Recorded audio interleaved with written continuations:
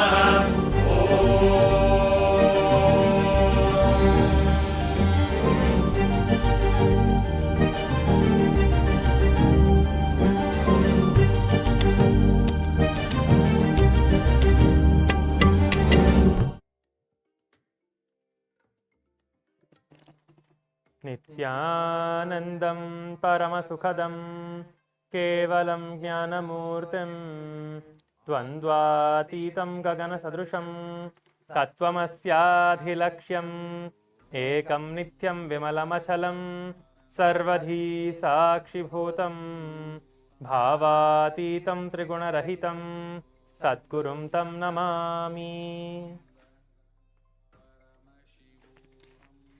Nityanandam, we welcome all the participants of the Paramashivoham Level-2 glimpses to today's first power manifestation demonstration segment. So today you are going to be seeing the divine manifestation of the powers that you are going to be experiencing throughout this program of the Paramashivoham, which is going to start in a very short few days. And also during the glimpses, you are going to be experiencing the glimpse of just a few of those power manifestations, like the power of the body scanning, remote vision, the third eye, blindfold reading, consciousness over matter, and many other powers that you're going to be experiencing throughout the program. So today we are going to be just having a glimpse of few of those divine power manifestations. So before we see these powers, we need to have the right context to know that these are not just magic tricks that is performed for you to be wowed, but it is to experience the highest self of you.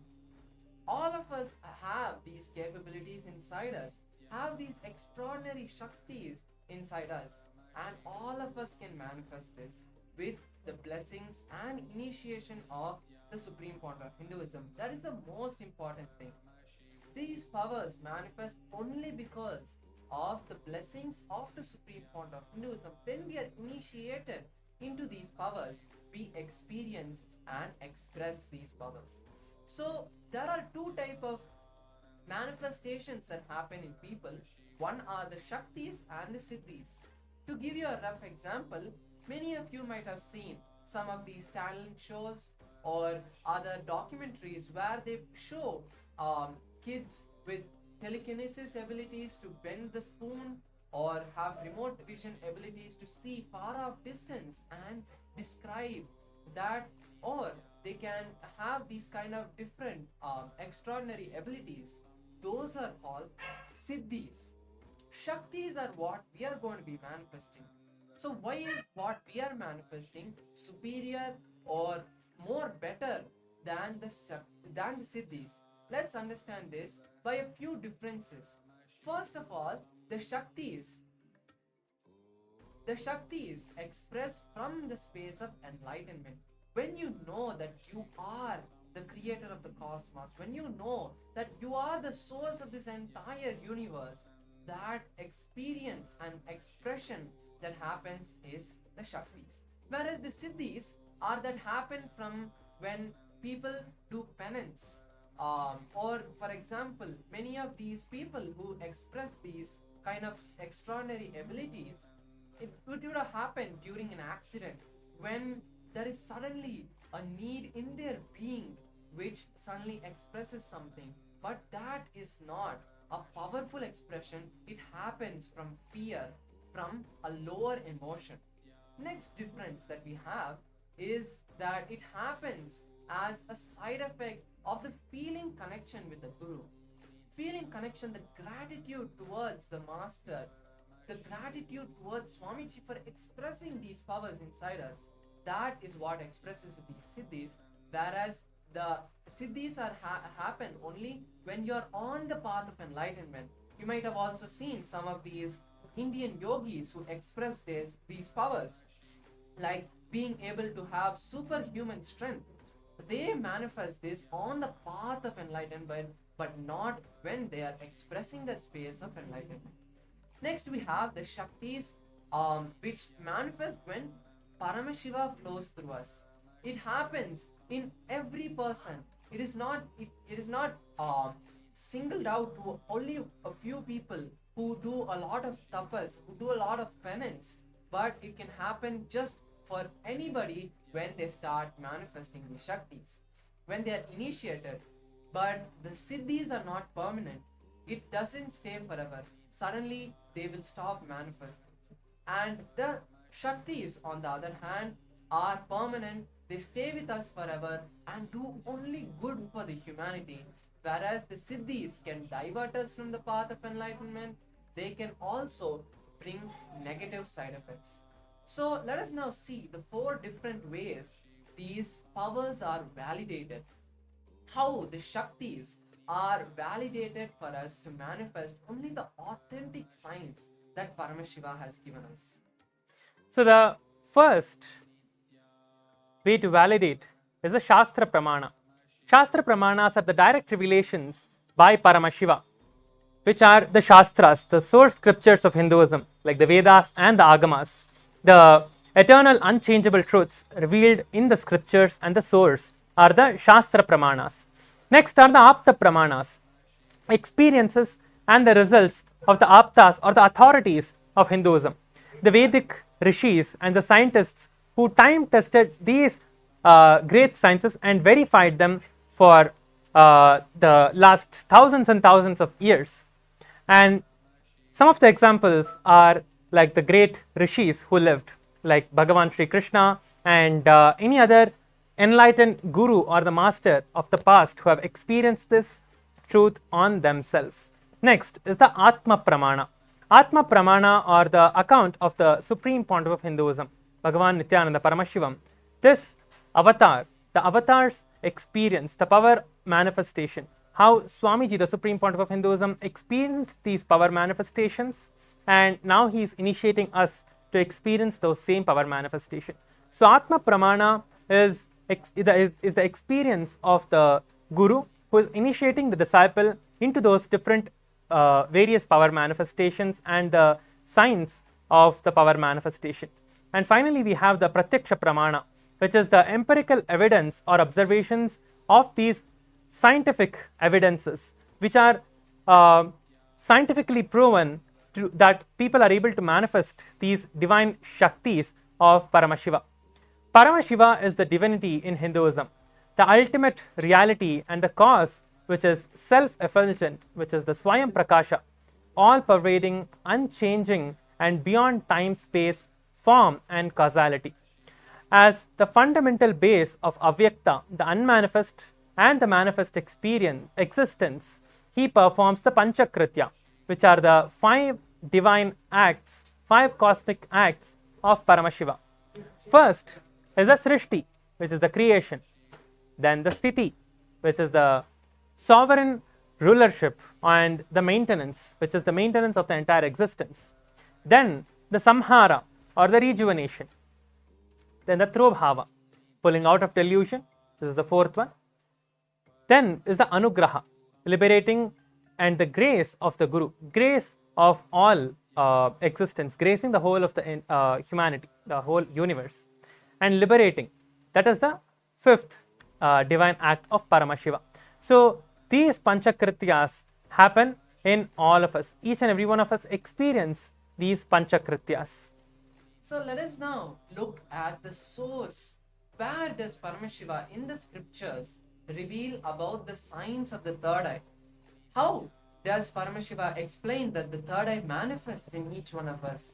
Let us now listen to the most authentic Shastra Pramana, the direct words of Paramashiva himself in the scripture called Vijnana Bhairava Tantra. This beautiful scripture holds 112 different techniques where we can manifest the various powers and powerful cognitions in our life. Out of that, the 34th verse is where Paramashiva exactly describes about time-tested, foolproof, no wrong, bad, ill side effects. The only side effect is bliss, knowledge and enlightenment. I'll initiate all of you into that process. Listen to the technique properly.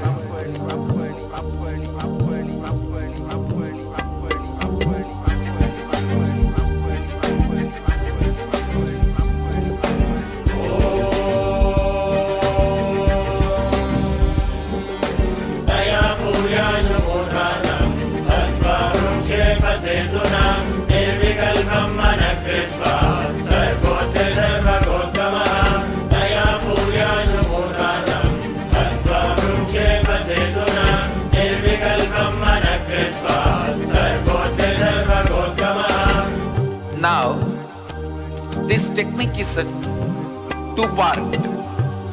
First part, with your open eyes, start visualizing the center. Yes, sorry for the technical glitch. Let us now continue with the understanding. So we were looking at the Shastra Pramana, the scriptural reference for the power of the third eye, where in our Hindu scriptures does Paramashiva exactly reveal about the third eye.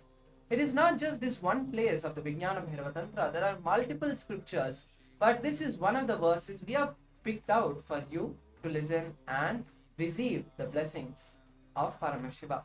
Let us now chant this Shastra Pramana for all of you, and then I'll be giving you all the translation. Kapala Manonyasya Tishtanmilitalochanaha Kramena manasodharthyat Lakshaye lakshamuttamam. Paramashiva reveals by fixing the mind on the inner space within the crown center, sitting stably without any movement, having the eyes closed in succession. By that stability of the mind in inner space through the power of the third eye, one directly sees the ultimate goal, Lakshyam, having the vision beyond the sight that reveals any place or object, attaining the space of oneness with the source, Paramashiva. So here we can beautifully see Paramashiva revealing the technique as well as how the third eye manifests in each one of us. Now let us listen to the Apta Pramana. In our Puranas, in our Hindu history, the 60,000 years of Hindu history that we have recorded, in that some of the beautiful places where the incident of the initiation of the third eye, where the Guru, the master, initiates the disciple into these extraordinary shaktis, to give them the experience of Paramashivoham inside them to raise their state of consciousness. One of the beautiful example is in our epic of the Mahabharata, where Bhagavan Sri Krishna, Lord Krishna, gives Arjuna, his best friend, the initiation into the third eye to give Arjuna the experience of Paramashivoham, that I am Paramashiva.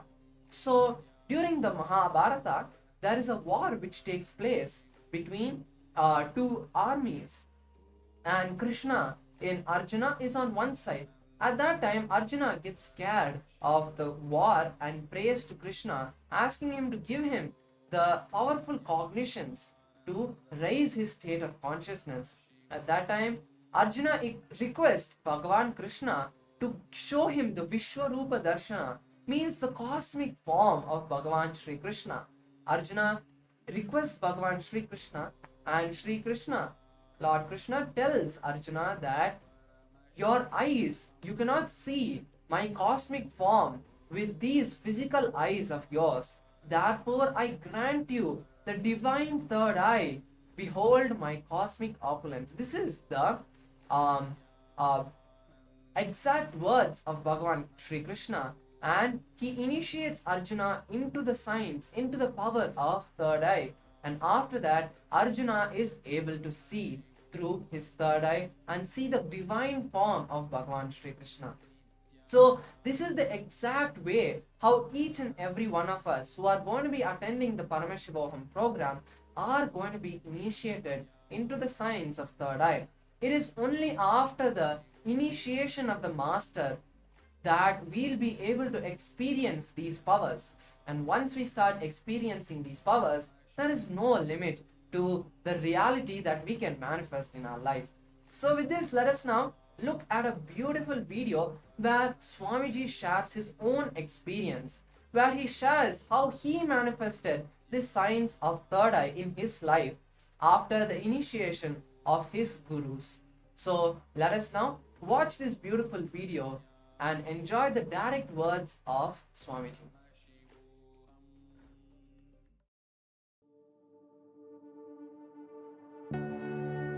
On the Vaigasi Visagam, Vaigasi month, Purnima Tithi, Visaga Nakshatram, one fine evening of a full moon day, Vaigasi month, Visaga Nakshatra, Paurnami Tithi, Subramania's enlightenment day. As per the tradition, he appeared from the third eye of Mahadeva. When I completed 11 and aging into 12, no school at that time, usually this May, June, no school. So usually this summer time I will go and sit in the temple or the hill. Around 4:30 to 6:30, maybe you can say this is the Sandhya time. Around the time of sunset and moonrise, I went to the hill, Arunachala hill. I was sitting at the foothills of Arunachala, where I was born and brought up. Whenever I find time, I'll go and spend time in that space, in that area, because Devi became enlightened there. That place is called Coral Hill. I can say in a way the whole ambience was so calm, so beautiful. I decided to close my eyes. I was not even meditating. I was just sitting in a very relaxed way.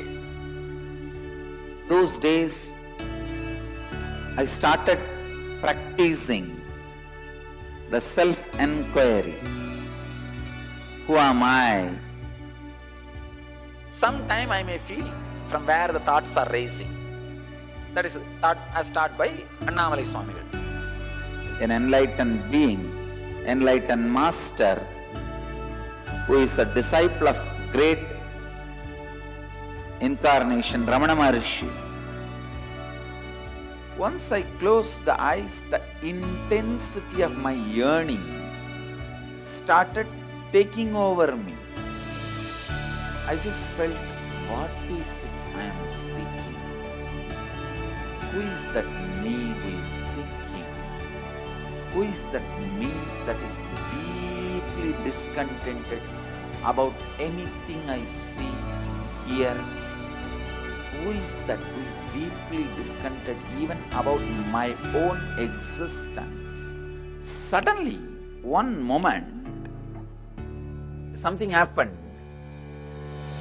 Like I'm being sucked inside, pulled inside. Suddenly something opened in me.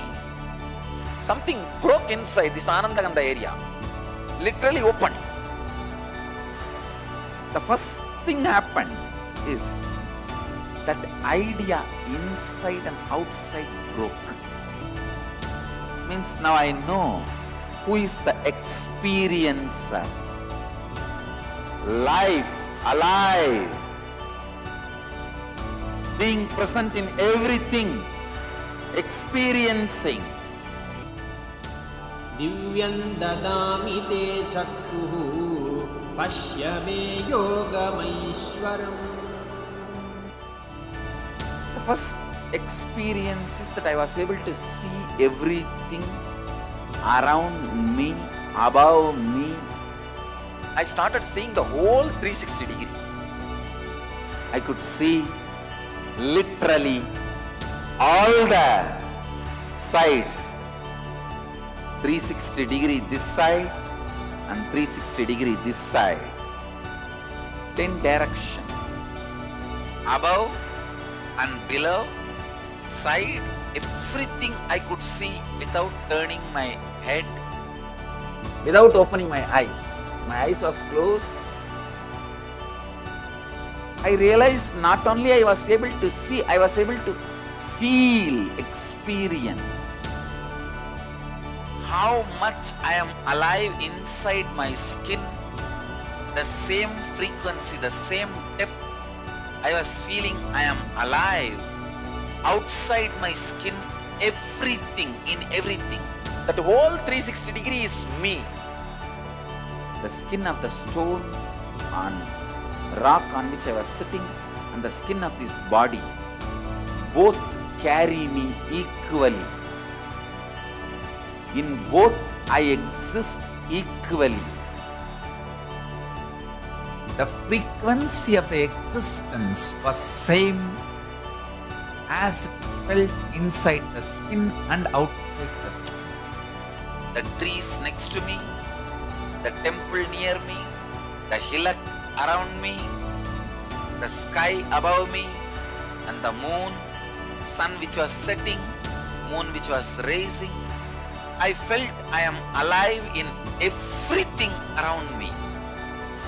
The whole Arunachala hill, all the plants, bush, shrubs,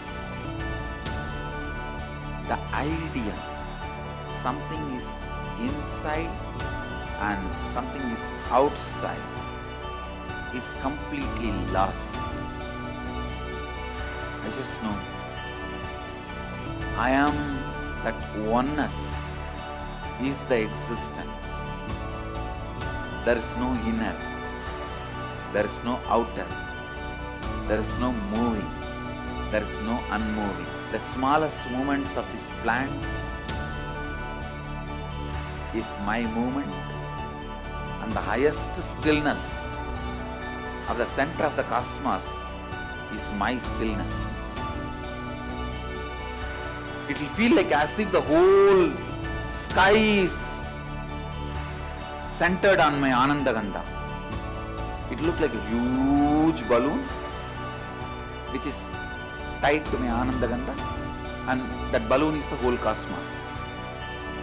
Pure, solid gold flowing through my spine, which was cool. Full 2.5 days I was able to see all 360 degree continuously.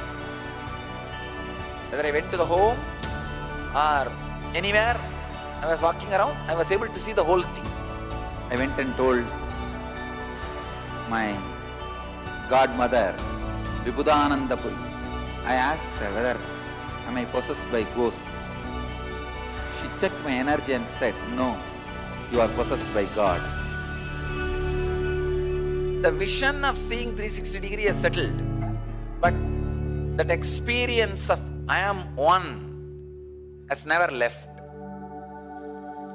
Now, that very experience getting reproduced in so many Gurukul kids, even adults. Love. Wow.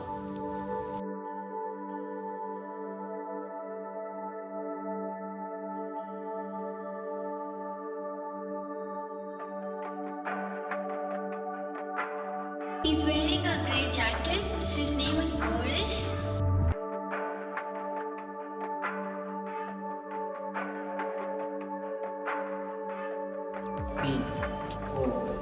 P-O-E-E-K.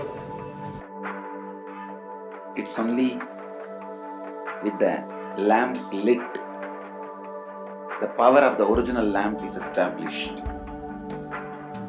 I can say so many kids having their third eye awakened, even the adults having their third eye awakened, able to see everything beyond the use of senses. 3 decades over, I can see how that experiences manifested and multiplied into so many beings in these 30 years. How Paramashivatva is manifested through this body and reached out to millions of people, inspiring and manifesting what has happened 30 years before on this very day, how it has opened up and reached out to human beings, and how it is expanding. My message on this Nityananda Purnima: work on your third eye, have initiation, see to it your third eye is awakened. I am available continuously beyond any barriers of time, space, place. I am available to all of you just through this Mahavagya. Om Nityananda Paramashivoham is literally the physical form of Paramashiva. Chant this Mahavagya, use this password, repeat in your inner space.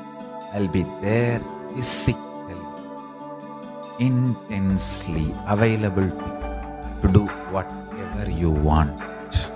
Om Nityananda Paramashivoham. Chant, I'm available. My blessings to all of you. Let every one of you experience the highest enlightenment.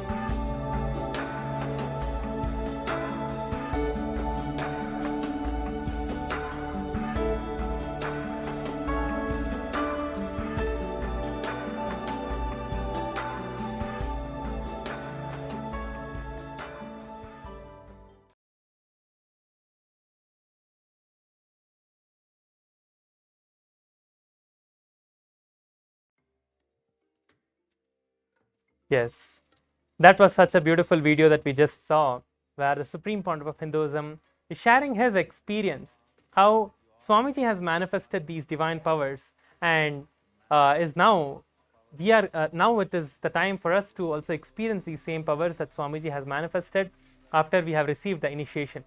So today we are going to be manifesting and showing you the glimpse of these power manifestations on how you are going to be manifesting these same powers when you attend the Paramashivoham program. So today we have a participant who has requested for the power of the body scanning and the remote vision. So Nityanandam, Aya, Konglu, can you hear me?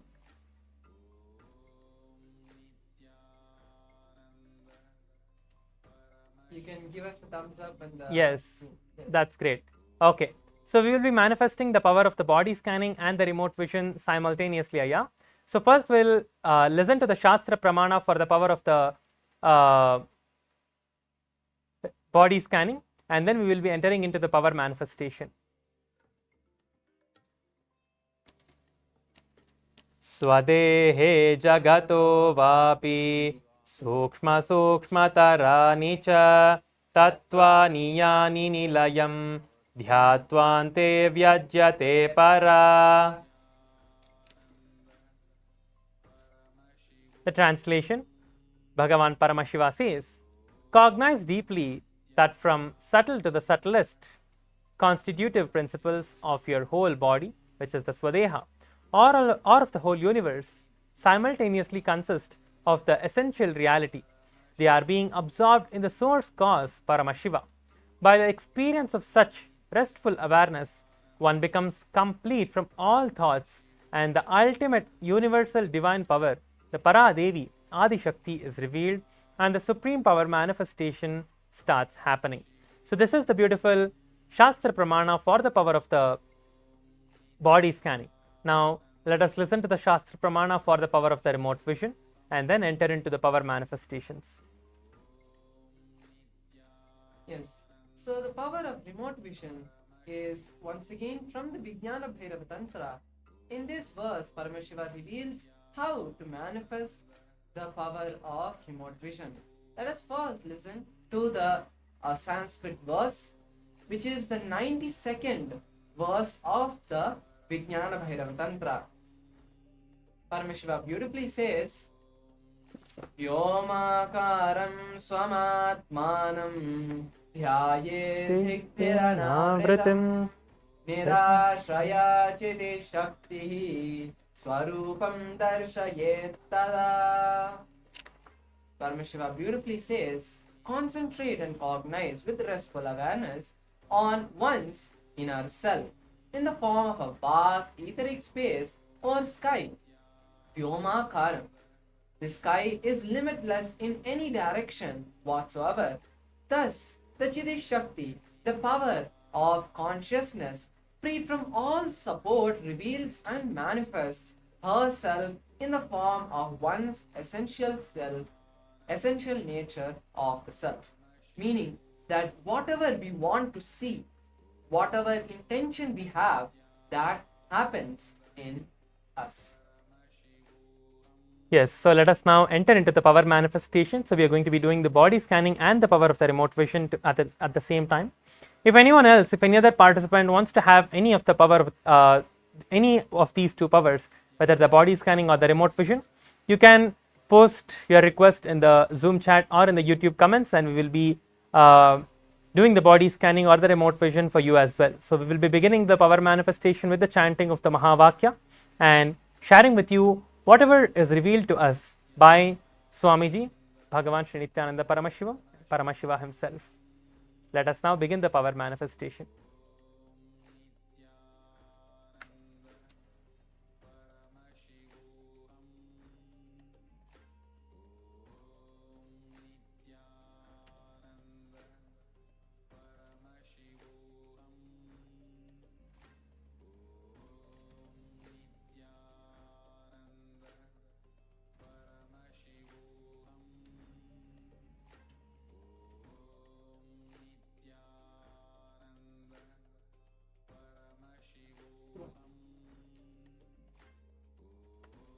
Om Nityananda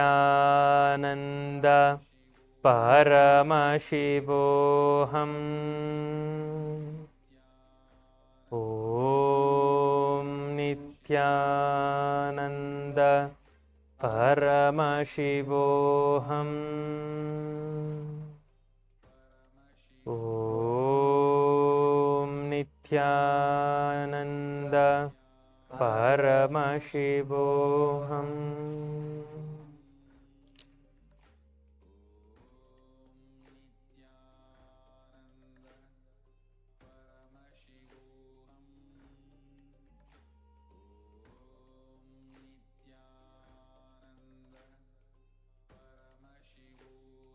Swamiji is showing that your body is having a lot of stress on it, because of which you are feeling the shoulder pain at the back of your shoulder and your shoulders, and also your lower back. You feel that there is a lot of weight on your body constantly, which is literally weighing you down. Due to this weight that you're feeling in your body, you feel difficult to move around, and also you feel very much stressed in your day-to-day life, in your work, and in your day-to-day activities. And this is going on like a cycle in your life.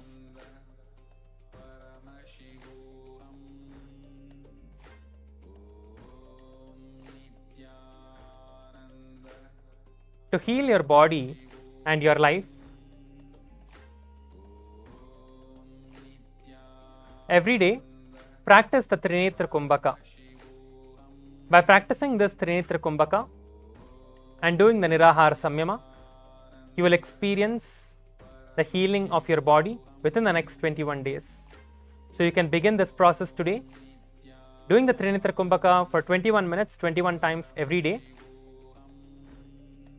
The repetition of the Trinetra Kumbhaka needs to be 21 times, which will take you about 21 minutes. Do this for the next 21 days with the Nirahara Samyama. Doing this will completely heal your body and you will experience the optimum health. So this is the revelation for you, Ayya. So you can practice this, and you can share how you have experienced this power manifestation now as well. Whatever it is that you want to share, you can go ahead and share. So this is the revelation that Paramashiva Swamiji has for you today. Yes. Yes, I can hear you. Please go ahead. Okay. I think what you read is right. This stress thing has been going on for very long, because about 20 years ago, I'm studying psychology in US. Now I'm in Malaysia, and without me knowing my stress, they use different kind of examination process to test my stress, and it's always very high. And I think it carried on until today. And then of course the nature of our work and the working environment also call for highly stress, because I'm in the special effects, visual effects industry, where we have to deliver the shots or from the movie industry, the special effects shots, the computer graphic shots, computer animation shots, in a very, very stressful and very hurry environment. So it has been going on for like 30 years. So as you can tell, so it take a toll on my body. And now I have what they call a swollen heart. So my heart is actually swollen. And it's actually lately I already lost a lot of stamina. Even breathing sometimes it's getting hard. So I think I will follow. Have you practiced the Nirahara Samyama anytime before? Have you done this anytime before? Yes. I think three times. Okay. But because but my problem is I have an assignment on the 8th. I have to fly to Taiwan. So for another film project. So I'm not sure I can continue with that, but I'll try to. See, you can begin, Ayya. So you can start and you can again continue after that. So if you're not able to practice for a particular amount of time, you can again stop and you can you can, or you can just start from that time itself. So if you are not able to start today itself immediately, you can finish your project whatever you have to, and then you can start after that, and you can do for 21 days from then. Yes, but that but you project can is practice. a 2-week project. Okay, no problem. You can begin the Trinetra Kumbhaka. So the Trinetra Kumbhaka, I can explain what the Trinetra Kumbhaka is. Well, I think you might already be knowing what the Trinetra Kumbhaka is, right? Yeah, I have an idea. Yes, so you can practice left nostril, right nostril. Okay. Yes, correct. No, so you better repeat it, because I better repeat it because I have been stopped. Okay, I'll tell you what the Trinetra Kumbhaka is. So it is inhaling from the left nostril, holding the breath for as long as you can, inhaling from the right nostril for as much as you can, and inhaling from both the nostrils and holding. So you inhale from the left, hold, Inhale from the right and then hold. You inhale from both and then hold, and then you exhale from the right. So this is the Trinetra Kumbhaka. So you repeat this process for 21 times, which will take you about 21 minutes. So you do this every day. That's all. Okay. Okay. Okay. Yes. So I think So for now yeah, please go ahead. for the Nilahara, so because I'm going on the 8th, so I can start tomorrow, and then when I stop at the 8th, maybe I will really finish like 5-6 days. So I can stop yes, for you 2 can do weeks, that. and then Yes, you can do should that. I start? Should I start at the 7th day or start from 21 days again? After you can start after the 21. 2 You weeks? restart the process. You can restart the process from the beginning. From the beginning. Okay. Okay. Yes, yes, yes. Okay.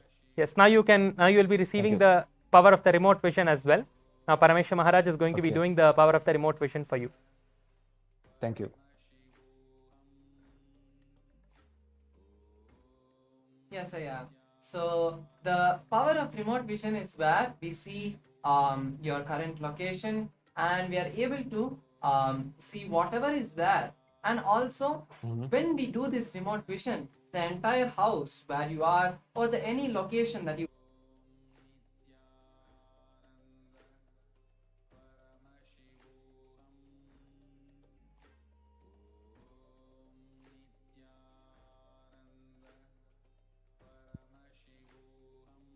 I lost your audio. Oh yeah. I lost sound.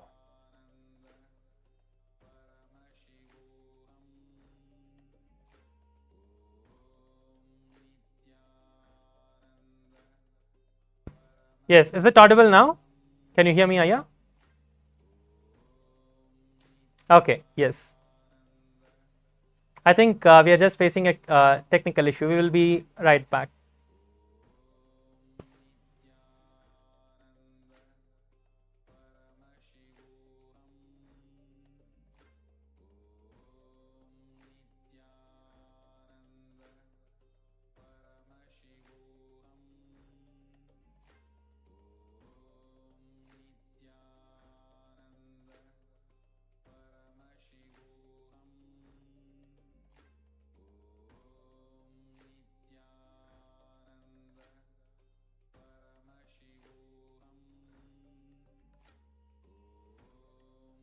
Yes, I hope I'm audible now and you're able to hear me.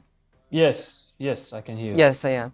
Sorry for the technical glitch. So I was scanning your house and I was saying that you live in a medium-sized apartment complex, and the color of the apartment outside is white color. So I see it's just normal white. So going to your apartment, I say you're in the 4th or 5th floor of your apartment, and when we enter, as soon as you enter the house, I see that there's a red color doormat. Okay, and then once you enter the house, I see towards the right side is where the living room starts, and I see that there's a brown color carpet with light brown designs on the carpet. I see that is placed mainly, and I see that you have a dark brown color sofa which is placed against the wall. So once as soon as you see towards the right side, I see that there is a small like a table which is kept, a light brown table, and on top of that table I see that you have a quite good size TV, maybe 30 or 35 36-inch TV which is there. So above the TV I see that there's a clock which is placed, and also in the hall I see that there is a picture of your family. I also see that there is a kind of a artifact with a dragon on it, which is hung on the wall. So this is, I see the hall. Now moving more towards the left side of the house, I see that there's a small area, a dining area which is placed, and then between the dining area and the hall I see that there is a path to go right. So once you go right and again turn to the left, I see that there's the kitchen area which is there. There's a not exactly a room, but the area for the kitchen, like there is the a partition, just a wall partition between the dining area and the kitchen is there. So I see the kitchen, the tiles of the kitchen is red, reddish brown color, and I see that there is also a kind of design on the wall tiles which are placed.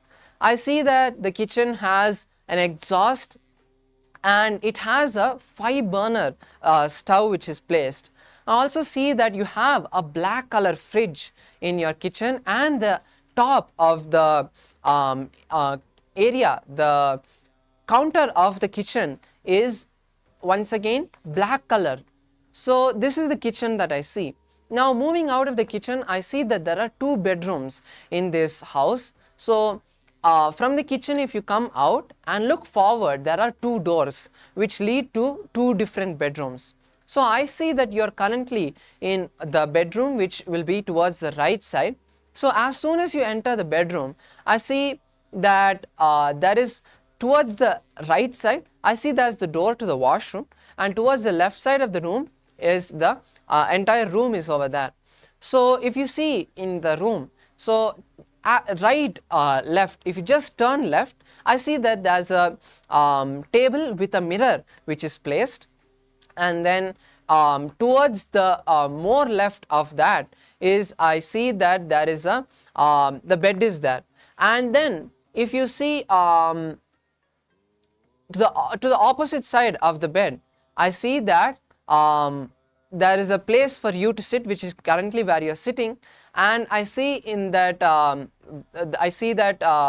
you have in this room, I see there's a black color cupboard which is also there, a black or grayish color cupboard.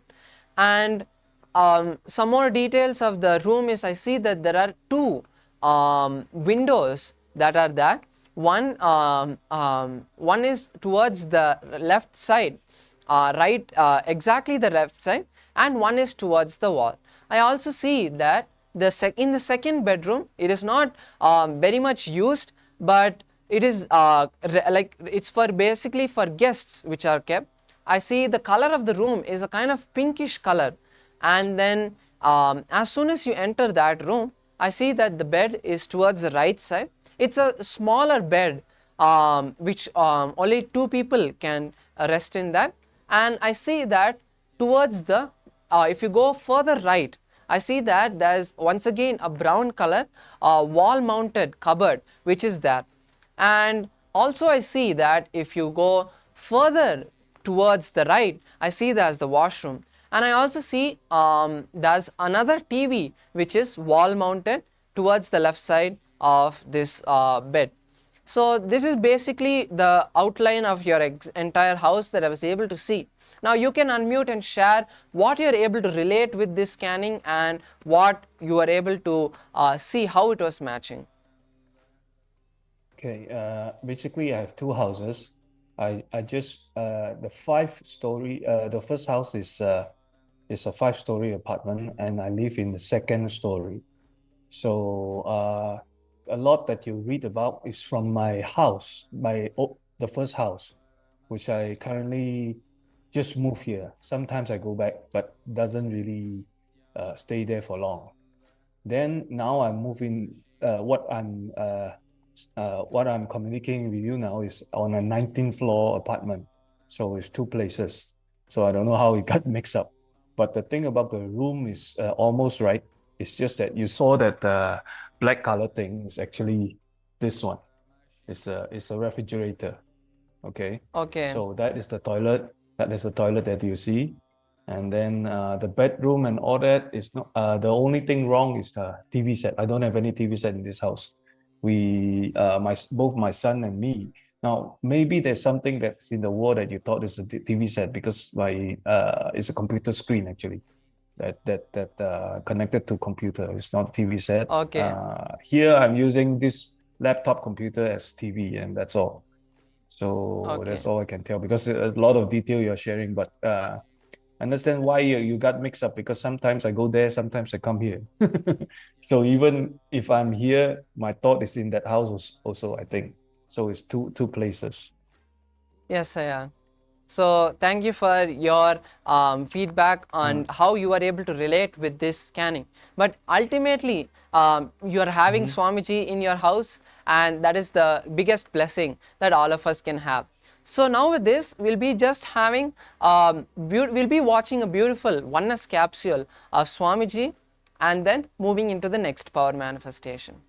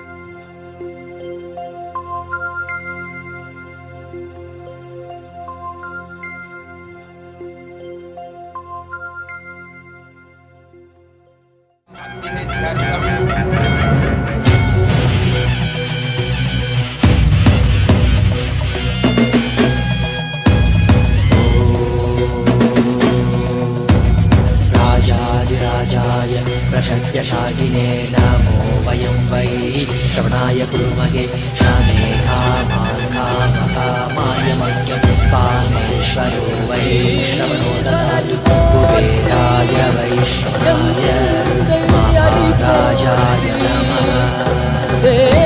சனடி போற்றி சிவன் சேவடி போற்றி நேயத்தே நிந்தடி மலனடி போற்றி மாயப்பிறப்பருக்கும் மன்னனடி போற்றி சீரார் பெரும் துறையினம் தேவனடி போற்றி ஆராத இன்பம் அருளும் மலை போற்றி ஈசனே சிந்தை கவர வந்த நேசனே நீ வருவாய் பூவோடு கனிகளை கொண்டு உன்னை பூஜித்தோ அருள் தருவாய் கலி என்னும் கடலினில் மூழ்கிட்டையும் இனி கரம் தந்து காத்திட்டு கருணை உரையை பொய்கையில் அலர்ந்திட்ட அலவத்மம் போல உன் திருவடியில் வாழ்ந்திட நிற்கிறேன் வாராய் அருணாச்சலனே நீ வாராய் அகண்ட ஜோதியனே வாராய்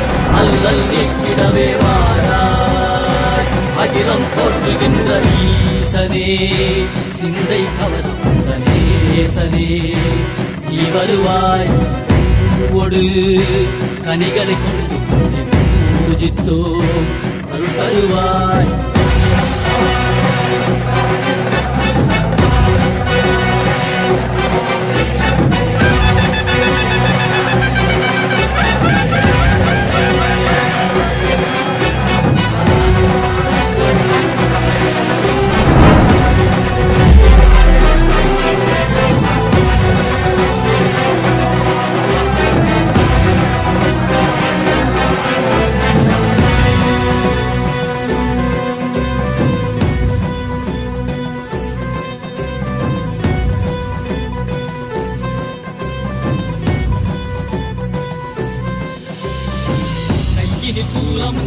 மெய்யினில் வில்வமும் நிறையாக்கடல் நீர் குடியோடு தரிசனம் அருளவா செம்பொன் மாட சிற்றவை தனிலே சிந்தை கவர்ந்த உன்னை சிக்கன பிடித்தேனே மண்ணும் புகழ் பெறும் நான் வரை நாயகா மதியில் நிறைந்திடுவாய் மதி உணராதவர்க்கு மதி உணர் செய்திட வான்மழு நீ ஏந்திவா அறவாடிட சூழ்ந்திட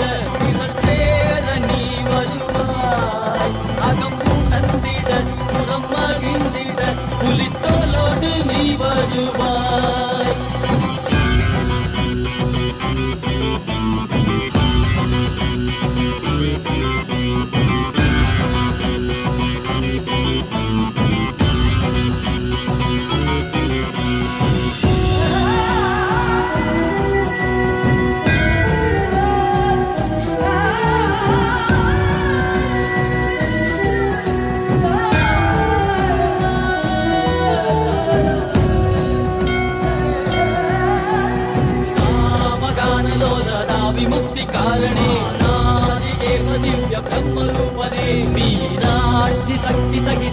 சுந்தரேசனே அண்ணாமலை உதித்த நித்யநந்தனே சித்து அச்சித்தெல்லாம் முன்னாலே இயக்கும் முன்னாலே உந்தன் கண்ணாலே சிகையில் அணிந்திட்ட மதியாலே மதியின் மொழியாலே தெளிந்திடும் வழியாலே ஜீவன் முக்தி பெற விழைந்தோமே உந்தன் திருவடியை தொழுதோமே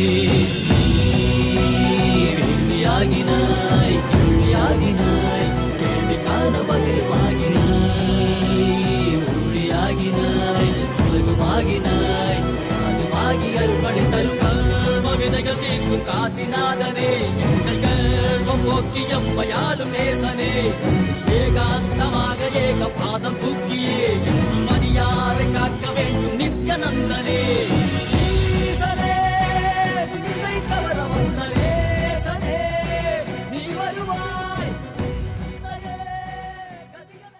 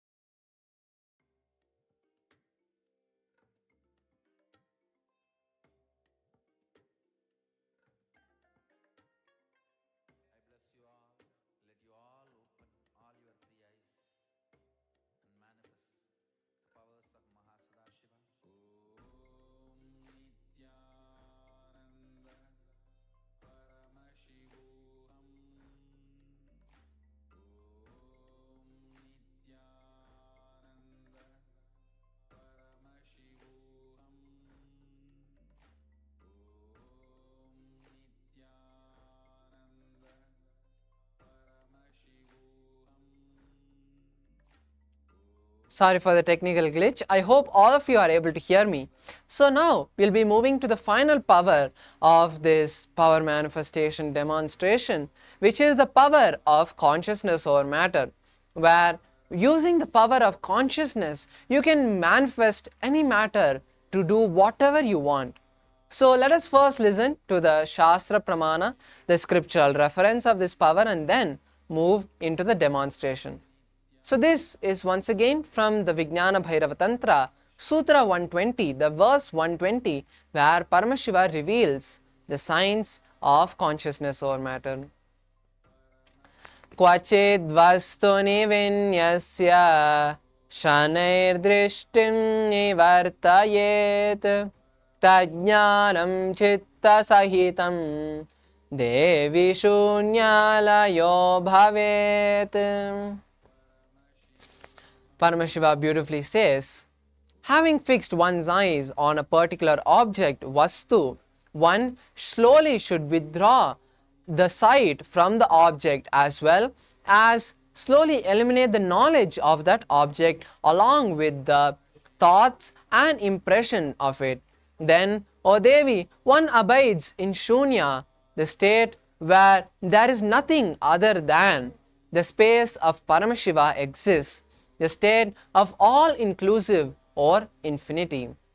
So this is the beautiful Shastra Pramana, scriptural reference for the power of consciousness over matter, and let us now see the demonstration of this power. So Premaswarupa Maharaj is going to be placing his palms flat in front of the camera for all of you and then placing a coconut. So now I will be connecting with Swamiji and requesting Swamiji to move the matter, and all of us will see the beautiful manifestation happening.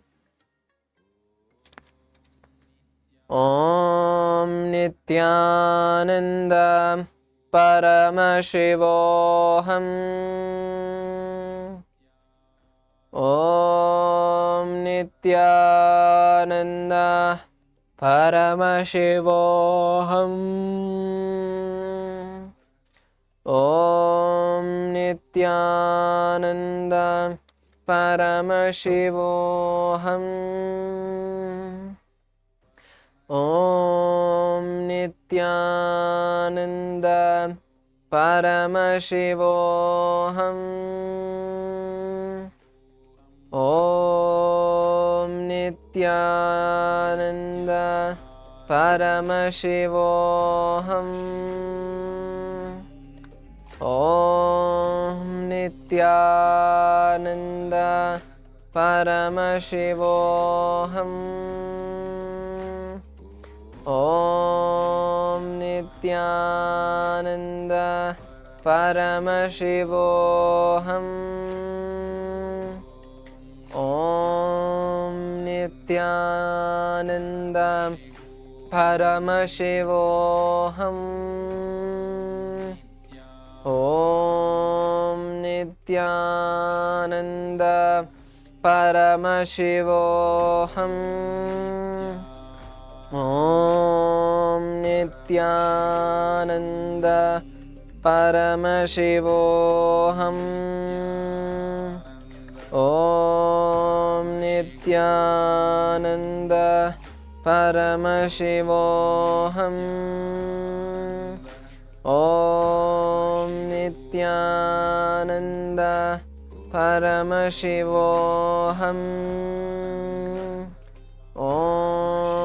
Nityananda Paramashivoham.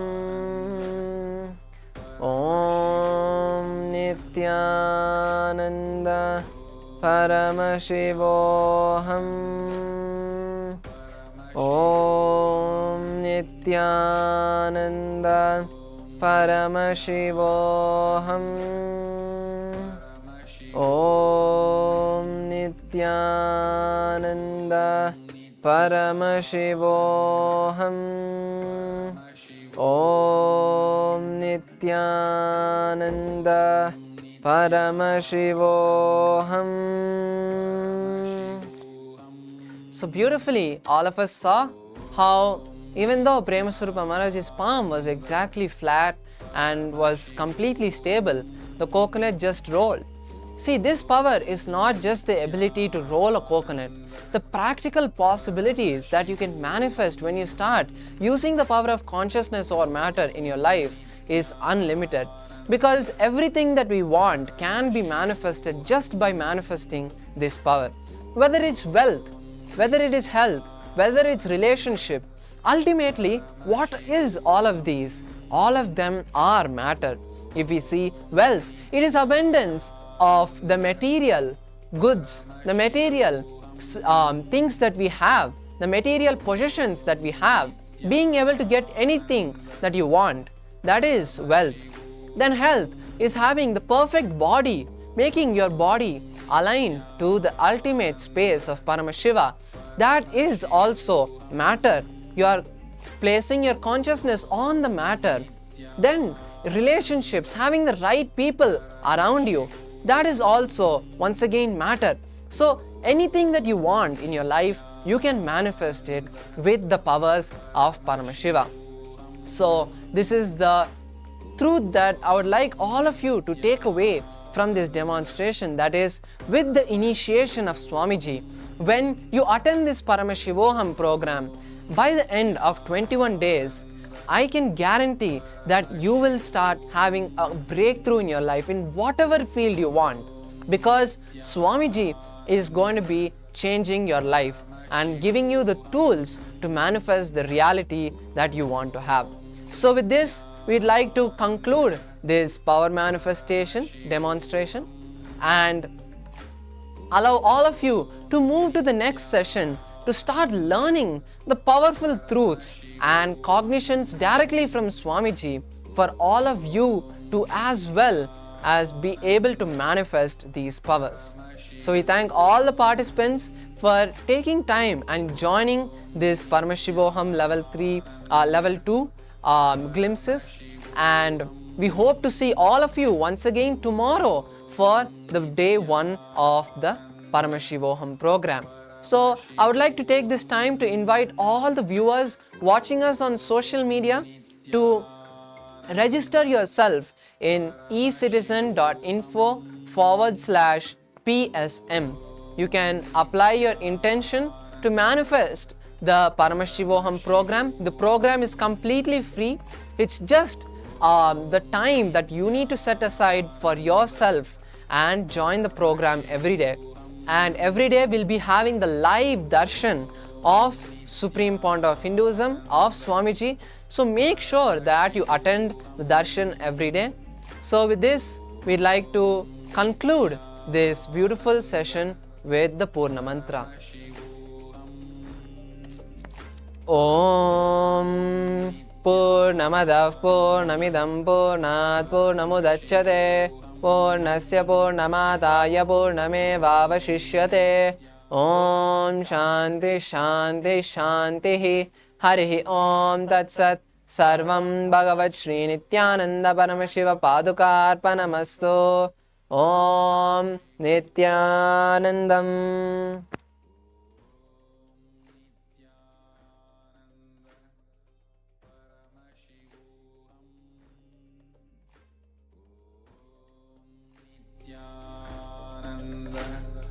Paramashivoham Paramashivoham Om Nityananda Paramashivoham Om Nityananda Paramashivoham Om Nityananda Paramashivoham Om Nityananda Paramashivoham Om Nityananda Paramashivoham Om Nityananda Paramashivoham Nityananda Paramashivoham Om Nityananda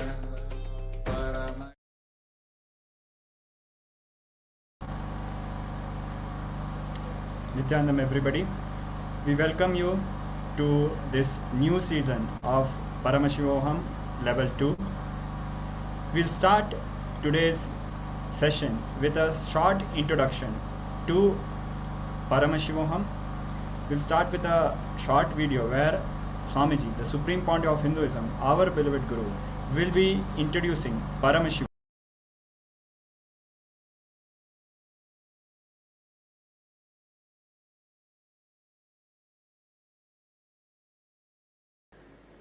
Introducing the inner awakening program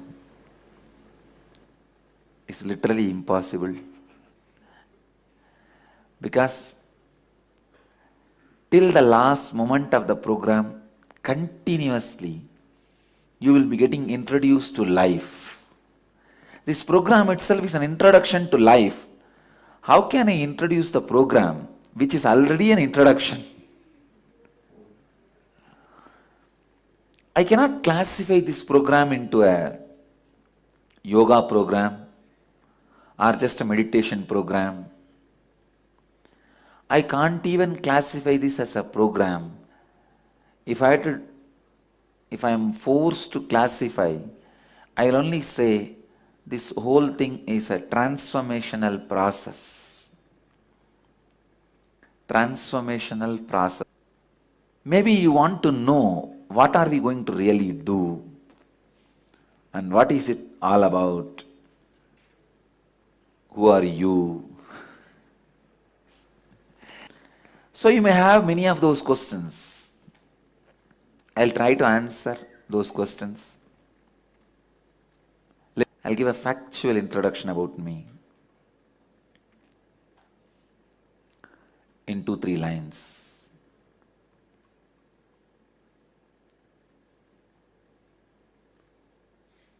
Anybody who is capable of transmitting the enlightenment experience they had is called an incarnation. Please understand. Person who can transmit the enlightenment experience which he had is incarnation. So with this definition, I am very definite and very clear. I am an incarnation to transmit this enlightenment experience. I had that experience at the age of 12, and I discovered my capacity to transmit that experience to others at the age of 22. This whole program is nothing but helping you to discover your enlightenment experience, conscious explosion, and transmitting this experience into you through awakening the Kundalini energy. Kundalini is inner potential energy. Awakening your inner potential energy. Through awakening your inner potential energy, transmitting this experience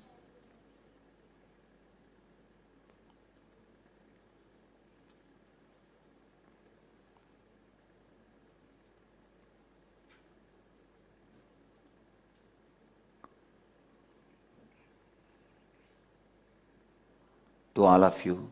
This whole program is a transformational process.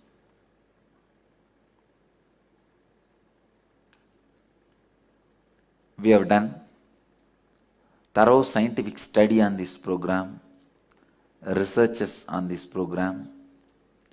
I wanted all of you to know all the process, method, techniques, technology, kriya, yoga, breathing exercises, everything used in this program is time tested, foolproof.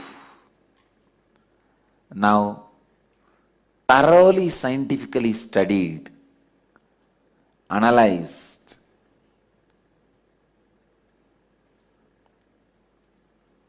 I am only an organizer, not inventor.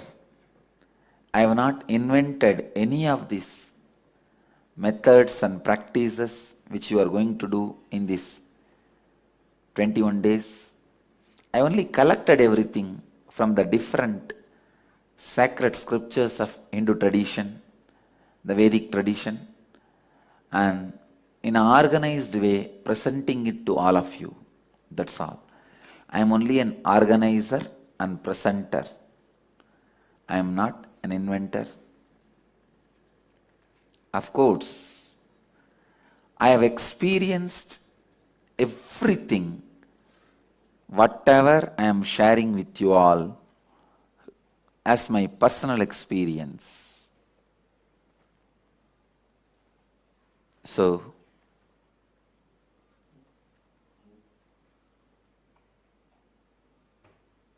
you can go through the whole program in a completely relaxed way.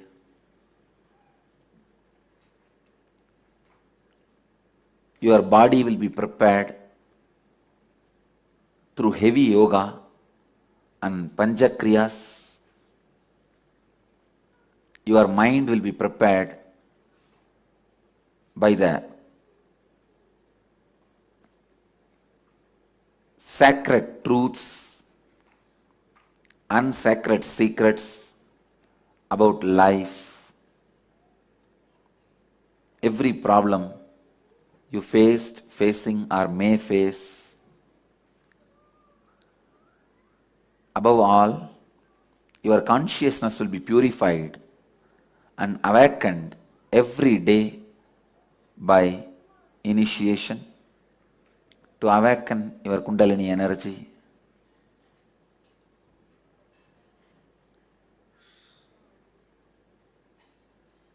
Helping you to experience higher consciousness.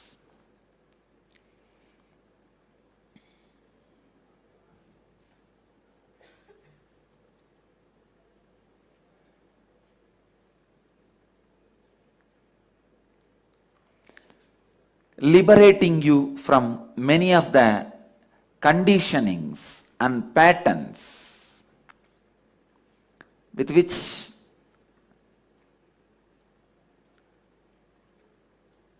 you are struggling, suffering,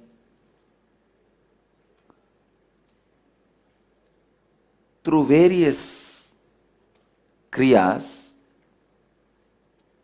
your body will be continuously healed from various disorders and restrictions. See, your body is not only suffering with disease and disorders, restrictions. I am not only going to free you from disease and disorders, I am going to free your body even from restrictions, making it completely alive. I define yogic body as body with energy, stamina, physique, and power. So the yoga and kriyas which you will be practicing is not only bending the body, you will be even working with dumbbells.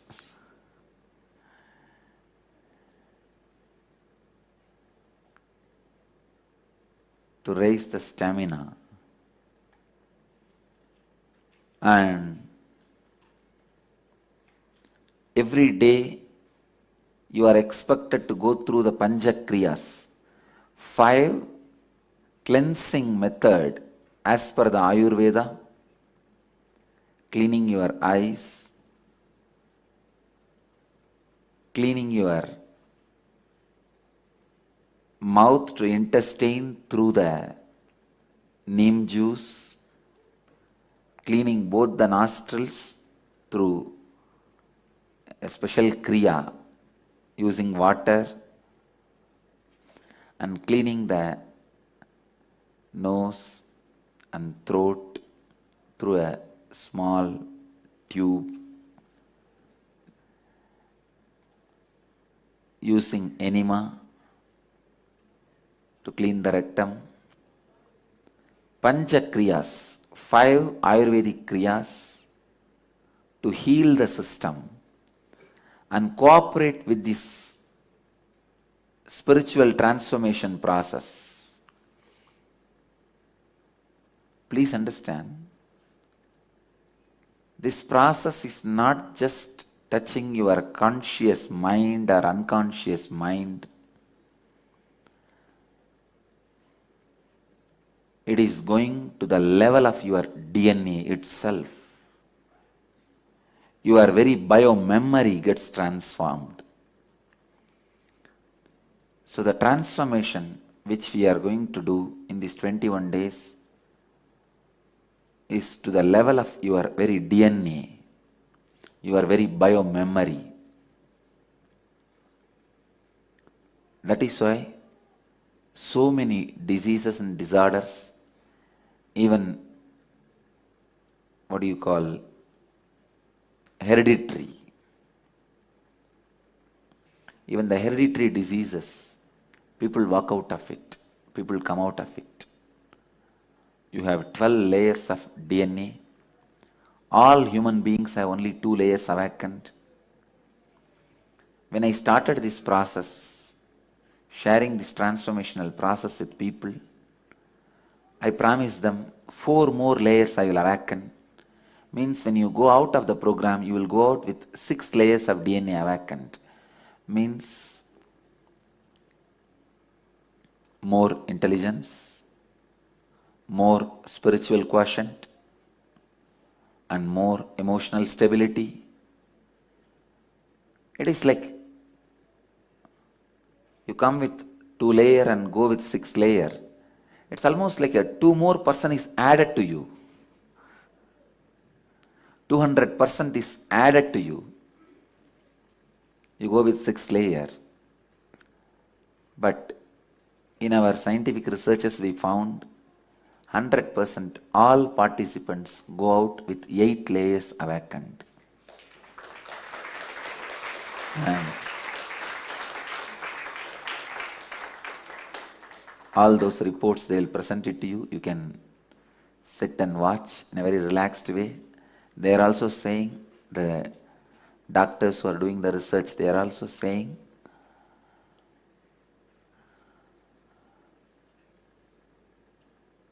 even if you have cancer in your family history, that DNA is completely awakened, means that possibility of cancer is completely thrown out of your system.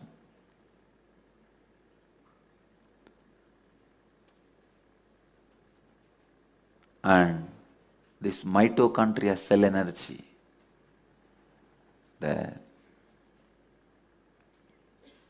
your body has a mitochondria cell which we roughly equate it to Kundalini energy. We call it inner potential energy, which is a battery source, energy source for your cells.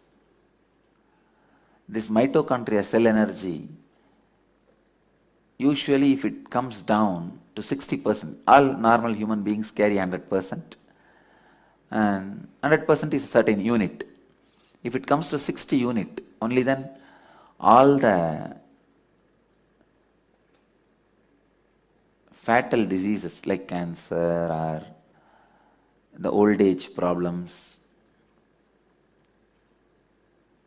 the diseases which swallows your life, starts happening through our inner awakening program. We have proved again and again and again the minimum. Please understand, I am not saying average. Average is 1300%. Minimum 1000% mitochondria cell energy increases in every participant. I am not saying 99.99%. Then everyone will believe I am that 0.0001% who is not going to have.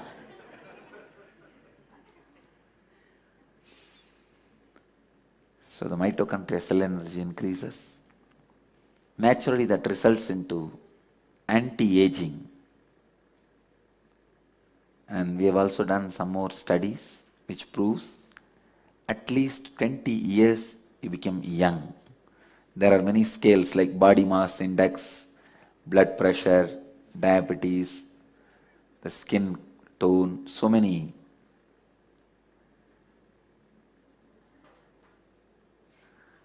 Measurements with which they measure.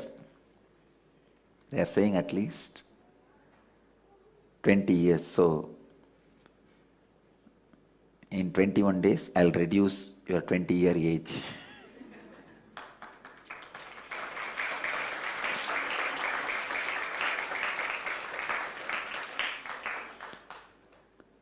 And I'll increase your conscious capacity to live any number of years without boredom. Understand? This is very important thing. People go on doing exercise, yoga, and prepare the body to live for a long time. But they don't understand, in the old age, if you are physically healthy and mentally not grown enough, not conscious enough, not peaceful enough to live, it will be hell. I know many very healthy old age people but can't live because they can't handle many of the things which comes in the old age, that loneliness. Naturally, when you are not contributing, there will not be buzz around you. So many things which old age brings, they are not able to handle. So physically they are ready to live, but mentally they are not ready. It is the worst hell. I tell you, I'll now prepare your biomemory for graceful aging. Anti-aging and graceful aging. Both will happen through this program. Anti-aging may be for beauty, graceful aging for grace. Whole world is so much obsessed with anti-aging, they forget this concept of graceful aging.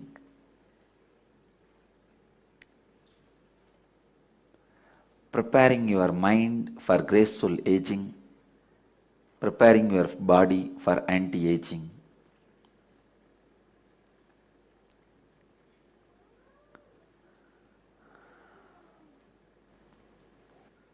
I'll give you a simple introduction about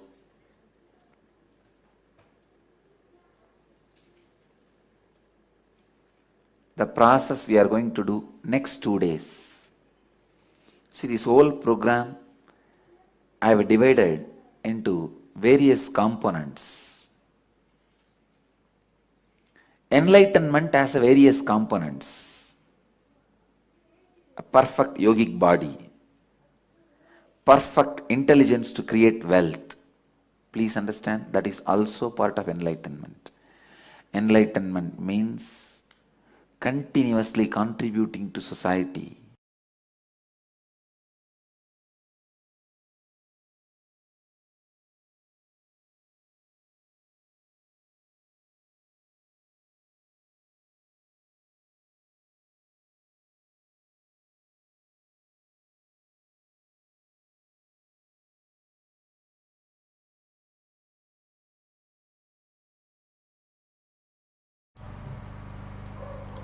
Yes. So we went through this beautiful introduction by Swamiji, the Supreme Pontiff of Hinduism, about Paramashivoham.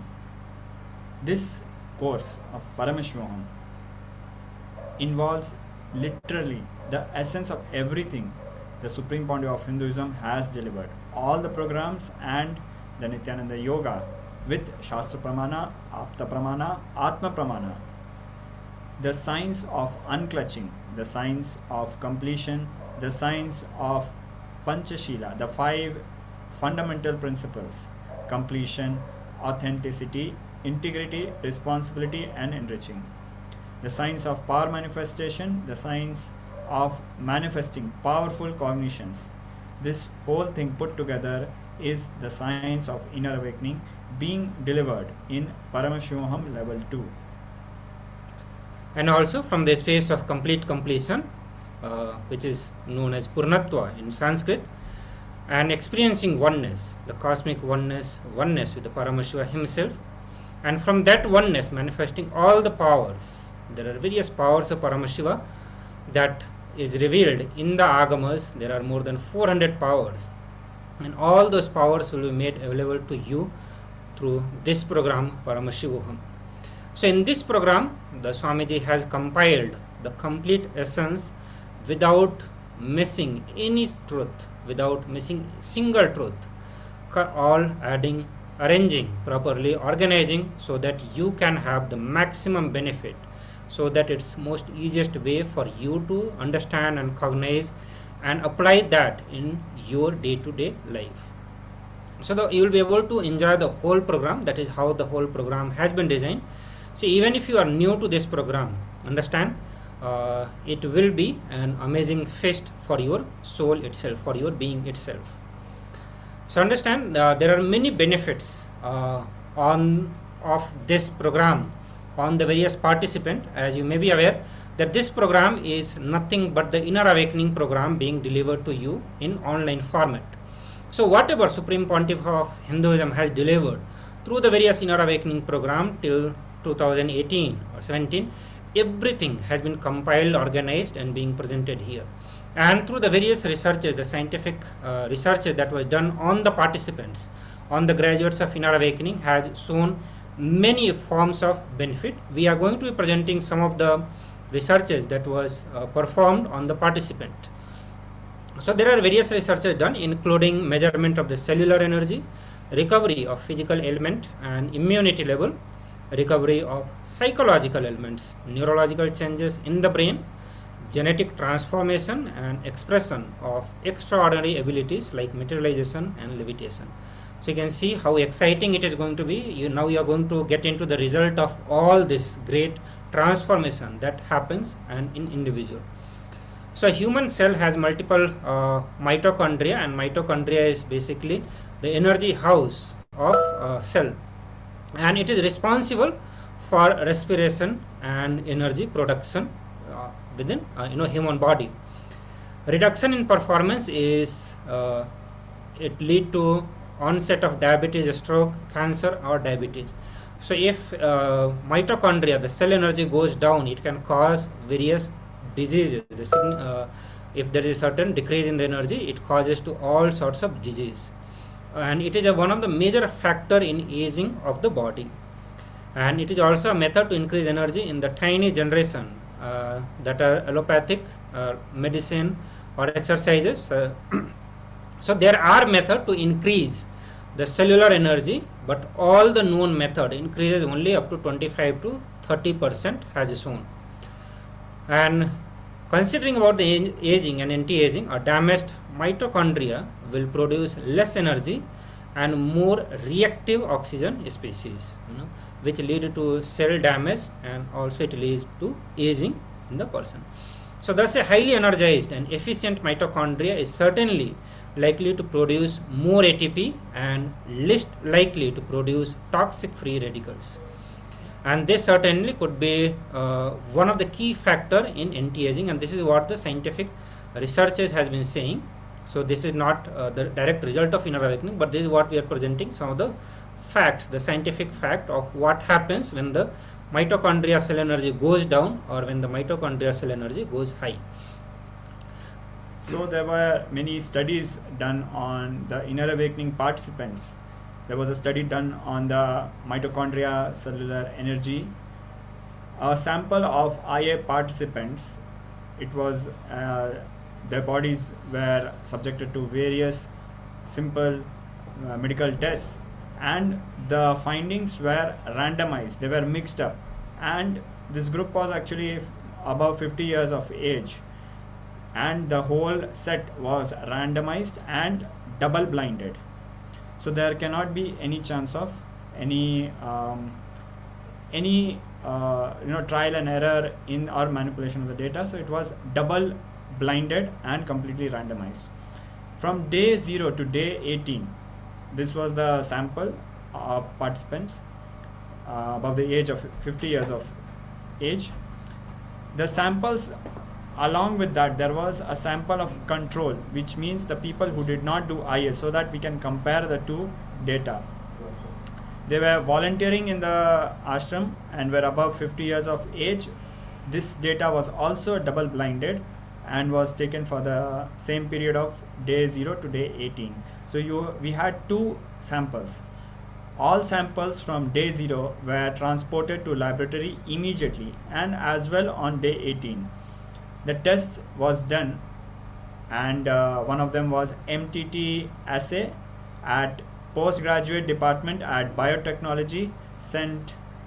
Aloysius College, Mangalore University, and all the data were handed over to an independent professional biostatistician, Dr. KP Suresh, a scientist from the National Institute of Animal Nutrition, Bangalore. So what was found with this study of mitochondria cellular energy, the mitochondria activity and cell viability, was that there was a 1300% increase for the program participants. We just went through the few of the scientific findings that normally by medicine or exercise it can only increase something around the range of 25 to 30%, but here there was an increase of 1300%. And you can see the slides are showing that what kind of effects and benefits were observed by these initiations and the program. So there were various kind of health recoveries, and throughout, whether it be diseases like asthma, chronic tiredness, or any kind of diseases, we can see that almost more than 90%, 100% participants experienced health recoveries, which you can see in this graph in front of you. So there are various, this result was performed on the various different seasons of inner awakening. So the first one that you are seeing, this is from April 2011, and this shows the health recovery that the participant went through. So that time the sample was taken for all the participants, and you can see that anger and frustration, almost 100% participant recovered from the anger and frustration. And we know many of us do suffer with this, and these are some of the major problems of our life, which is anger and frustration, chronic fatigue and depression, so eating disorders. So you can see all the first 100% that you are seeing, 100% of participant recovered from all that, which is anger, frustration, chronic fatigue, depression, eating disorders, like this many major diseases they recovered. And this is from Inner Awakening 2011 of April month. If you look at the July month 2011, of the same year, in the July, again the researches were conducted on the participants, and again you can see that 100% participant recovered from asthma, chronic headache, the chronic fatigue syndrome, insomnia. So all these major diseases they were able to recover from just by attending the 21 day of Inner Awakening program.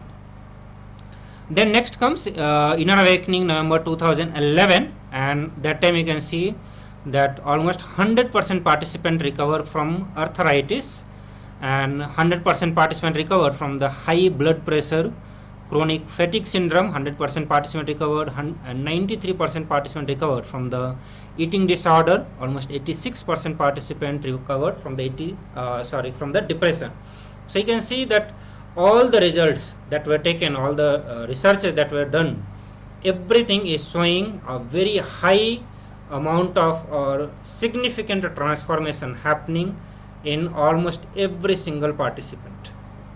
In the January 2012, again the researches were conducted, and it shows that 100% participant recovered from the panic attack, 100% participant recovered from the post-traumatic stress, 92% recovered from the depression, and 90% recovered from the heart palpitations, 88% recovered from the insomnia, 86% recovered from the low moods, 85% participant recovered from the insecurity, and many of us goes through this kind of disease, if not directly the physical health, but mental health problem. If you look, the fear, depressions, mood swings, or feeling of insecurity, or going through the tiredness, anger, all that. If you look at the mental health issues related, all that also has been all those participants also have recovered a significant transformation in their life. Then going to the next, which is health recovery from April 2012, and you can see that 100% participant recovered from the migraine, and 100% participant recovered from the autoimmune disorder, obsessive compulsive disorder, 100% participant recovered, and again you see 91% participant recovered from the fear that they used to face in their life. Chronic headache, 90% participant recovered from the chronic headache, and 89% participant recovered from the low mood. So you can see all the statistics that is showing, and the list that we see, even the panic attack, the 70% participant recovered from the panic attack just by attending this program. Then you can see the overall health recoveries of the Inner Awakening program can be seen here through this graph, and it shows that around, or including all, overall you can say that all Inner Awakening program, 100% participants have recovered from the chronic fatigue that they face in life, and 95% people have recovered from the depression, 94% people recovered from the eating disorder and unexplained fear. So 88% people recovered from the various form of fear that they faced in their life, for which even they were not aware that why they are going through the fear. That we always have for something we know, we are afraid of. We know that okay, these things always threatens me or puts me in the fear, but there are many things for which you are not at all aware that why you are going through the fear stroke, why you continue to face fear. So even those kind of fear people were able to recover just by attending the Inner Awakening programs.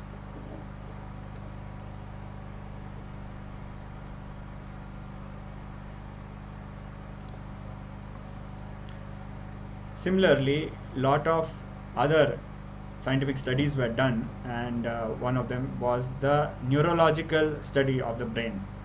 A series of QEEG studies were also conducted on participants to study the effects of Kundalini awakening, and this was done by studying the electrical activity of the brain. At the moment of initiation, there were certain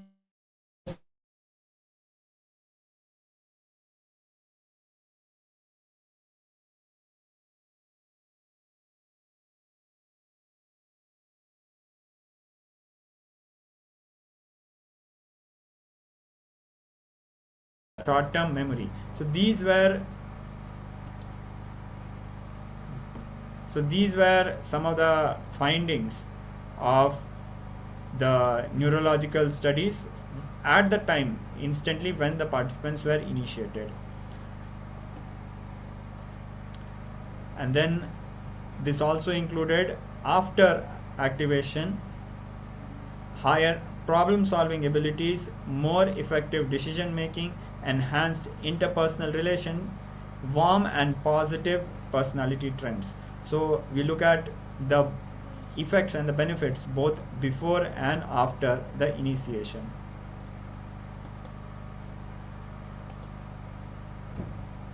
There were various kinds of experiments done in the Adinam, in the monastery, to study the various effects of Kundalini awakening, including weightlifting, putting the needle and thread, and some experiments on people who did not experience levitation. For all these, there were various benefits observed.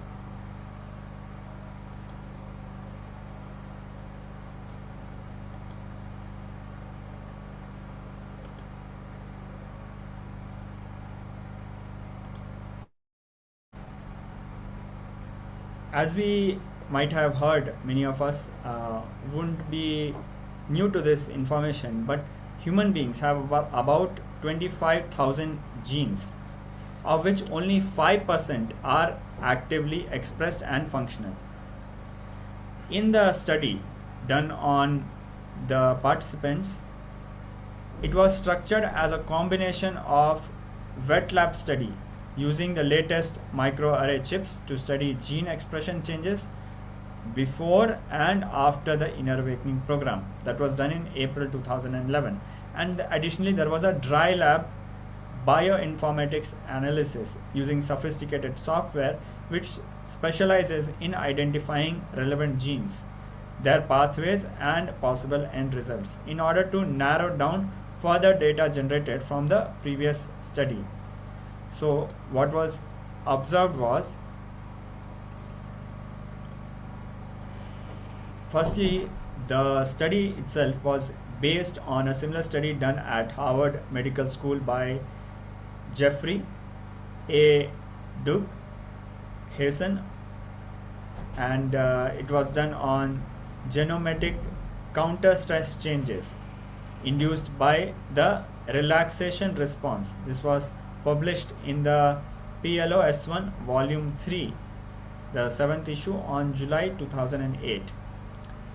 40 healthy adult volunteers, both male and female, had enrolled for inner awakening for the 21 days and had volunteered for giving their blood samples with informed consent for differential gene expression study before and after the inner awakening program.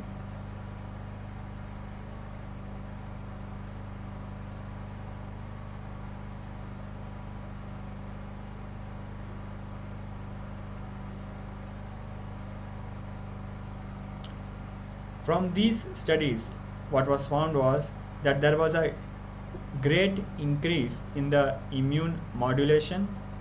There was an increase in immunity to cancer, especially liver cancer. There were observed clinical improvements in rheumatoid arthritis, fibromyalgia, and other chronic pain conditions. There was a significant recovery from asthma and similarly significant improvements in memory.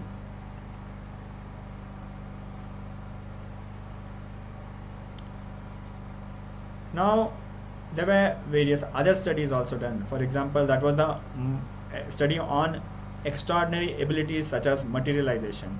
Materialization is the creation of matter from energy. During these various studies, various objects were materialized, such as Vibhuti, the sacred ash, Kumkum, the vermilion, diamond, pearl, and Rudraksha.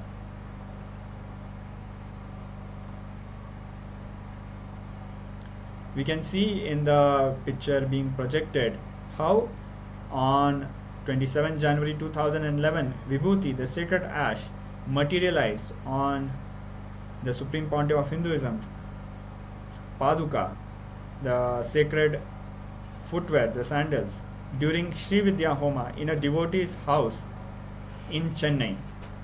A few days earlier, the Supreme Pontiff of Hinduism had announced that he would reveal his presence in the devotee's house through the materialization of Vibhuti and Kumkum on his Padukas, and this is what was experienced. Similarly, in the photos, we can see the various objects that have materialized, like small deities, precious stones, and various gems, Rudrakshas, diamonds.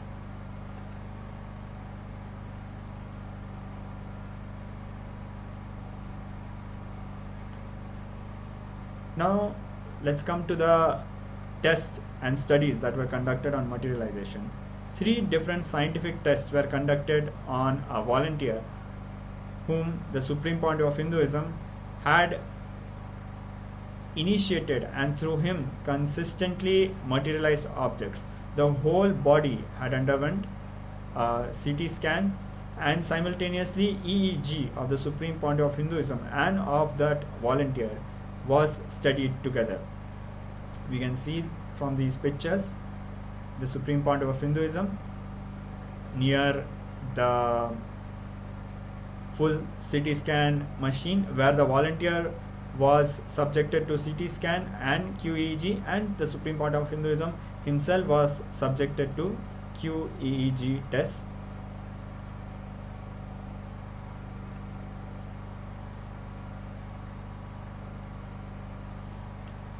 Now we can see some of the pictures and reports from the 2011 QEEG tests and full CT scan tests.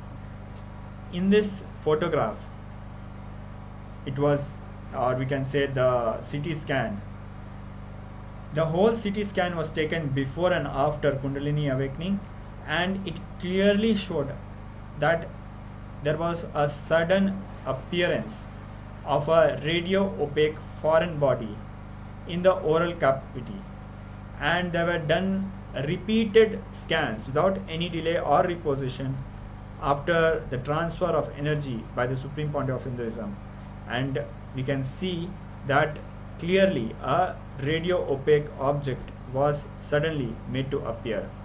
Now we look at a zoomed in picture of that.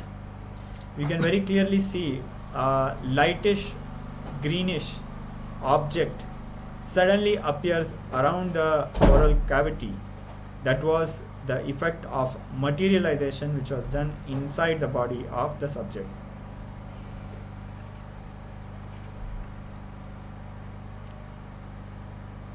The QEEG, that is the study of the electroactivity of both the Supreme Pontiff of Hinduism and the subject, showed entrainment, that is synchronity, in the brain waves of both the Supreme Pontiff of Hinduism and the subject during the process of materialization.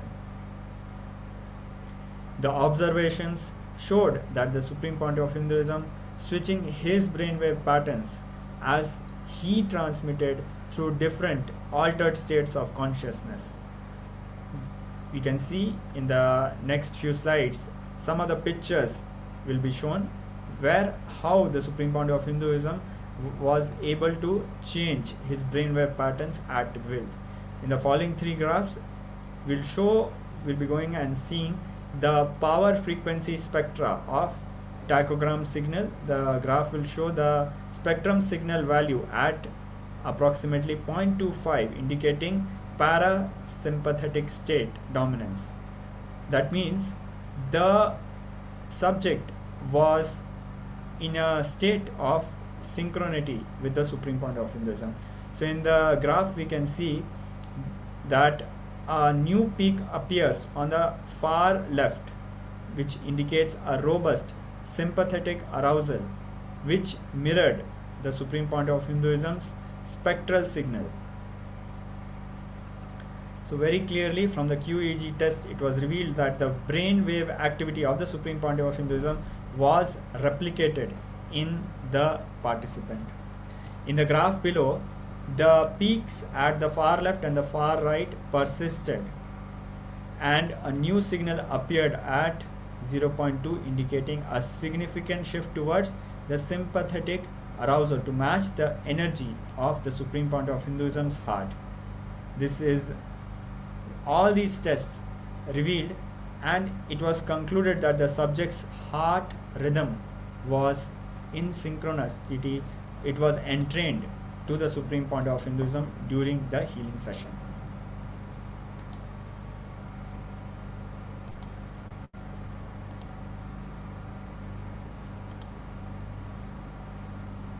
Yes, so we saw the various researches that were conducted on the Supreme Pontiff of Hinduism, and also it was conducted on the participant of the program, and also some of the researches were conducted during the initiation sessions by the Supreme Pontiff of Hinduism, and when he was giving healing to the participants.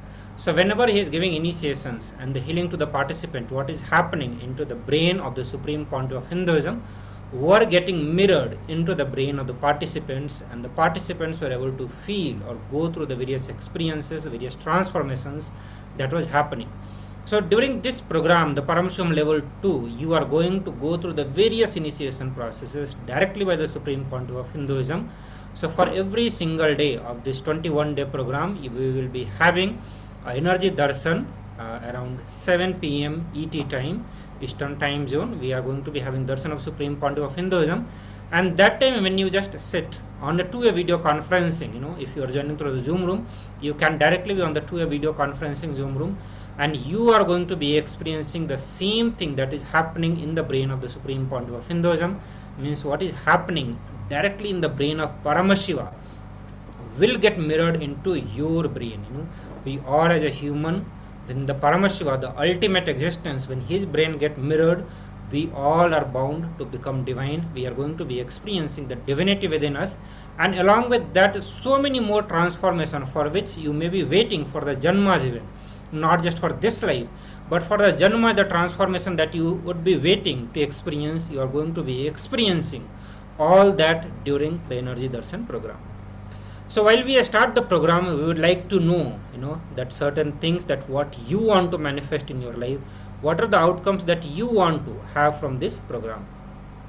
So we want all of you to, have some, have pen and paper along with you, because whenever we ask, we will have certain assignments where we will be asked to write certain things or look within, find certain things and write all those things. We'll give more detail on all that. Right now, we request all of you to contemplate and meditate and do this of the few of the exercise, the very simple exercise, not meant for any kind of the judging you, but rather for you to understand where you are and what actually you expect from the program that you are attending now. So I'll project the assignment also, few of those basic questions that you need to answer. Okay. So right now I am projecting it on your screen, and we request all of you to bring your sincerity, give few minutes to yourself and answer that what is the purpose of your life and what do you aspire to be, what keeps you alive, what motivates you to wake up every single day, and what do you value most in your life. So understand all of us have the answer, whether knowingly or unknowingly. We do have a purpose in our life. It's whether 4 it is a very simple purpose maybe, and for somebody some other purpose maybe, but there is always a purpose that we have in our life. Okay, and what do you aspire to be, what keeps you alive. We all are alive because certain things are keeping us alive. Otherwise, many times, so many problems, mood swings, depressions, and the problem that we go through, in spite of all that, we decide to live. Means there is something which aspires us to be alive. So write it down, what keeps you alive, what motivates you to wake up every single day, and what is that you value most in your life. For some people it may be money, for some people relationship, for some people getting knowledge, for some people dedicating their life for the research, for some people dedicating their life for society. There are various things that we have for which that we value most in our life. So write it down. It's a very simple exercise that we request all of you to do it. We'll just give you a few minutes and please complete that exercises.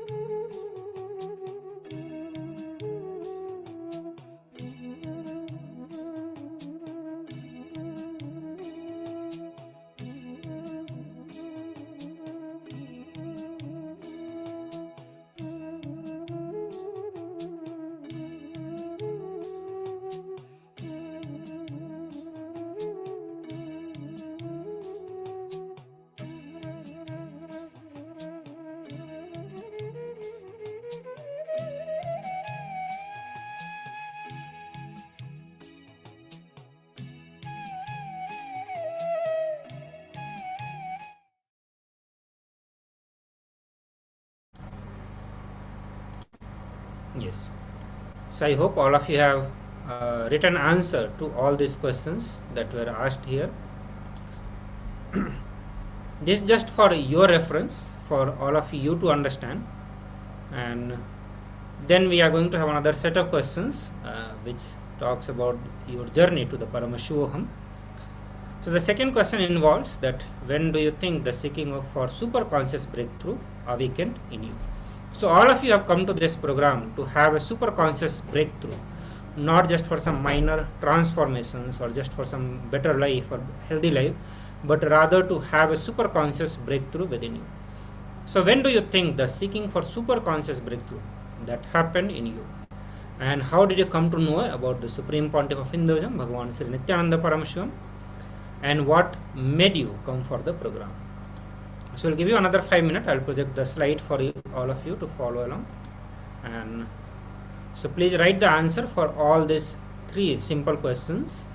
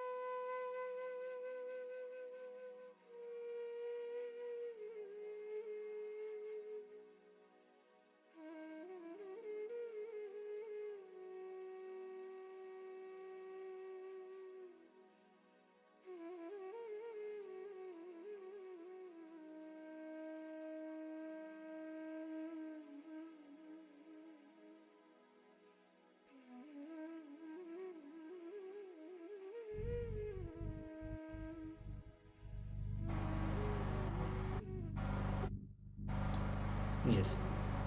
So now we'll move to the next set of questions. So now we would look in, all the participants are requested to look in, dig deep, contemplate and meditate, and sincerely do this exercise. Ask yourself, what are you seeking from life? What do you plan to achieve? What do you aspire to do? Are all your actions aligned to this? For example, some of the participants might have the goal of achieving a perfect health, but are our actions aligned to our goal? We'll be projecting the questions.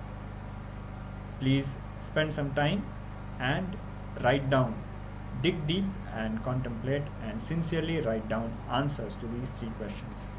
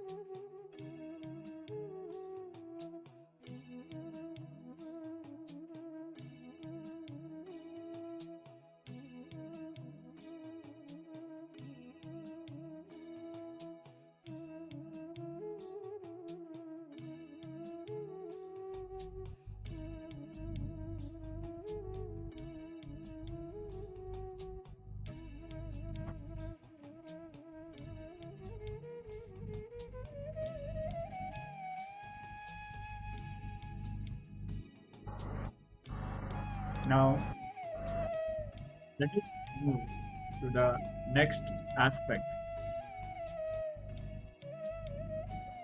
Dig deep and answer. Look in and answer these questions. What are you seeking from the Paramashivoham program? What is the reason that you have decided to attend this program? What do you expect out of the Paramashivoham program? Spend a few minutes and deeply contemplate and answer these questions.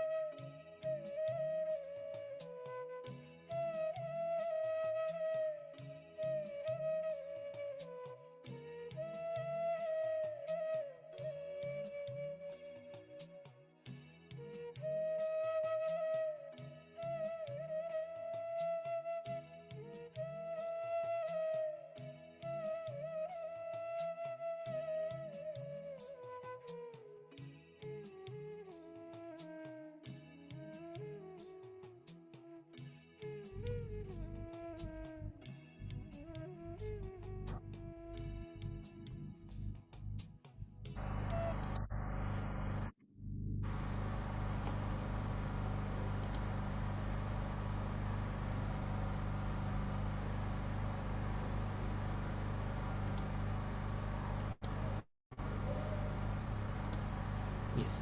Nityanam everyone.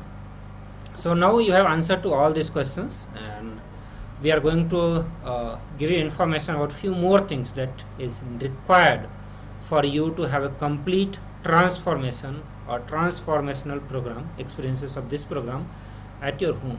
So there are a few tips, and you need to make certain arrangement to have the best experience.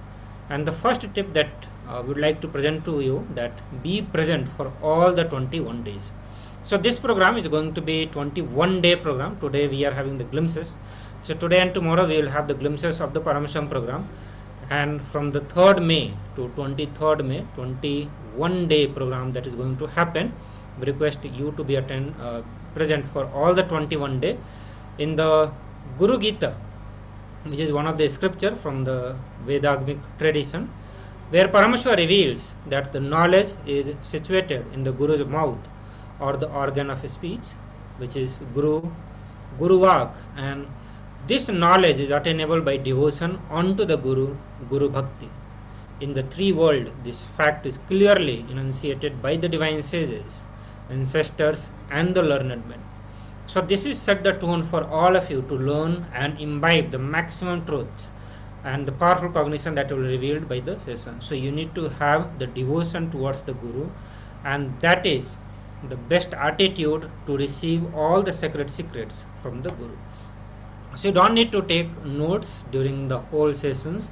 unless specifically needed for the session, because all the sessions are recorded and it is available on the official YouTube channel of the Supreme Pontiff of Hinduism. So whenever you want, you can go back and watch those programs. So you don't need to take note, you just need to provide your listening, and that is what is required, expected from you. The second tip is be involved and do the exercises that will be given. So we call the exercises as intra-analyzing exercises. Means you analyze for the sake of internalizing the truth, and that is what is called intra-analyzing. Okay, so you are not going to be analyzing the truth just for the sake of analyzing, just to have some brain candy, but rather to internalize it, to make it part of your existence, make it part of your day-to-day life routines, and for that sake only you are going to be analyze those things. So we'll be projecting many slides. We'll have the part where we'll be sharing the various truth, powerful cognitions, and the discourses from the Supreme Pontiff of Hinduism, and then to make them part of your life, the application part of it will have the intra exercise segment, where we'll be projecting some of the assignments which you are going to be doing, which you are expected to do it. Now comes to my tip number 3, that you need to invoke the divine in your room through the Nityananda Sabha. So I'll give you some detail on what the Nityananda Sabha is and what Atma Murti can do for you. So through direct discourse from the Supreme Pontiff of Hinduism, will give you more detail on what Atma Murti is and how you can have the Atma Murti in the room where you are sitting. And this is going to be very, very important, because the presence of Supreme Pontiff of Hinduism is required for complete experience of this program.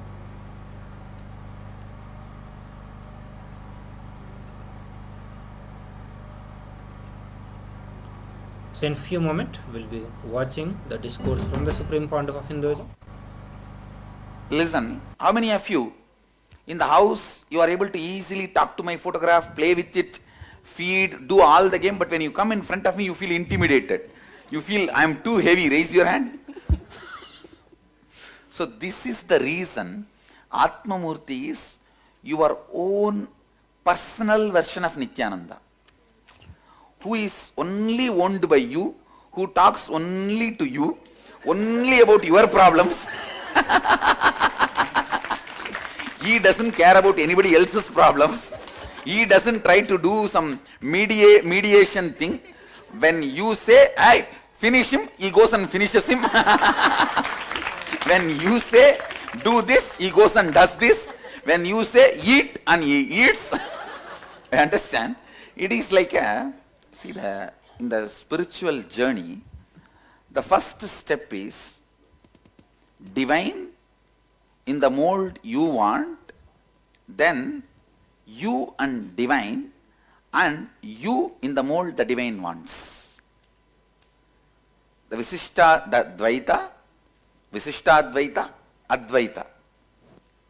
So in the first level, for the game of Dvaita, divine, in the mold you want, Atma Murti is a big support. Then you will just have the space of you and divine. That is Vishishtadvaita. Then suddenly you will see, without even your knowledge, you are in the mold the way divine wants. So it's a beautiful step rolling into the Advaita. That is the reason the Atma Murti is given. Atma Murti is the unique concept of Hinduism without the intimidation of the too big experiencing the divine in a personal space. Experiencing the divine in your personal space without the intimidation of Vishwarupa. Understand? Krishna was always Atma Murti for Arjuna. That is why he could not handle Vishwarupa. But that does not mean he did not become enlightened. After the war, everything, he said, "Come on, now I am ready to have the Vishwarupa. Let me see once more." He sees once more. That is called Anugita. He sees once more, and finally he himself becomes part of Krishna and gets enlightened. So understand, Atma Murti is a beautiful initial way of starting the divine you game, the you-me game,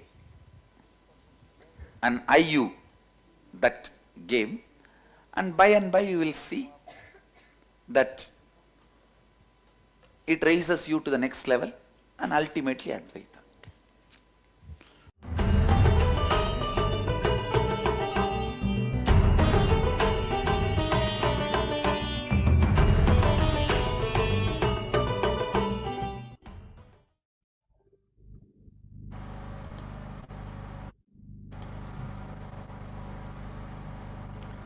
So what is Nityananda Sabha? Nityananda Sabha is the name of the hall where the Supreme Pontiff of Hinduism physically conducts the program for his disciples and devotees. It is a place and space where the energy of the Supreme Pontiff of Hinduism is present and is strongly and powerfully felt. In the Guru Gita, it has been revealed that Guru is God, Guru is Dharma, Guru, the greatest penance is the nishtha, the integrity to the Guru, the unshakable one-pointed integrity to the Guru. There is nothing superior to the Guru or beyond the Guru.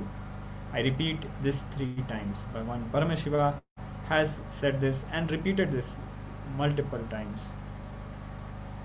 In the words of the Supreme Pontiff of Hinduism, the Nityananda Sabha is a room that we treat the room as if you are sitting in the Nityananda Sabha and Swamiji, the Supreme Pontiff of Hinduism, is sitting with you in that room personally. From morning till night, throughout the time, be available in Nityananda Sabha. The Supreme Pontiff of Hinduism has said that I am making the room in which you are sitting now and attending the program as my energy field now.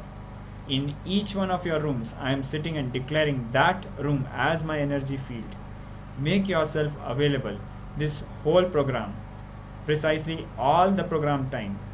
Be in that room, be available and go through the instruction with intensity and tyaga. All the great things happen with tyaga.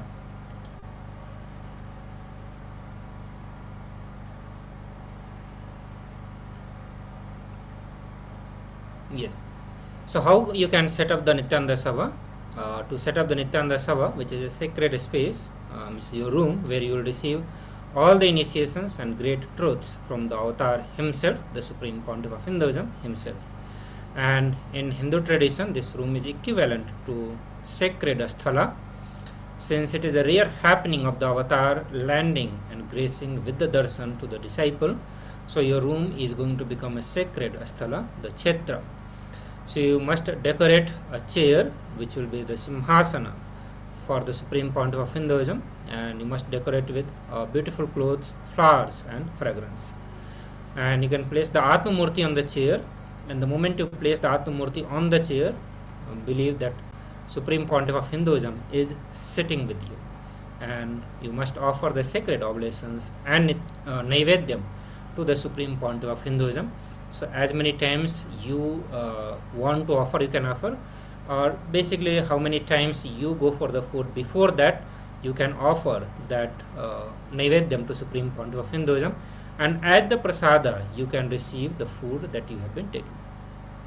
Understand, Atma Murti is an energized deity of the Supreme Pontiff of Hinduism, literally your customized version of Swamiji, just for you to relate with, connect with him. It is literally Swamiji available for you 24/7 in the form of Atma Murti. You can offer your prayers, you can talk even casual things, you can express your love, gratitude, even anger you can express, you can even fight, you can express your frustrations. You can do anything that you want to do. You will hear him responding back to you, because he is an alive, living deity. Now the next step, how to sit. Just relax from your identity.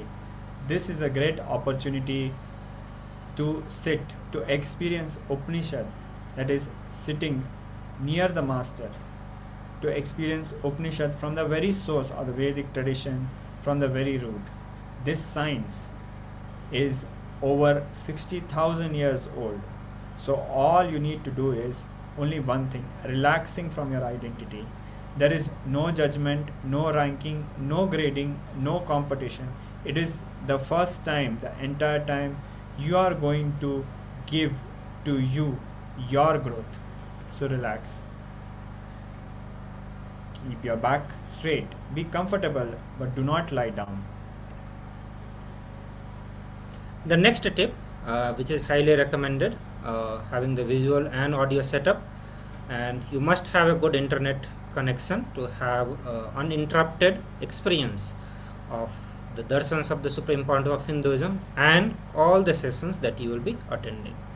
You will be needing a Zoom room for two-way video conferencing, and you must have a good headphones or the speaker. And also you are expected not to take photographs or screenshots or the videograph or any kind of recording of the sessions. So whatever is needed is already available on the YouTube, on the official YouTube channel of the Supreme Pontiff of Hinduism. And you must respect the process and the sacred space for yourself and your fellow participants attending, who will be attending the level 2 program.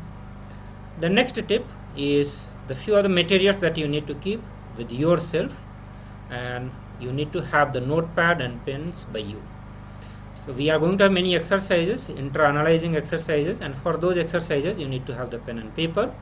Swami says that how best to do the exercise, and he says that even if you are doing the homework, whether it is the Facebook or notepad, each time type it freshly. Do not try to copy paste. So actually sitting and writing is a wonderful habit, and this is also called as the Likhita Japam, which is an amazing spiritual practice. Because when you are writing, you literally sit with yourself, you become more alive, more awake, you are more conscious of what you are writing or what is going inside you, and you are not drifted away here and there. So when you try to do mentally, you try to write the mentally, you try to answer mentally, there is always a chance of going here and there. Less awareness, less involvement will be there, but when you write, all that increases drastically.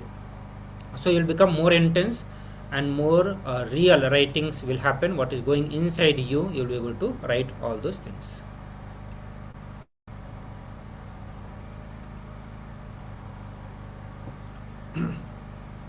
You will also need a blindfold or cut material to be used as a blindfold for power manifesting. You will need a coconut for manifesting the powers such as consciousness over matter. You need the bhasma, the sacred ash, and kumkum, the vermilion, if it is available. An atmalinga, if you have received one, the small deity, Spatika, deity of Paramashiva. You will need a mirror, very important. It is for intra-analyzing exercises where you will be looking at yourself. You will be connecting and looking into your eyes. You will need a water bottle at all times. Even herbal tea or hot chocolate is okay. It is recommended that you skip coffee for these 21 days as it impacts your consciousness. For receiving the initiations, the diksha, please keep drinking water. One fruit like an organic banana, betel leaf, and betel nut, and offer dakshina in form of a coin, a clean towel, unused piece of cloth to wipe your hands, and also for recording your extraordinary power manifestation experiences, we recommend that you install the timestamp camera app in your mobile and be prepared. The next tip is about being prepared by being dressed for the superconscious breakthrough.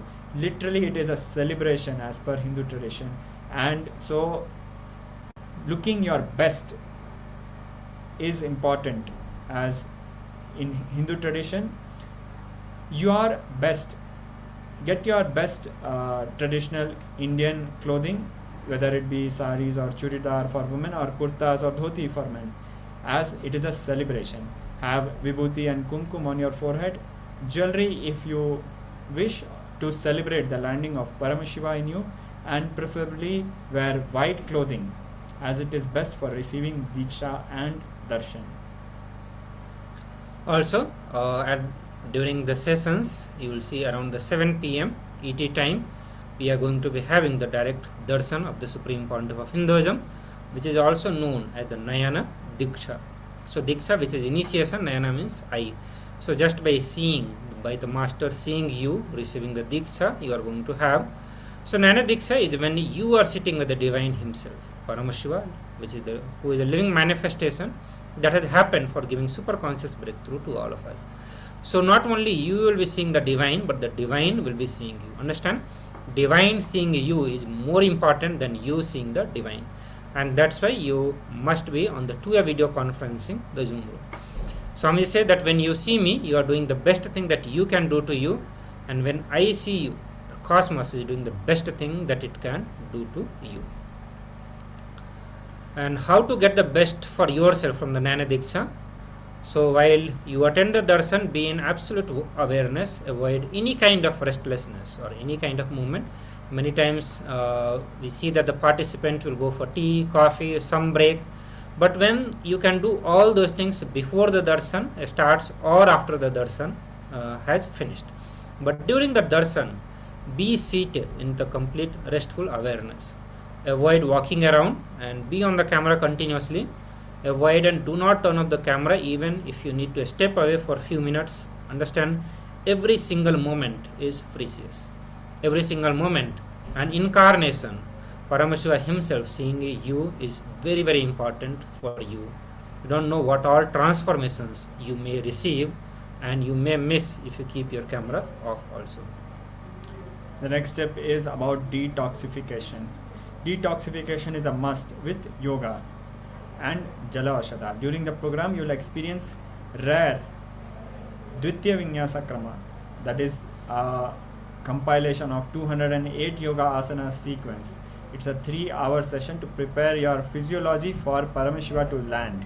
You are requested to be dressed in black attire and to tie your hair in a bun and keep a bottle of water at all times. This is for the Nityananda yoga sessions. Kindly follow strict sattvic vegetarian diet, skip animal products if possible, even dairy products. You will just see the way your ability to understand and sensitivity to the world will shoot up drastically. No intoxication, no kind of smoking or alcohol during this time. You will see within 21 days you will not need this additives, these addictions to feel joyful anymore. Each morning do Jala Ashada. Store 1.5 liter water overnight in a copper vessel. In the morning, energize the water with Mahavakya. Hold the water container and chant the Mahavakya, Om Nityananda Paramashivoham. Drink the water fully before brushing the teeth, just after you wake up. This will completely detox your body and prepare you for the experience of Bhagavan Paramashiva to land. The next thing that you need to have is a teaspoon of haritiki. So every night before you go to sleep, so depending on your time zone, I can say when the program ends completely, at that time when you go to the bed, before that have a teaspoon of haritiki, and when you wake up do the panchakriya also. So Ayurveda very clearly describes haritiki will do more good to you than the mother itself. So there is no herb praised so much like haritiki. Haritiki will always keep you very, very clean, and during the entire program Swami will be opening Kundalini channel in you in such a way that even if you have some toxic thought current developed, it will immediately convert into physical matter and leave your system. To completely make it, leave your system or detoxify yourself, you need to take haritiki. It will literally remove every single toxins that will be created. All the toxic thought current will be converted into matter, and it need to leave your system, and that will be done by the haritiki. Your brain will become alive and active. It will get converted into the physical matter, and all the toxins that will get converted into physical matter, and it will leave your system through the motion, and for that haritiki will help a lot. This way your brain will also be permanently holding the Kundalini up and not allowing any kind of toxic mental setup.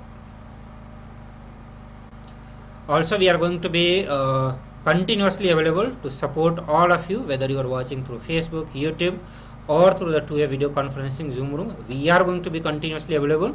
All the acharyas and will attending your comments, your questions, your concern, that whatever you have, whatever you will be sharing, everything will be attended. The Supreme Pontiff of Hinduism himself is making his digital presence available exclusively only for you. You can connect via Facebook, and that is the space, or now the Facebook and YouTube comment during the darshan time. You can ask your boon and get those boons and prayer directly answered by the Supreme Pontiff of Hinduism. So this whole program is going to be an amazing feast for you. So just relax, you don't need to bother about anything.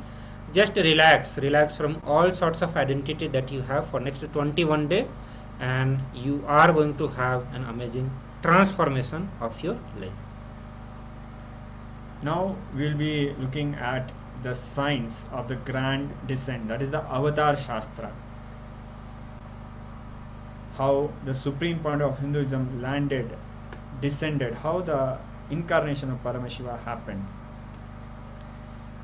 You come to this planet Earth for this purpose of having a superconscious breakthrough. This is revealed in the sacred scriptures. He who does not realize this truth will always remain as an eternally bounded soul, involved in the repeated phenomena of being born again and again. He who realizes this truth gets immortalized and attains absolute purity. He becomes one with Lord Paramashiva himself. There is no doubt about this. This is revealed in Sarvanyata Agama in chapter 1, verse 17. So in this session you are going to be learning about, so the session that we are right now taking, where you are getting to learn about the Avatar Shastra, which is the science of grand descent. So you are going to learn what is the superconscious breakthrough, and why do you need an embodied avatar, embodied form of Paramashiva. Foretelling of happening of the ultimate manifestation of Paramashiva, the Supreme Pontiff of Hinduism, Bhagavan Sri Nityananda Paramashivam. The science of reincarnation and the various attributes of the ultimate manifestation of Paramashiva. The various scientific studies that were conducted on the Supreme Pontiff of Hinduism and his various initiated disciples. So understand why there is a need for the superconscious breakthrough. Whenever there is a serious danger for the Srishti, for the whole cosmos or the cosmic creation, or whenever there is a serious danger for the life itself on the planet Earth, whenever life need to be pushed to the next level of conscious breakthrough, whether the DNA need to have a quantum jump in its natural selection process, or a conscious breakthrough that need to happen, that is the time that means there is a need for the superconscious breakthrough. The Supreme Pontiff of Hinduism explains the descent of the avatar with an analogy. He says that there is a software of the universe where the sacred secrets of reaching your spiritual goal, all the methodology, all the technology, all the knowledge, all the processes are available. Within this software, there is an automatic system which gets triggered and sends automatic customer call whenever there is a problem in the form of virus, or when almost all the systems are losing the software or it is getting deleted. The customer care called and the updated software is downloaded in the person responsible comes down, and the person who is responsible for that comes down. He himself does the establishing and making it work again. The whole thing is known as the Sanatan Hindu Dharma. In the Srimad Karana Agama, that extols the great science of descent of the avatar and how Paramashiva in his avyakta form, the formless form, manifests into the vyakta, means he takes the form, the embodied form as an avatar. And he says that in this way Paramashiva, who is Niskala, without any body and the parts, who is the ultimate supreme being, who is established in the creation, who is the cause of the creation of the universe, he assumes a body out of his free will for the protection of the universe, for the welfare of the spiritual seekers and the devotion. And this is the commitment from the Paramashiva Paramashiva himself is revealing this truth in the Srimad Karanagama Purva Bhaga, which is the 71 Patala. In the verse number 8 and 9, Paramashiva reveals this. Historically, there are records of multiple incarnations, whether Paramashiva or the Parandhama assuming a body for the protection of the universe. We know about the Ramayana and Mahabharata, where Bhagavan Vishnu himself incarnated, and there are many other instances where Bhagavan Vishnu himself incarnated to bring the Vedas and Agama back from the dark energy during the manifestation of the universe. In the form of fish, which is known as the Matsya Avatara, he landed this on the planet Earth to give Lord Brahma. After the great deluge, Bhagavan Vishnu brought Manu's boat and restarted the civilization. Karaikal is the place where the boat was brought to the land by Matsya Avatara. Then Bhagavan Sri Ramachandra Prabhu, who incarnated to save 54 desas, the Hindu nations, from the evil reign of the king Ravana. Then Bhagavan Sri Krishna incarnated to end the apocalypse, wherein the king Duryodhana almost led to the world to the nuclear collapse. Then Bhagavan Paramashiva himself protected the city of Varanasi, and he says that I will hold these people, protect them even during the Pralaya, the great deluge. There are several Mahapurusha, great enlightened seers and incarnations, including Bhagwan Ramana Maharshi, Pundi Maha Swamigal, Sheshadri Swamigal, who foretold the descent of Paramashiva in the form of the Supreme Pontiff of Hinduism, Bhagwan Sri Nityananda Paramashivam. Even before his birth, many Mahapurushas had predicted his happening. When Raju Mudaliyar, the biological maternal grandfather of the Supreme Pontiff of Hinduism, went to receive the blessings of Bhagwan Ramana Maharshi in Tiruvannamalai in the late 1940s, Bhagwan blessed him ceremoniously and declared that Paramashiva would become his family. Pundi Mahan, a revered enlightened being, blessed the mother of the Supreme Pontiff of Hinduism, Ma Lokanayaki, that Paramashiva himself will be born to her. The Arunachala Hill, the sacred Arunachala Hill, embodiment of Paramashiva, the Supreme Pontiff of Hinduism, Bhagwan Sri Nityananda Paramashivam, at the age of 2, with his biological mother, can be seen in the photograph. It will be projecting shortly.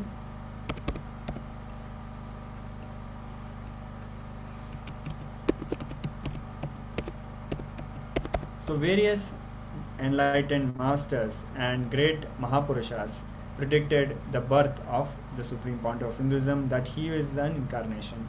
Similarly, the Jivanadi, the records, the predictions of Agastya Maharishi are basically, what are Nadi readings? Nadi readings are precise predictions of the future written thousands of years ago by Rishi Agastya. Rishi Agastya is one of the 7 rishis, the Sapta rishis, who are the most prolific rishis in the history, who listen to the sacred secrets of enlightenment directly from Paramashiva himself. Agastya Rishi revealed the incarnation of the Supreme Pontiff of Hinduism, and it was revealed through a Nadi reading of the Supreme Pontiff of Hinduism. The verse which is revealed is Nityananda Sangha. Please carefully listen completely to the words. Shiva has come in the form of Nityananda to protect this world as the result of penance of many crores of siddhas. Paramashiva has incarnated as Paramahamsa, the great enlightened being. So these Nadi readings are written 10,000 years ago. However, they are still available in the Nadi reading records, and one of the disciples of the Supreme Pontiff of Hinduism, to him this was revealed. Now, during the Hindu Holocaust, that has happened and is still ongoing since the last 2000 years. There has been a race extermination through systematic, egregious, and ongoing ethnic cleansing, forced relocation, double cleaning through the genocide itself, and after that, killing through the denial of the genocide which was done. This Holocaust has been waging on the world's most ancient living civilization. This Hindu Holocaust has triggered the incarnation to land.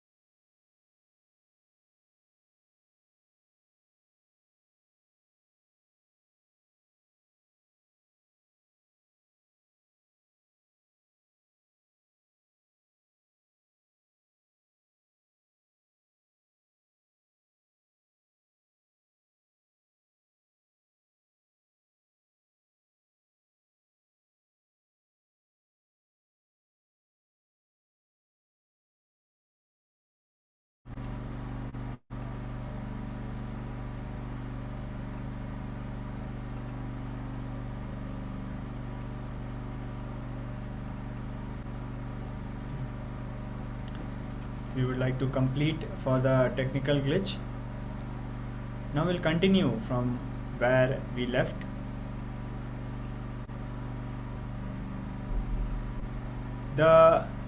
We were looking at the Nadi readings, the revelations of the Nadi reading, and we are moving on to the next topic, that is the Hindu Holocaust. How during the last 2000 years of systematic, egregious, and ongoing ethnic cleansing, forced relocation, double cleaning through genocide and genocide denial, all this is happening on the world's most ancient living civilization on planet Earth, that is Hinduism.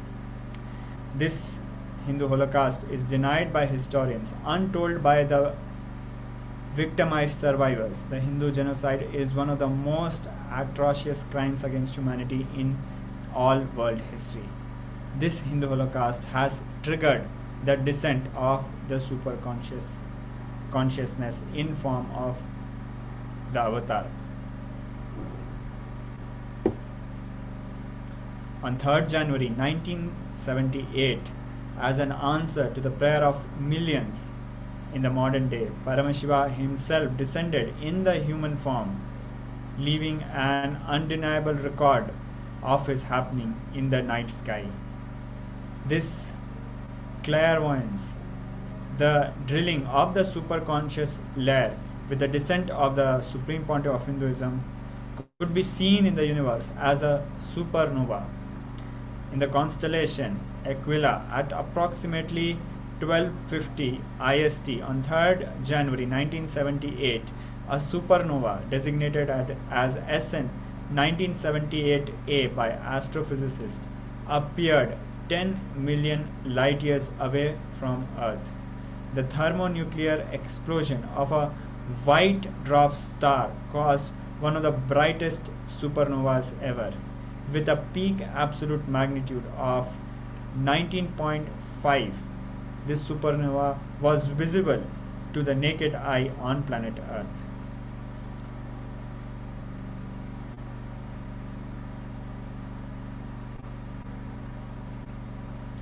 Now we'll be looking at some of the rare photographs of the Supreme Pontiff of Hinduism at a very young age, with his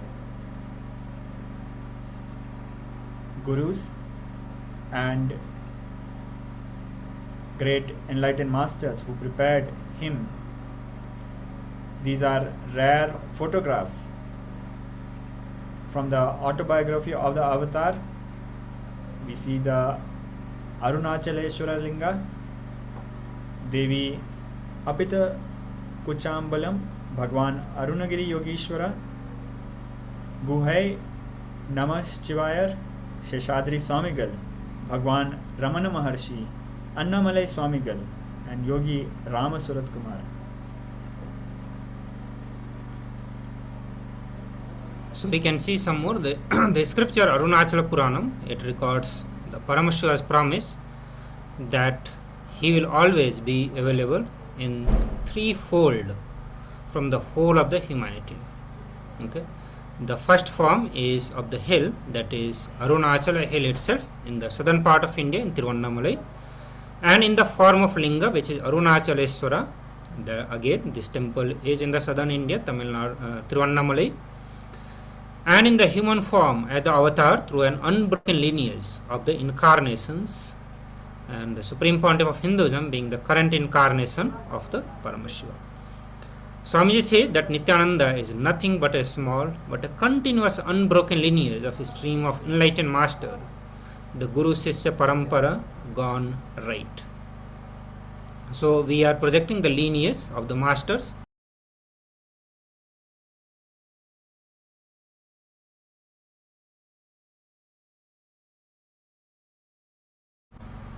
So you can see the successors. There are almost recorded 12,000 years of lineage of the Guru Parampara.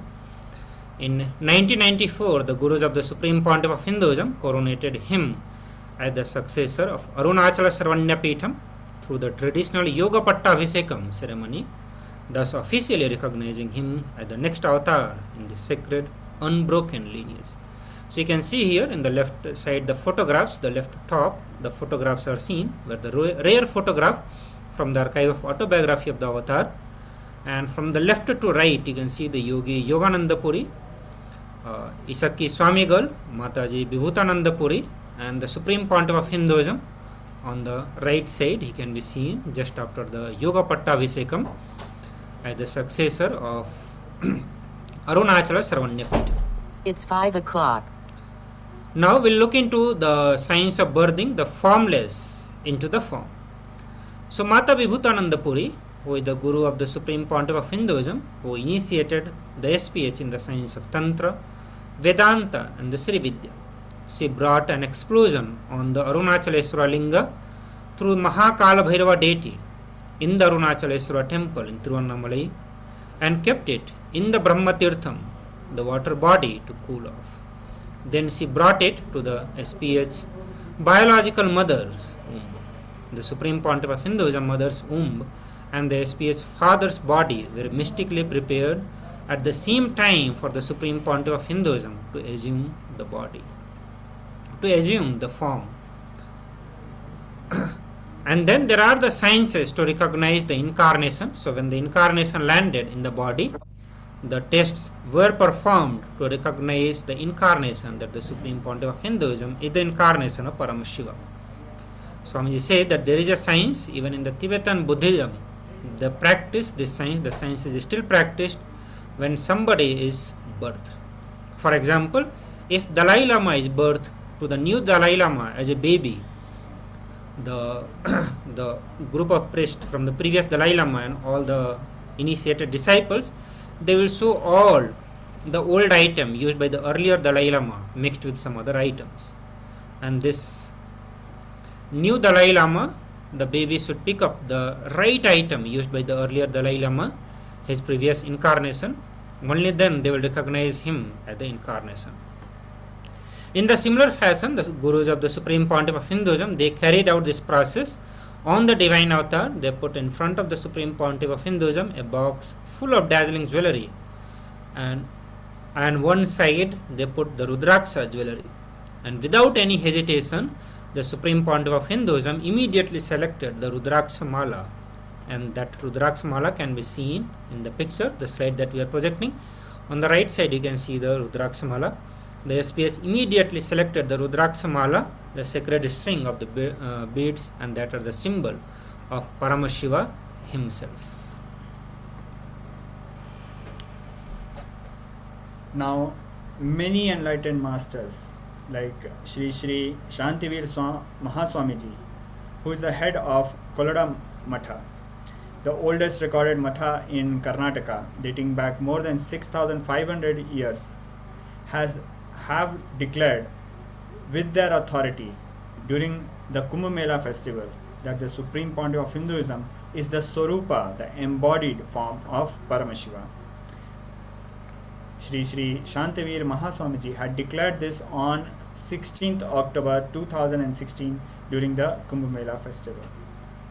So he said that whenever humanity falls into the suffering and pain, the Ishvara, the divine himself, does austerities, the tapas, for their upliftment.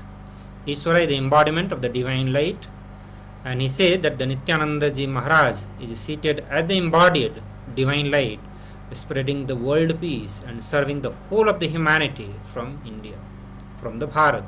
Nityanandaji is a treasure house of Jnana, which is the sacred knowledge.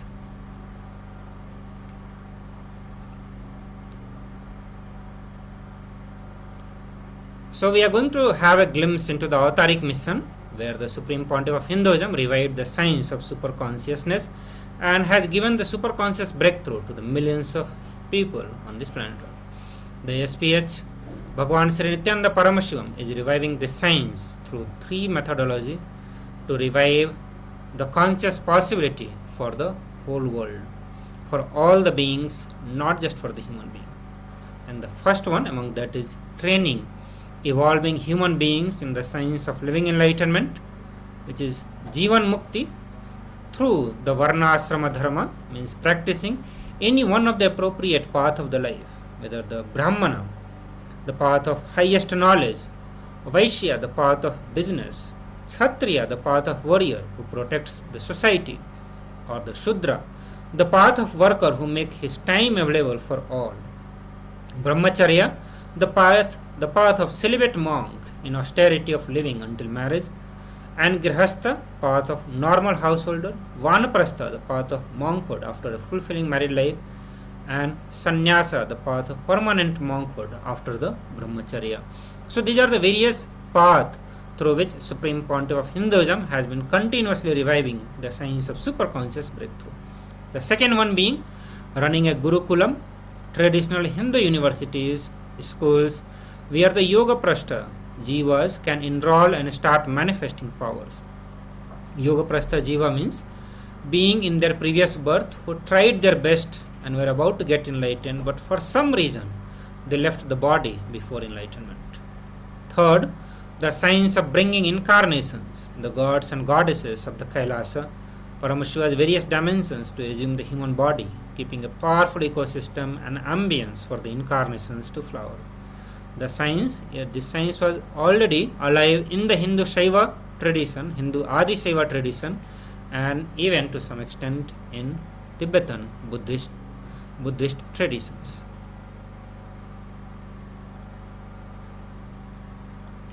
So in just 25 years, the Supreme Pontiff of Hinduism has revived and established various Kailasas kingdom. And we'll just have a glance of all this, that at the age of 3 in the year of 1981, he received the initiation into the Chaturmasya and started to teach at the age of 3. At the age of 10 in 1988, the Supreme Pontiff of Hinduism was coronated as the successor of the kingdom of Kailasa Paramparagata Kanchi Sarvanga Pitha Thondai-Mandala Adinam. At the age of 11, on 29th May 1989, the Supreme Pontiff of Hinduism had the experience of oneness with the whole. At the age of 12, in 1990, the first great pause happened when the Supreme Pontiff of Hinduism entered into deep samadhi.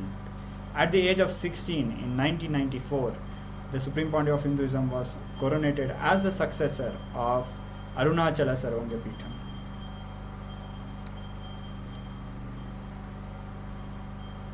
Going on, the Supreme Pontiff of Hinduism was recognized and coronated by great seers and incarnations throughout.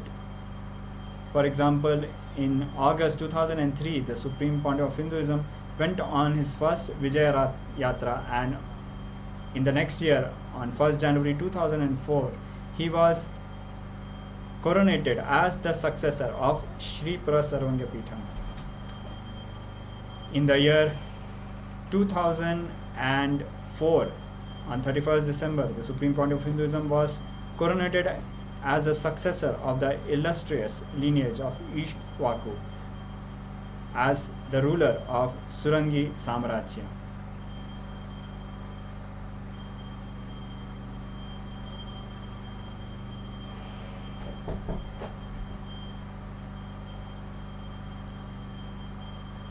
In the year 1st January 2007,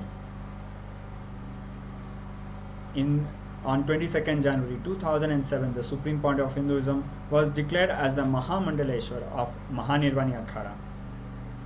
And continuing, the Supreme Pontiff of Hinduism kept establishing temples after temples, adinams, monasteries in one country after another in various places such as Malaysia, USA, India, and all around the world.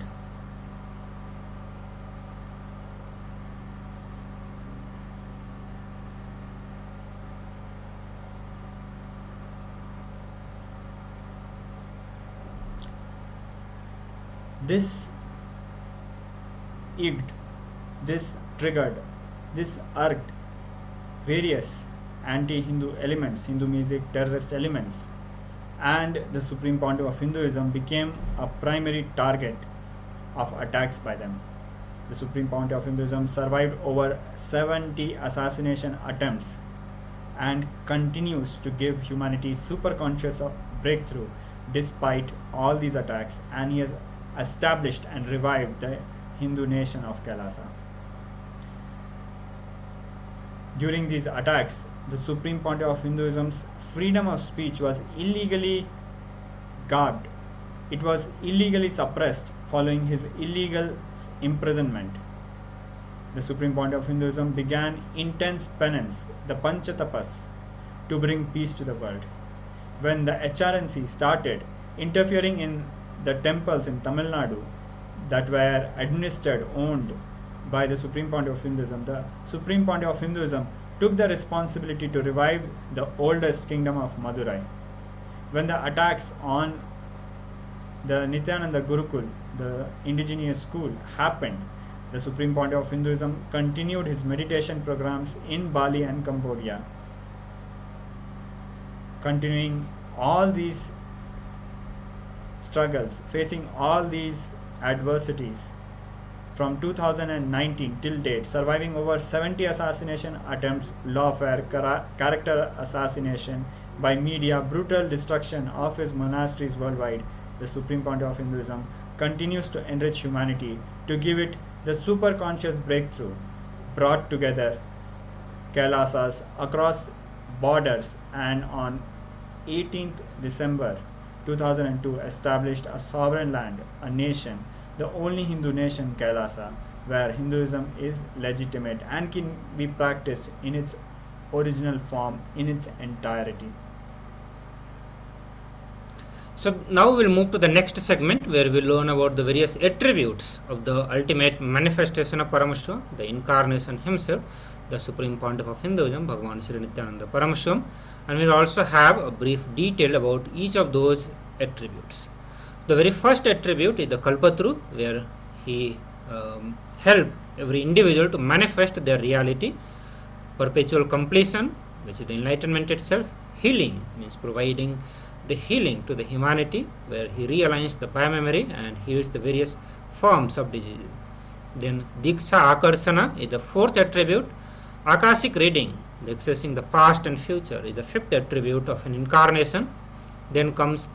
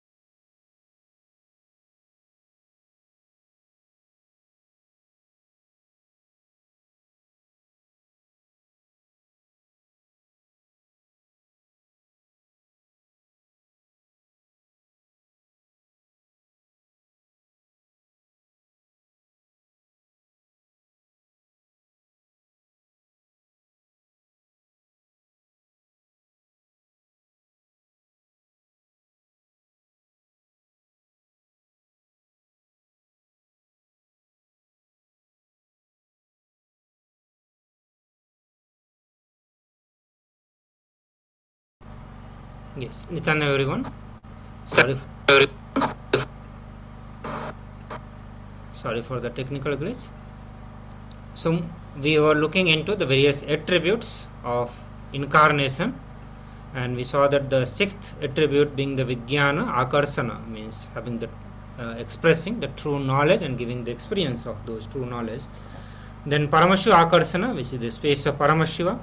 Shakti Aviskarna, Kundalini awakening. Ardhanarishwara, which is beyond all the duality of the male and female gender. Susadha, which is beyond pain. Divya Sarira, divine body. And Suravi, which is the fragrant physiology. So we look into some of the attributes. The first attribute being the Kalpataru, which is the sacred secret science of manifesting one's reality in the life. The Supreme Pontiff of Hinduism is known as the Kalpataru, the giver of boons, due to his divine attribute of fulfilling the wishes of devotee through blessings and initiations. For the very first time in the year 2000, in the 2009, the Supreme Pontiff of Hinduism revived this science and initiated individuals into themselves being a Kalpataru in their life, thus giving them a superconscious breakthrough. The ultimate state of enlightenment is the no mind state, or in a more accurate way, the state in which the observer is dissociated from his emotion and thoughts, leading to a significant drop in the number of thoughts created. This is the state of perpetual completion, one of the attributes of the incarnation expressed by the Supreme Pontiff of Hinduism. The next attribute is the spiritual healing, and it is a science to realign the human physiology at the gross molecular and genetic level, which correspond to the physiology, the muscle memory and the biomemory. So non-alignment at any of these levels lead to ill health or the disease, which can be reprogrammed by transfer of the bioenergy from the master to a person requiring healing, affecting changes not only at the physical but also at the molecular and genetic levels. The next attribute of the incarnation is the Akashic readings, the ability to download the Akashic records. Akashic records are the energy records of all the events that have ever happened, are happening and will happen in the cosmos. They are stored in the Hiranyagarbha, the cosmic womb, or the Karya Brahman in a coded form. Whenever an avatar requires these codified details of past and future events, it is through the Hiranyagarbha that the Supreme Pontiff of Hinduism accesses the Akashic records and reveals it to the people as the ultimate guidance for their lives. Then comes the Vijnana Akarshana, which is the ability to manifest the ultimate truth and giving that experience to the individual. True knowledge, initiation, intuition and the right cognition are the specific attribute needed for being to get enlightened. The Supreme Pontiff of Hinduism effects this in his disciple through the special processes involving initiations, teaching and transforming the disciple to live in the state of completion, which decreases the number of normal thoughts and increases the clarity, energy.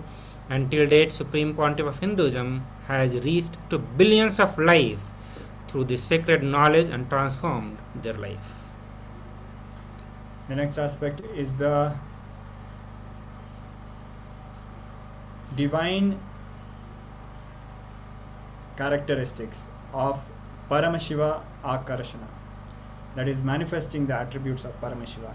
The Shaiva Agamas, the authoritative scriptures revealed directly by Lord Paramashiva, declare that we are all nothing but Paramashiva himself. Hence the mantra Shivoham, Paramashiva I am, or Nityanandoham, eternal bliss I am, are used interchangeably, as the avatar is nothing but Paramashiva himself, as are all of us. The Supreme Pontiff of Hinduism has explained, if you declare you are Paramashiva, not only I don't feel competition, I feel very happy with you. Hey, now I have one more person through which Paramashiva will manifest. I celebrate your existence when you declare you are Paramashiva or Parashakti. If I am Paramashiva, you are also Paramashiva. That is what is Nyaya. That is what is logic of enlightenment.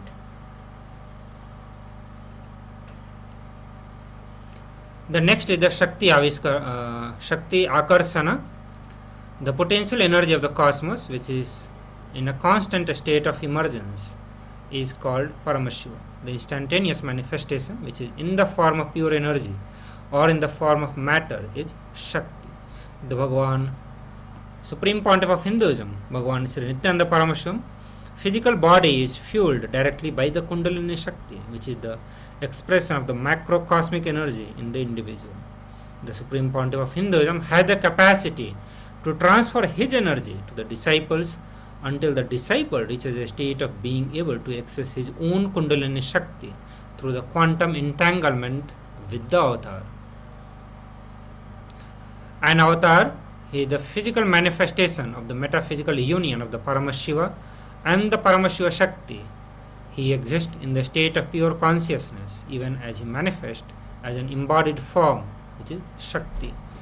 Physically, the grace exhibited and the other attributes ranging from the hairline to the form all point to the state of Ardhanarishwara, revealing the simultaneous expression and the perfect poise of the masculine and feminine energies. However, he is beyond any identity, let alone gender identity.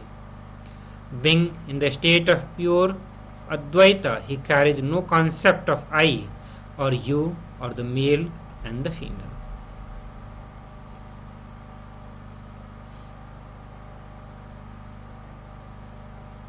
The next attribute of the Supreme Pontiff of Hinduism, the incarnation, is Susada, it is described in the Linga Purana, which translates as one who calmly bears the pain. This attribute applies not only to the avatar but also to his disciples who would have a similar capacity to calmly bear pain. And a striking example of the Supreme Pontiff of Hinduism being beyond pain was revealed on 14th June 2011 when the Supreme Pontiff of Hinduism sustained a type 1 open fracture, it's a compound fracture, of both bones of his right forearm, with a smile on his face, and even requested doctors to perform the surgery without administering any kind of anesthesia, which proves that he is beyond all the pain. The next attribute is the Divya Sharira.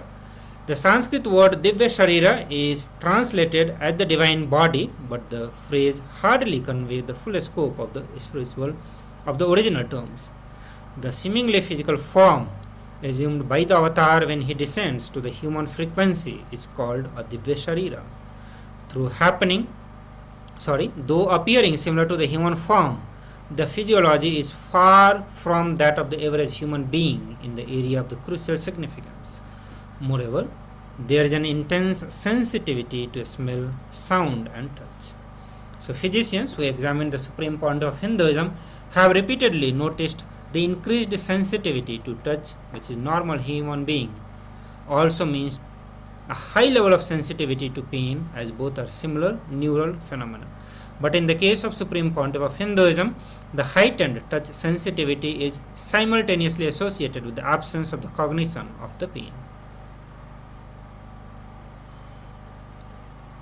The next aspect is Surabhi, the simple and divine attribute of the avatar's Divya Sharira, the divine body, is the maintenance of the human form in a pure state, allowing a fragrant smell to emanate from his body.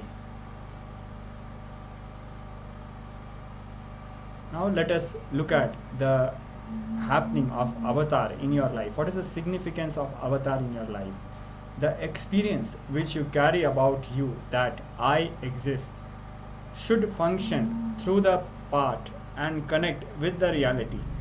Understand what you think as you, the individual self, should function through all trillion cells and relate with reality. This is the exact definition of awakening. Only a person whose trillions of cells are awakened can be a person established in Satya, truth. Without a master, you can go on creating, you can achieve, but awakening of all trillions of cells is easiest only with a master. So there are various researches conducted on the body of the Supreme Pontiff of Hinduism, and here we are going to present a few among all of them. So this is the glimpses of the brain studies done on the Supreme Pontiff of Hinduism. This was performed in the summer of 2004, and this is imaging brain activity. So in the 2004, a team of scientists led by Dr. Murli Krishnan, MD, President, Integris Mental Health, Oklahoma City, USA. He conducted a series of state-of-art tests, including the advanced technology of positron emission tomography, which is PET scan, and quantitative electroencephalography, QEEG, to study the SPH neurological systems. Dr. Murli Krishnan records the results were astonishing. The Supreme Pontiff of Hinduism is a bridge between the invisible, the ancient world of the mysticism, and the modern visible world of science and discovery. So there were various results, astonishing result of the various scans that were performed on the body of Supreme Pontiff of Hinduism. The Supreme Pontiff of Hinduism exhibited a supernormal brain with the lower portion of the mesial frontal brain lighting up, revealing the third eye opening during the deep meditation, with 90% of the brain in the shut-down state. He was seen to have complete conscious control over his brain activity, orchestrating the 10,000 neurons constituting the 5 brain waves effortlessly. And the result from the QEEG said that this actually measures the electrical activity within the brain called brain waves. So 4 different bandwidths of such wave exist, each corresponding to the 4 different states of the mind given as per the Hindu scripture, which is Jagrat, Sushupti, Turiya, and the Turiyatita. The Supreme Pontiff of Hinduism was able to achieve and quieten any part of the brain at his will. He was easily able to slip from one state to another state of consciousness with no delays or no hesitation. It was simply fluid shift from one type of brain wave to the another type of the brain wave. So here we can see some more researches. In the April 2005, Dr. Colin, a neurofeedback specialist in the St. Louis, USA, he discovered that the Supreme Pontiff of Hinduism body can be fully functional, yet the brain is in the deep relaxation. And he found out that the brain activity was 20% that of the normal people. Brain functions reading were so low, and the equipment was checked for the failure because they doubted how it is possible. He said that the world will not believe this. During healing the patient's brain was changing thousands of neurons each second when the Supreme Pontiff of Hinduism was providing the healing to the participant.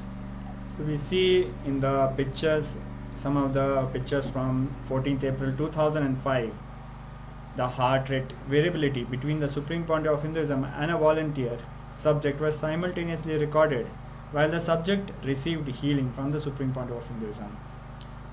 It was concluded that the subject's heart rhythms were entrained, were mirroring to those of the Supreme Pontiff of Hinduism during the healing sessions. According to the Supreme Pontiff of Hinduism, healing happens through the very process of quantum energy entanglement.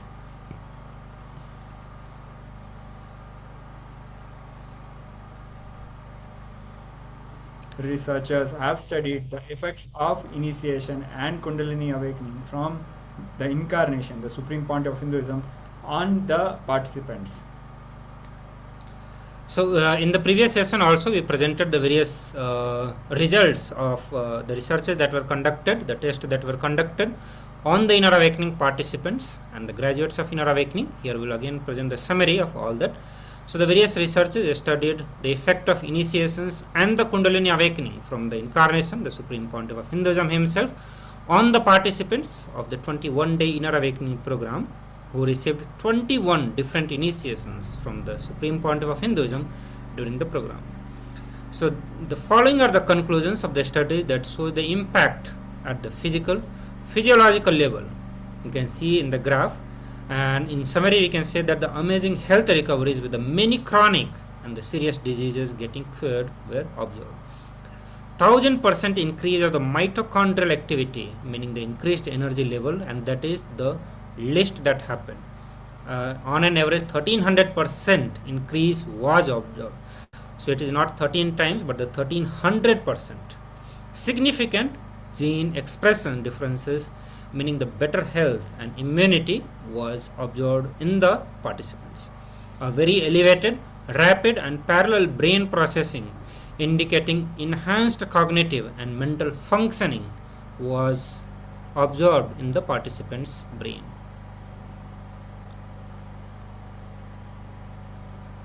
So the Avatar Shastra, which is the science of grand descent. So in this session we have covered the various aspects from why the incarnation need to descend, why we need an embodied form, and the various revelations from the Supreme Pontiff of Hinduism himself. So now we are going to go through one of the video through which we will get into the detailed understanding of the power of initiation. Let us watch this video. A look, a word, a touch. Power of initiation. Diksha is the direct transfer of spiritual energy by an enlightened being through look, word or touch.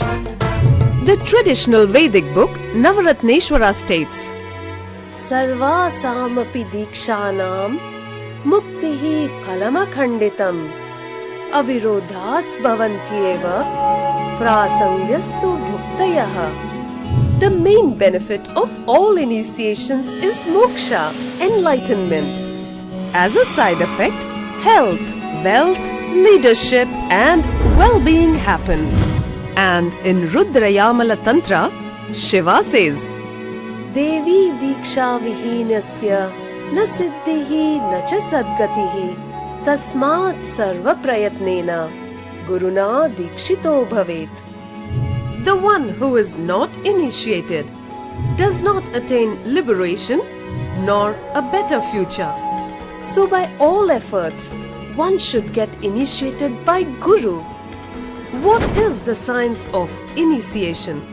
Neuroscience has proved that the process of initiation floods the brain with energy. This is the superconscious energy of Kundalini, our own highest inner potential energy. As the Kundalini flows from the thalamus to the cortex, it sets up a powerful energy loop within the brain, which awakens the latent non-mechanical parts which we have never used before.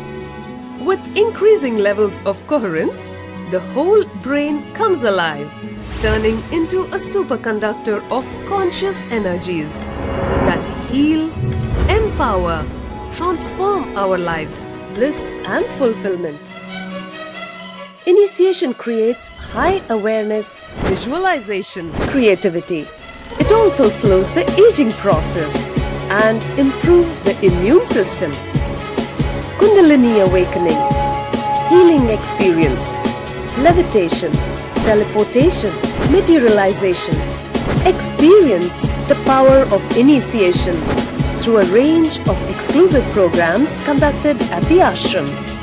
Nityananda Dhyanapitham, Nityananda Nagar, Biddi, Bengaluru. Contact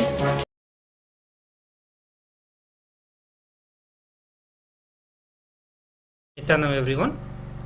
So with this understanding, seeing the video through which we saw that how Supreme Pontiff of Hinduism has been awakening the brains, the non-mechanical parts, awakening the Kundalini energy of millions of people. They have experienced it, they have experienced the transformations and they are continuously living it. So with this we come to end of this segment of Avatar Shastra, where we learned why we need an embodied incarnation and the various other attributes, various other benefits that is associated with it. So now to begin with the session, we are going to learn the very first science that is needed for all of us to grasp all the truth that will be revealed here, to internalize and make it part of your life. So we are going to learn the science of listening. So let us listen to this video by the Supreme Pontiff of Hinduism directly.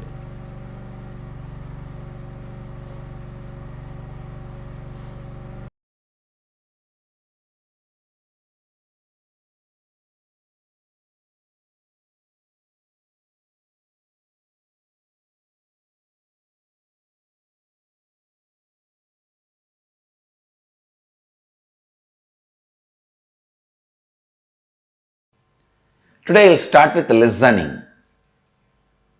Please listen.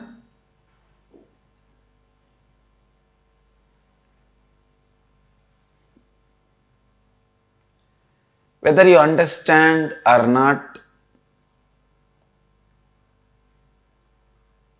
experience or not, believe or not, you are nothing but word. Understand? Please listen. You are nothing but word. You are just nothing but a word you create inside you, about world, about everything. The word you create inside you, about others, about everything. You are just that.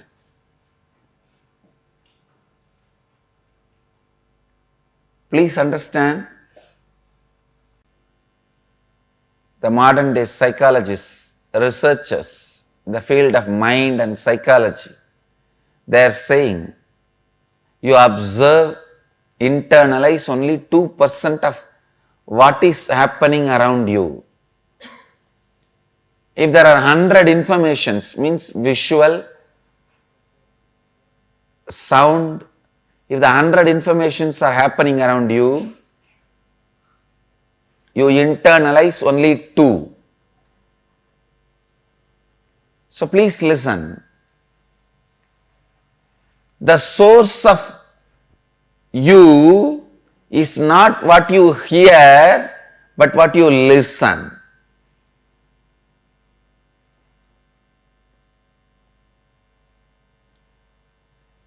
Please listen. Step by step, I am leading you to the next principles. The first principle I want you to listen and internalize. Whatever you are, good or bad, health or disease, richness or poverty, whatever you are, the word you utter,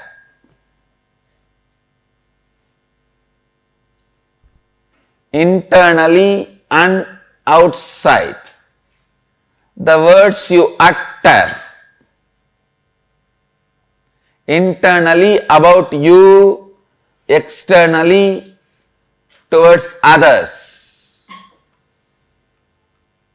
the words you utter. The good news in this is, any mess you created about you can be corrected. That's the good news. Because you just need to correct the word.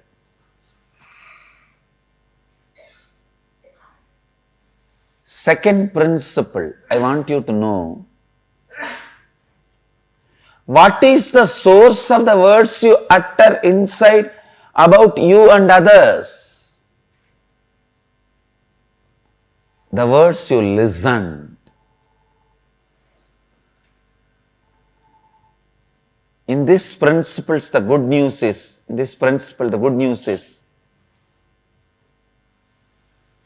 now you got the opportunity to listen to right words from the source of Nada Brahma for next 21 days.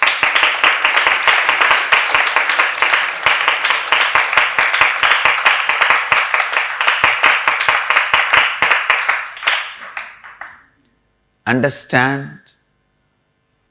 21 days. Amazing opportunity to listen to the words.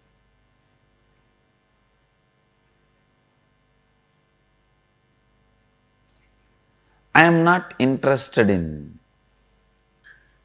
being arrogant, proud or humble. Please be very clear.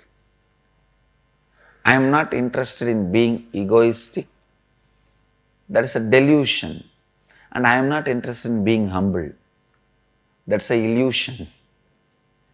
This being humble is the amazing methodology through which you are cheated. All these humble people are the most cunning. Really. Because this humbleness is the best way they can impress you. Then shave your head. See in your life, all these so-called humble people are the most manipulative people. I am neither interested in being egoistic. Actually, egoistic people are more ignorant. They are stupid. They are not manipulators. But humble people are very manipulative. They know how to present themselves to get what they want to get.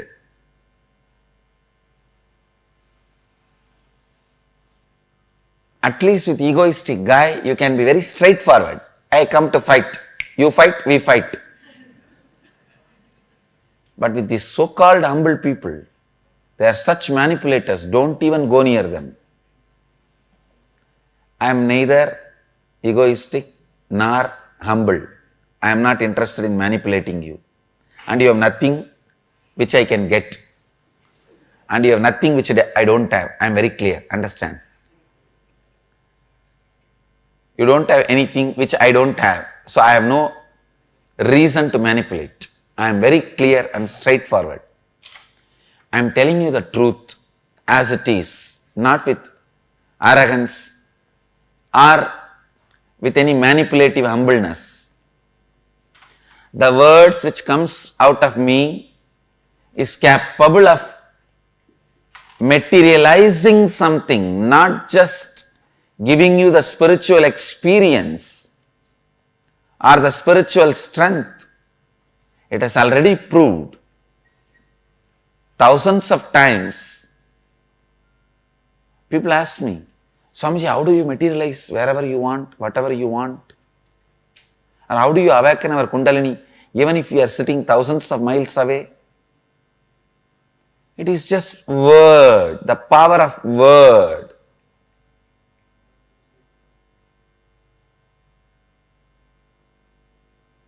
Just the power of word.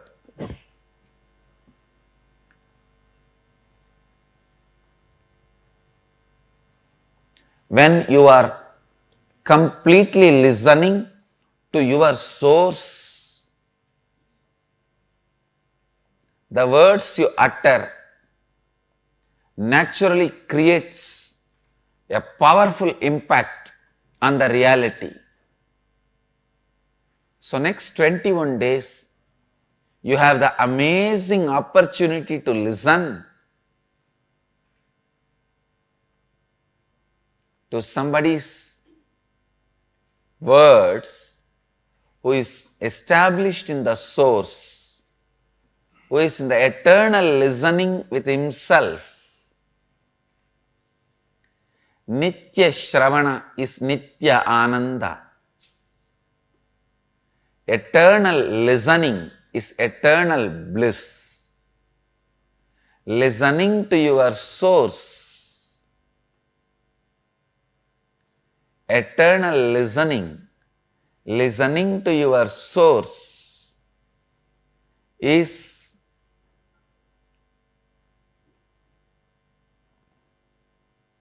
being in the bliss. Nitya Shravana is Nitya Ananda. Please understand, any one day, whether 2014 or 2015 or 2016 or 2020 or 2050 or in the next Janma 2200 or 2500, you have to align yourself to this eternal listening, because that is your original space. Why do you want to do in 2200? Why don't you do it in 2014?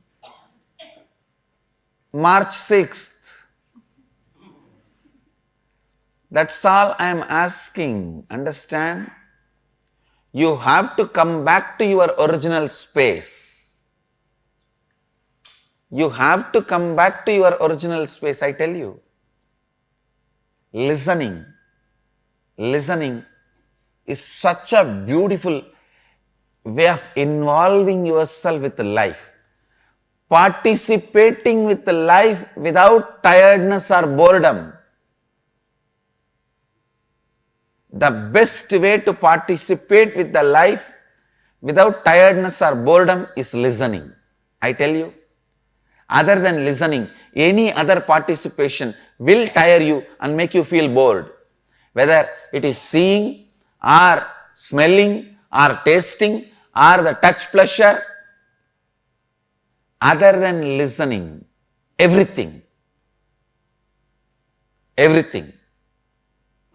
can tire you and lead you to boredom. All the other senses can be closed. Eyes can never be closed because God does not want you to stop listening even for a moment. That is why the system is created such a way. It is always open and available. Listen. Listen.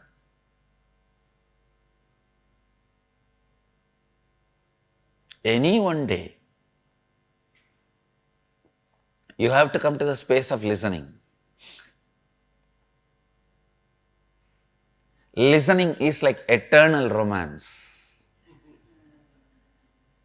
where you are not tired of getting involved with the life. Understand this involvement with life. Participating with life. Participation with the life starts with listening. Nothing in the life can be achieved unless you participate. Listening is an amazing way to participate in the life. Especially when you get the opportunity to sit with the source for next 21 days, don't miss the great possibility of listening. Don't miss the great possibility of listening. Because the words you listened becomes the part of the words you utter towards you and others. The words you listen from an enlightened being, a living master, becomes the words you are going to use about you and others in your life. I'll give you the essence of the satsang in Hindi. आज हरिद्वार में हम पुनः वापस आ गए हैं। हिमराज और गंगा के सानिध्य में ये स्थान अद्भुत ही है। आज के सत्संग में हम अनुभव के बारे में बात करते हैं। अब और कुछ नहीं है, केवल शब्द है।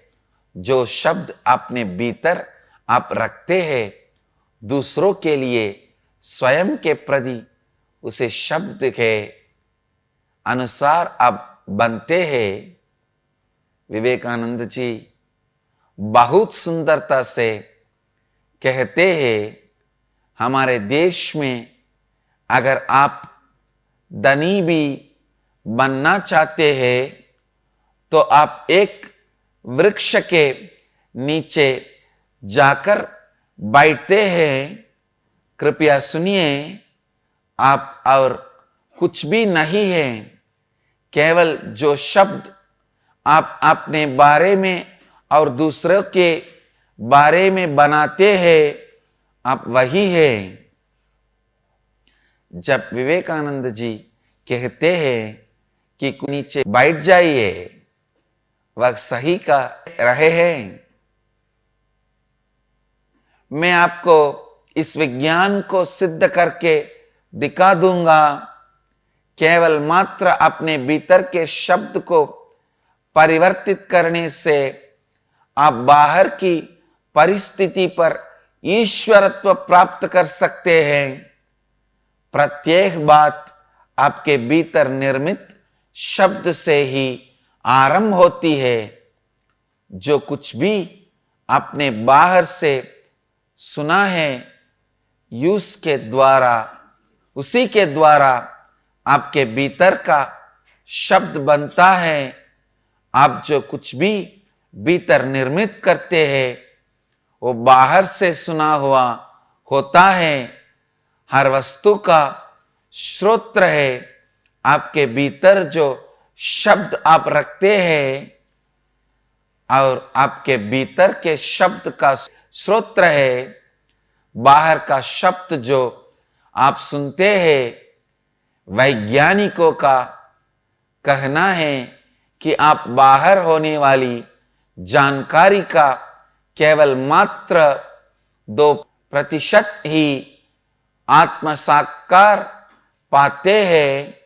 जो कुछ भी आप हैं, वह आपके द्वारा बोले गए शब्द के कारण ही है।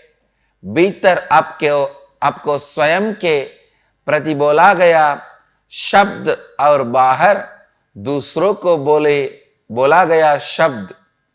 अच्छी सूचना है कि आपने कोई अभी समस्या बनाई हो, उसको सुधारा जा सकता है। मैं आपको सत्य बता रहा हूं। जो शब्द मैं आपको दूंगा, वह आपको कोई कुछ भी प्रदान करने के लिए पर्याप्त है। यह केवल वाक शक्ति है। अगले 21 दिन के लिए आपके पास अवसर है। ऐसे शब्दों को सुनने का जो नित्य आनंद में स्थिति है। नित्य श्रवण ही नित्य आनंद है।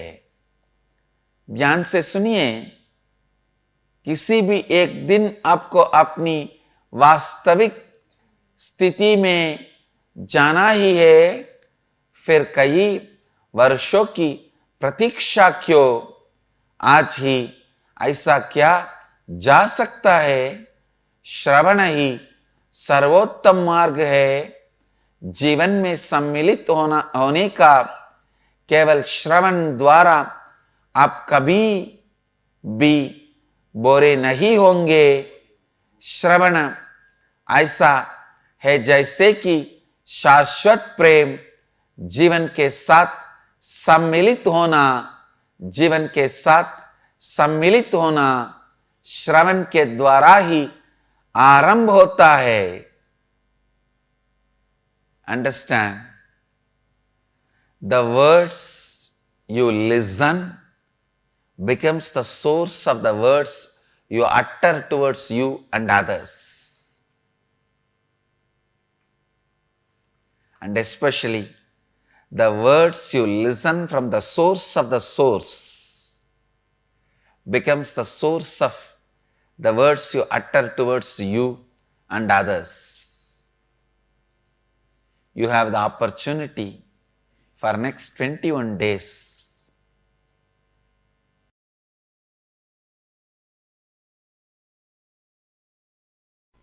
Please understand, whatever may be the reason, whatever may be the purpose, whatever you may want from this program, through this program, can happen in you by listening. It is with listening. When you start listening, it starts.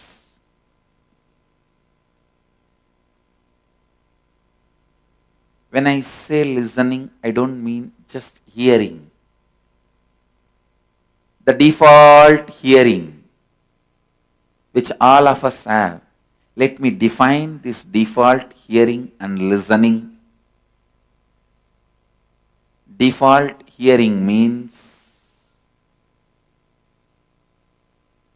you hear some words or sound.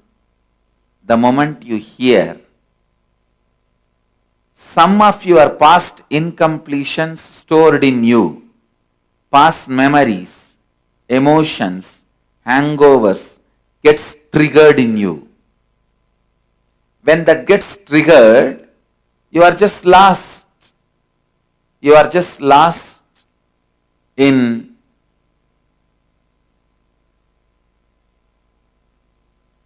the triggered hangover. I'll give you an example.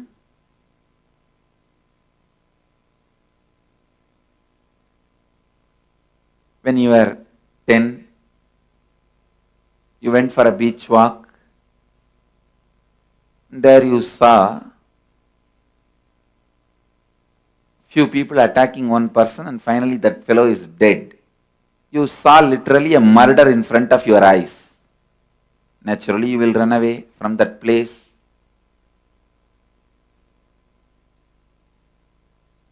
After that you may never go to beach for a walk. Or even if you get a chance to see the beach, you may remember only this painful memory. If you carry this incompletion, the moment I start speaking, I start uttering the word beach or a beautiful walk in the evening beach, the breeze of the evening beach. Here I am talking about the beautiful, loving, very soothing experience. But there in you, that incompletion gets triggered. You are already in the mood of that being terrorized, frightened, fear, carrying that hangover, that incompletion being triggered.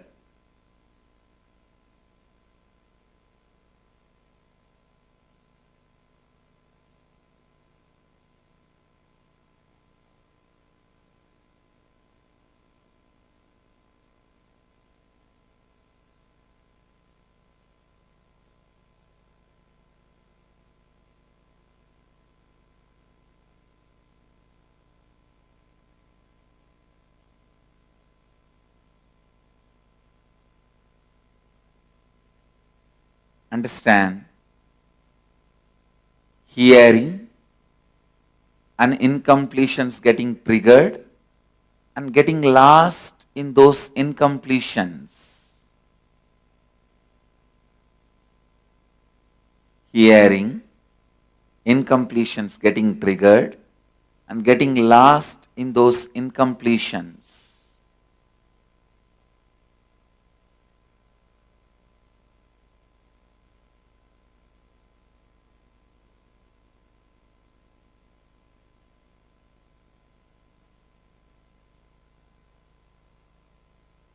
That is what is your default hearing. Now, when I ask you to listen, I mean listen and internalize everything I am uttering without allowing the interference of that past hangover, incompletions.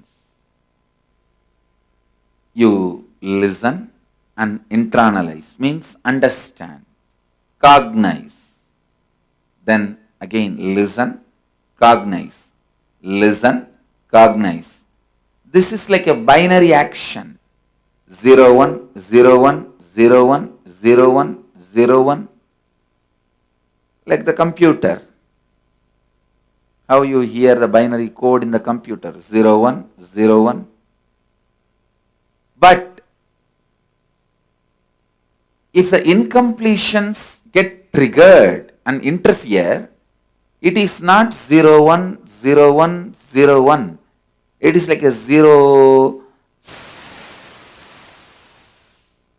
1. Then again 0. The incompletions getting triggered stops the hearing and internalizing.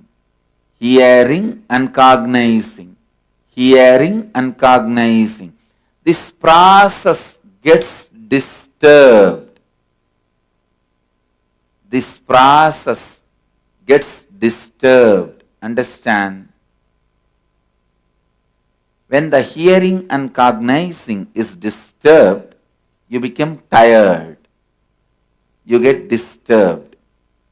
And the listening gets broken.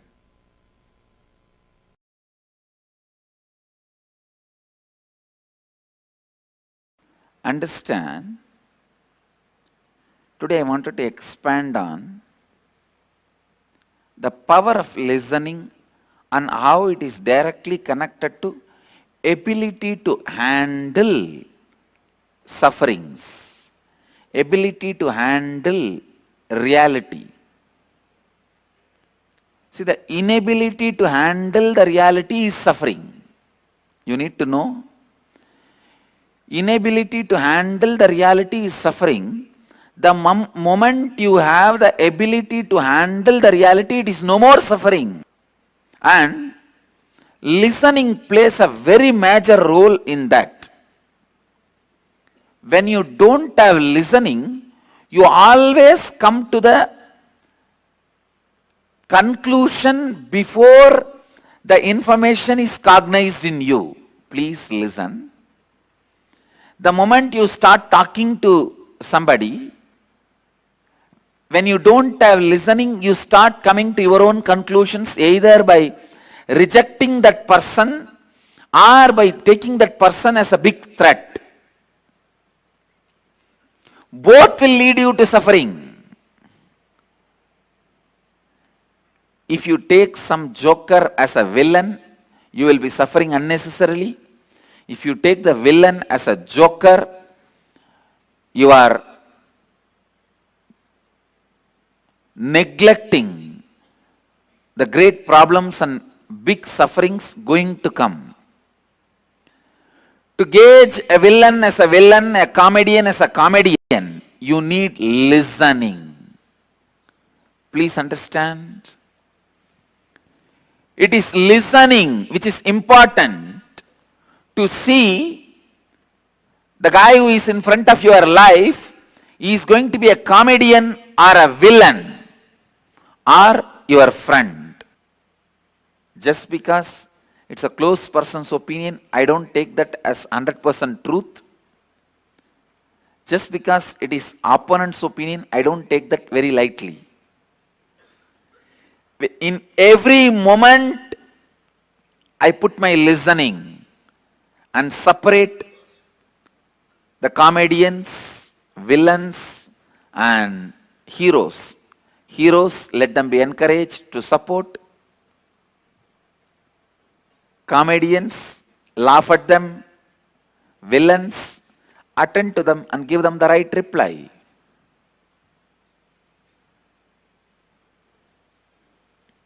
Please understand, listening is survival need. Listening is survival need. If you just have listening towards your mind, it cannot cause any more suffering to you.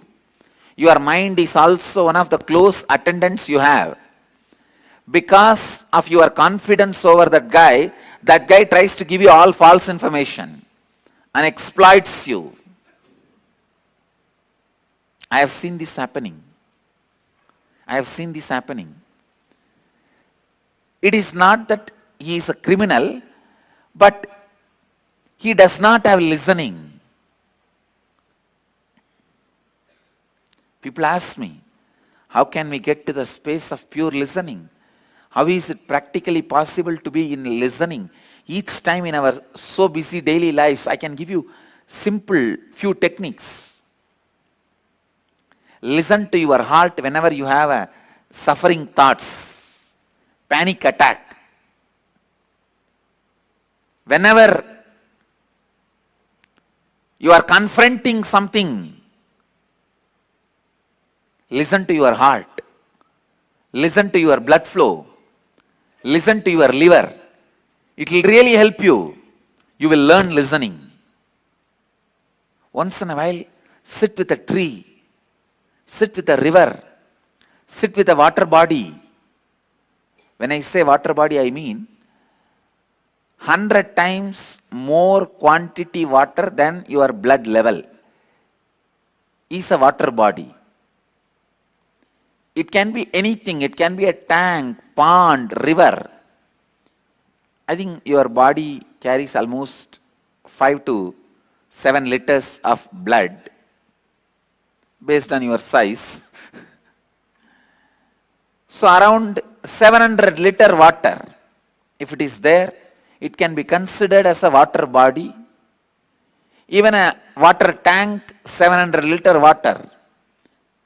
If you sit with water body and listen, it may look very funny in the initial level, but I tell you, it will develop listening.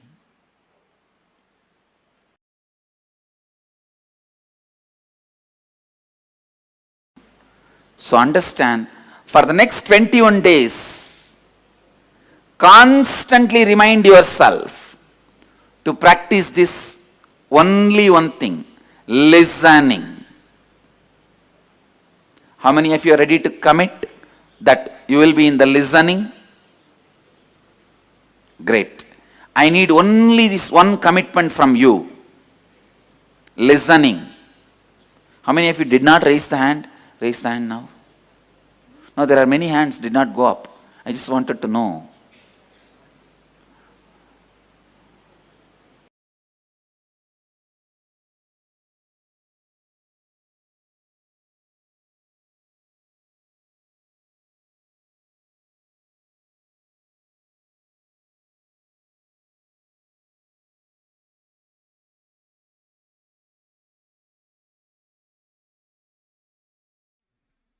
Yes. So that was a beautiful video where Swamiji talked about listening. Let us now enter the internalization exercise to see how we can implement these powerful cognitions in our life. So the highlights from the session and the essence of the session is whether you understand or not, expect or experience or not, believe or not, you are nothing but the word you give. You are nothing but the word you create inside you about you and about the world, about everything.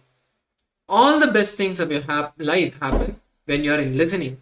Hearing and cognizing is listening without any interference or of incompletions. So the Brihadaranyaka Upanishad says that authentic listening is listening, default listening is hearing.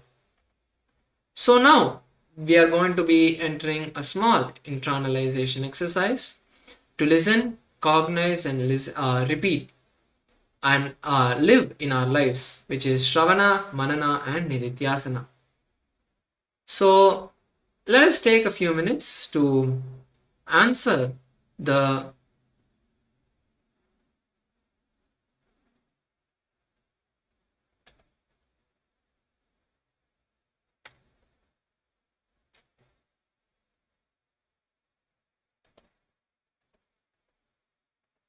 Let us take a few minutes now to write down the powerful cognitions that we received in this session, and then we'll be moving into the next session. So now let's take a few minutes to write down what we have understood in this session.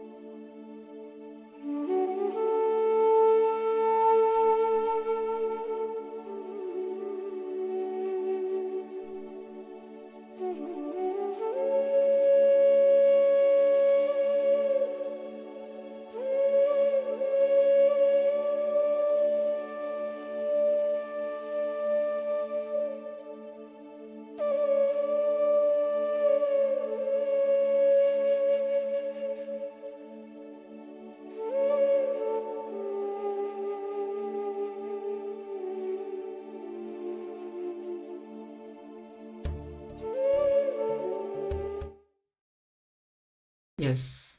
So one participant has put listening to ourselves to involve with life. Yes, that's a beautiful, powerful cognition, Sriniti Lingodbhavananda. And yes, with this, now we're going to be moving into the next session. So the next session is about power manifestation. So all of us saw and had a glimpse of the power manifestation. But what is the actual science? And what gives us the ability, apart from the initiation, what is that we need to do from our side to start manifesting powers? This is what we're going to be seeing in the next session. And in the next session, we're going to be seeing Swamiji himself share in various satsangs the beautiful science of manifesting powers. So let's all be in the space of listening now as we see and understand the science of manifesting powers. Paramashivoham Om Nityananda Paramashivoham Om Nityananda Paramashivoham Om Nityananda Paramashivoham Nityananda Paramashivoham Om Nityananda. By the grace of Sadashiva, understand each civilization has contributed something to humanity. As long as that civilization was contributing to the humanity, the civilization was allowed to live. It existed. It flourished. European civilization did a large research and development on socio-political ideologies and structures, from autocracy, democracy, every possible socio-political structures. They have done research. German has done vast research on medicine, the field of medicine. That's their contribution. Each civilization has done contribution in some field. The Indus civilization, Indus Saraswati civilization, the civilization which happened between the river Indus and Saraswati. The biggest contribution from the Indus Saraswati civilization, the modern day Indian civilization, modern day what we call India, in those days it was Indus Saraswati civilization. Biggest contribution of the Indus Saraswati civilization is giving superconscious breakthroughs at every age. Please understand, we are all here today after a long journey from amoeba, single cell, to fish, from fish, evolving to monkey, from monkey to man. People ask me, Swamiji, then do you accept that evolution theory? Please understand,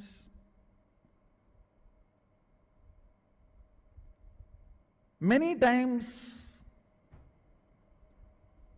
I have faced this question, is Darwin's evolution theory right, or the Hinduism's avatara theory right? Understand, as far as the body is concerned, Darwin's evolution theory is right.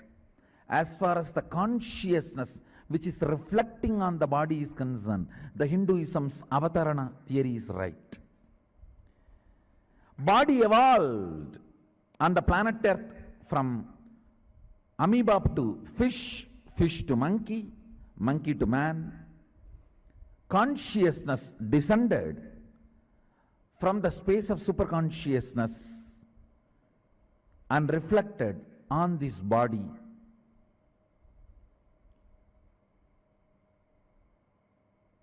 Amoeba to fish is a physical growth, physical breakthrough. From fish to monkey, physical growth and psychological growth. From monkey to man, physical growth, psychological growth and conscious growth. Now it is time humanity need to have the next breakthrough, from man to superman, from man to divine, physical, mental, conscious and superconscious breakthrough. Understand,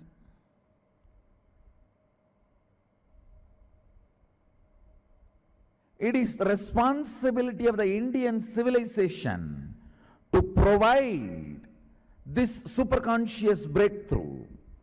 The science of providing superconscious breakthrough from time to time at different ages is what we call Vedagamas. This breakthrough is the responsibility of the Indian civilization. This science is preserved in the Vedas and Agamas. This tradition which has dedicated itself to give a superconscious breakthrough again and again and again to humanity is Sanatana Hindu Dharma.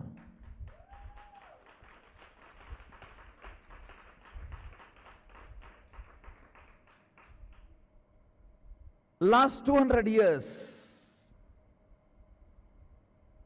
the modern day humanity is matured enough to have the next superconscious breakthrough. Many masters were putting all their efforts. Ramakrishna Paramahamsa, Vivekananda, Ramana Maharshi, Aurobindo, Maharishi Mahesh Yogi, Paramahamsa Yogananda, Srila Prabhupada, all of them were putting their efforts. All my predecessors worked day and night.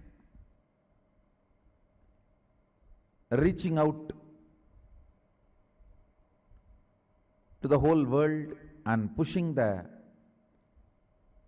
humanity's consciousness to the next level.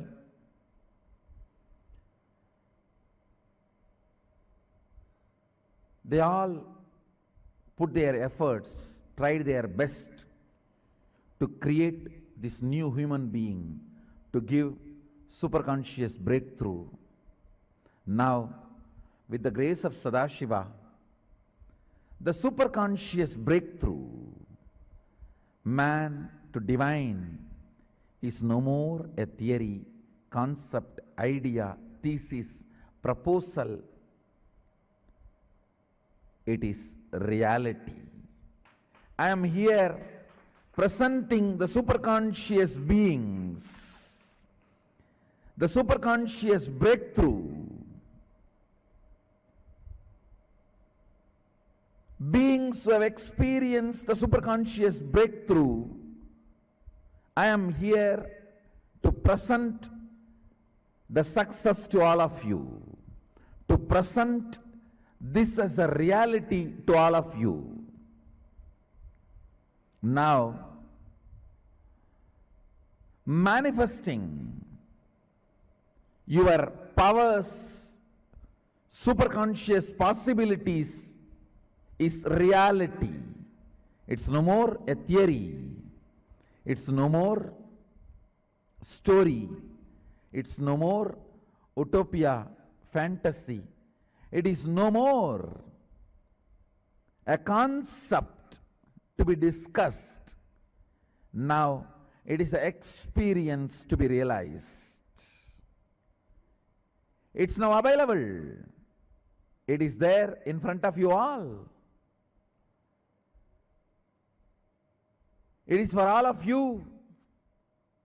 The science is ready. The software is ready. The update is ready. It's now appearing in front of you, requesting you to update your consciousness. You can either click do now or remind me later or not now. It's up to you. It is appearing in front of you in the form of my invitation. Understand these extraordinary superconscious possibilities and powers. They are not magic tricks. There is no fraudulence. It is clear possibility and powers. It is not that it is only for few people. It's available for all of you. It is available for all of you. It's open for all of you. Fortunately, by the grace of Sadashiva, now the science is successful. O humanity, I am inviting you to come and taste this superconscious breakthrough. Awakening of your superconscious being, experiencing the superconscious being, and it's time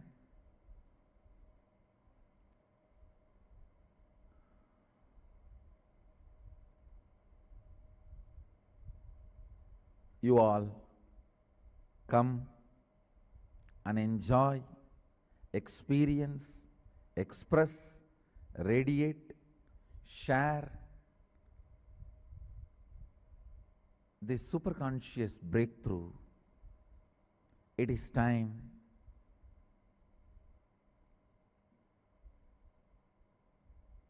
you raise yourself to the next level. Understand, whenever a superconscious breakthrough happens, it is not that you manifest only superconscious powers and possibilities. Your whole body goes through. Your whole body goes through a new energy, rejuvenation. It just gets updated, upgraded. Your consciousness evolves. Your being moves to the next level. So fundamentally, your body, mind, being, your consciousness, the whole thing raises to the next level. It is time. I am inviting everyone. Oh, people of Los Angeles. Oh, human beings of Los Angeles. Through the human beings of Los Angeles, I am inviting the whole humanity. Welcome, please come and experience this superconscious breakthrough. It is time that you raise yourself to the next level by upgrading your consciousness, manifesting all the possibilities and powers available to you. Your body is fundamentally programmed to manifest all the powers of Sadashiva, all the powers of the ultimate superconsciousness. It is time you upgrade yourself. It is time you raise yourself. Now the science is available. Now is the time. You have waited for a long time. Understand? Oh humanity, you survived many births. You survived many natural calamities. You survived many man-made calamities. You survived many wars. Understand?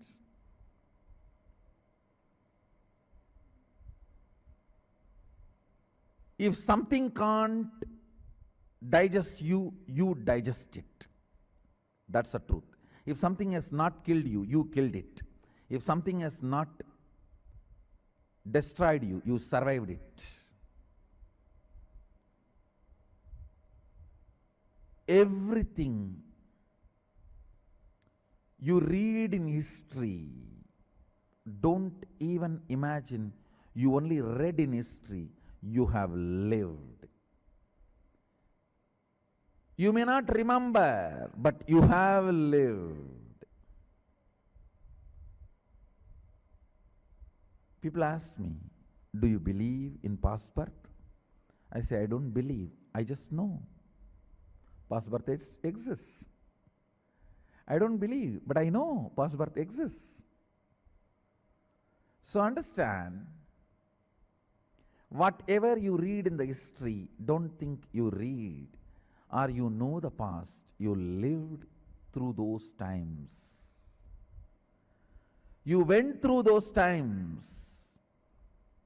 Oh humanity, you have survived all this for this conscious breakthrough. Now it is time. It is available in front of you. Experience it and enjoy it. Whatever powers the Nityananda yogis in the stage are manifesting, it is all not just for them, it's for all of you and much more.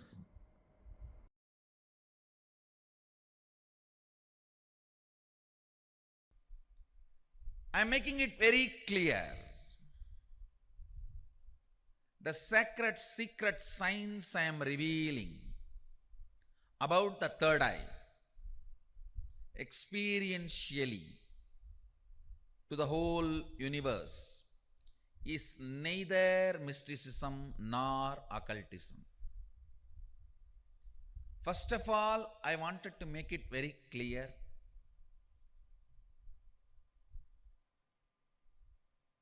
Mysticism and occultism, even those very words and the scope of those words, definition of those words are handicapped, mentally retarded version of the word Shakti and Siddhi. Listen. What I am revealing as the sacred secret science of third eye is neither mysticism nor occultism. It does not come under any of these definitions.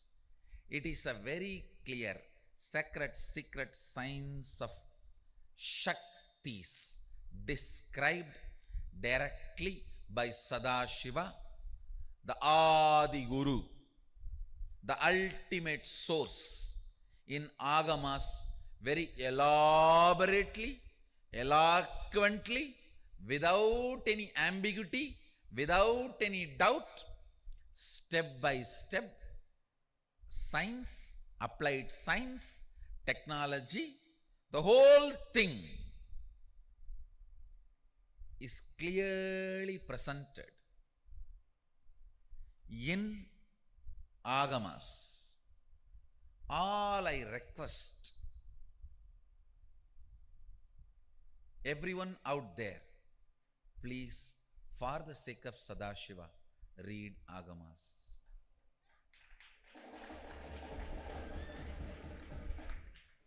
Understand, I wanted to be very clear.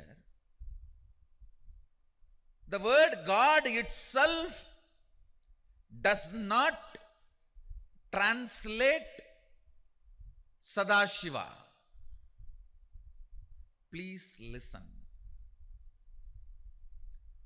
What Vedas describe as Brahman, agamas describe as Sadashiva, is not what English word God means.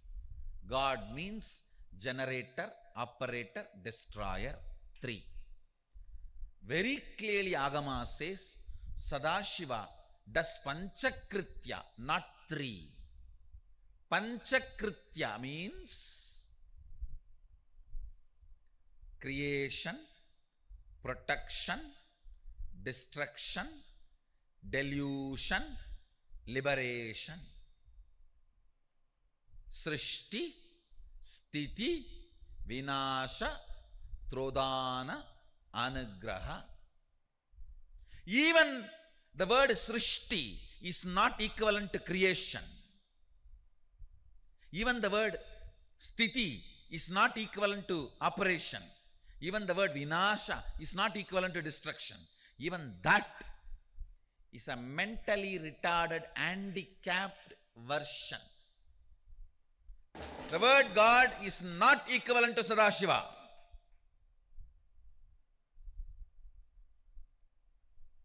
The very scope. West does not understand something called delusion and liberation. It understands only creation, operation, and destruction.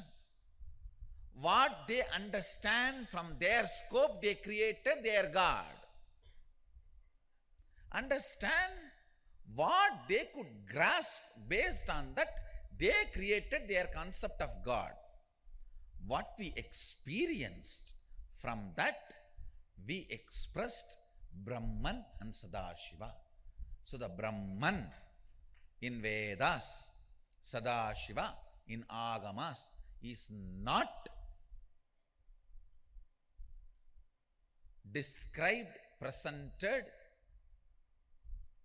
properly by the word God.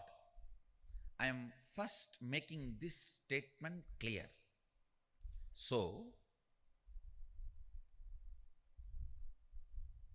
the moment I have discarded even the word God, where is the question of getting absorbed into that God?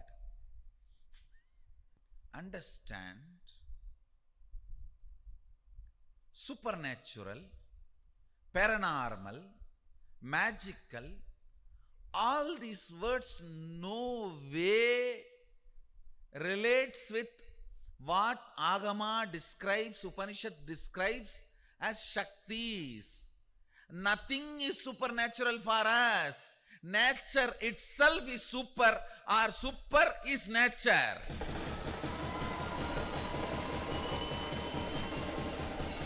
Please understand, In agama, there is nothing called natural and supernatural.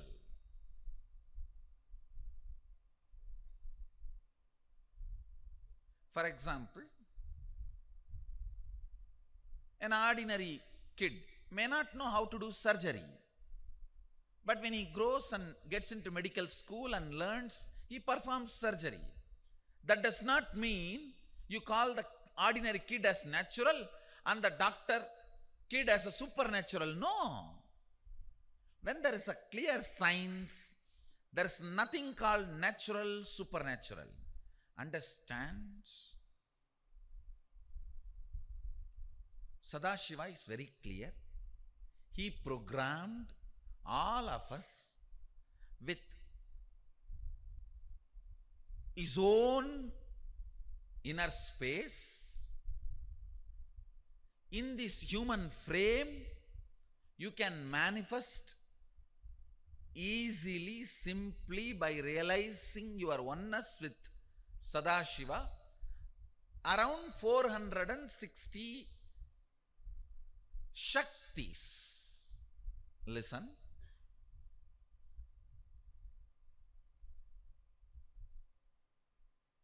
These shaktis are neither supernatural nor magical or paranormal or alchemy based or occult or mystical. These are very clearly the sacred science of manifesting your original state of Sadashivatva. Somebody says it is difficult, somebody says it is easy. I say it is neither difficult nor easy, it is simple reality.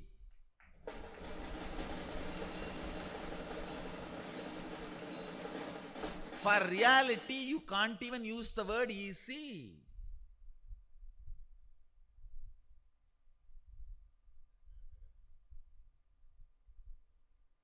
Understand, if this coffee is there in the kitchen, getting it and putting it in the mouth is difficult. If it is there just next to me in the table, getting it and putting it in the mouth is easy. But the coffee is already sitting in the mouth. Is it difficult or easy? It's simple reality. The coffee which is already in the mouth, for that you can't even use the word difficult or easy. It's reality. Now the next, somebody was asking me, Swamiji, in those days we did not have a cell phone, iPad, internet. So we needed to develop all the extraordinary powers, Shakti, so that through third eye we can send message, receive information. Nowadays we have all these equipments. What is the use of third eye, extraordinary powers and everything? We can talk through cell phone itself, show through video itself.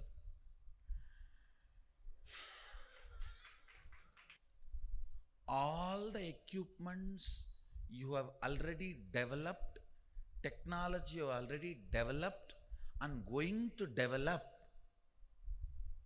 will always be able to communicate, transmit only the informations of this waking state, which is already deluded and less informed. But the powers of third eye, when you see through third eye,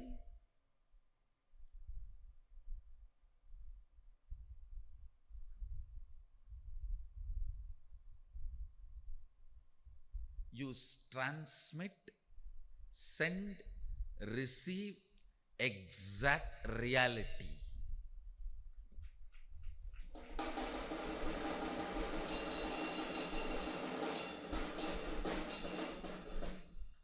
Okay, Facebook is there. How many fellows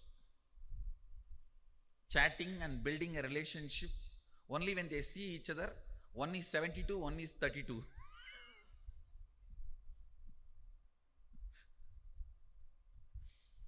profile picture is not real picture.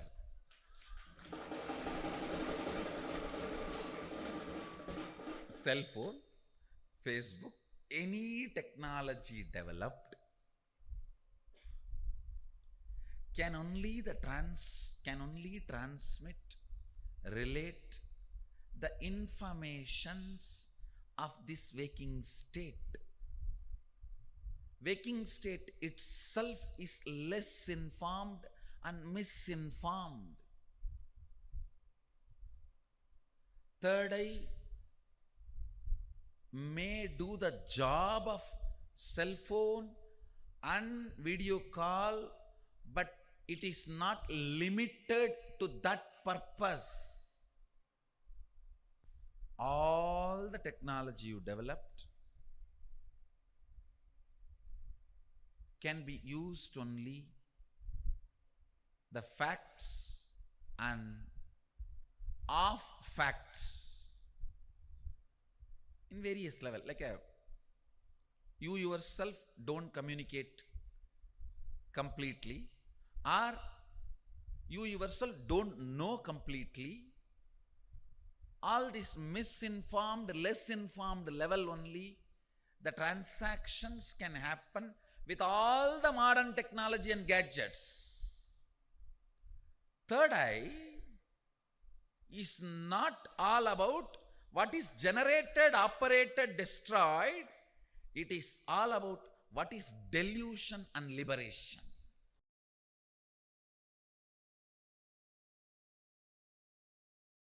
Power manifestation is direct way to connect with Sri Kailasa. Every time you decide consciously to manifest powers, even if it does not manifest as you want immediately, you establish the connection with Sri Kailasa and it becomes tapas, spiritual practice every time. Listen, the seeds you sow, if you put 100 seeds, 9 may sprout, the remaining 10 does not go waste, that 10 becomes manure. 100 times you declare oneness with will persistence and decide to manifest powers. 90 times you may manifest, and 10 times even if you don't manifest, that becomes tapas, but never goes waste. Like a seed sown never goes waste. Either it becomes tree or it becomes manure. Every time you decide to manifest powers,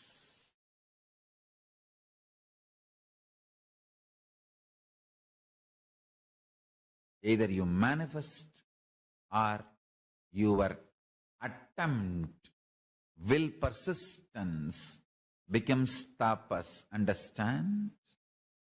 Today, I'm going to make sure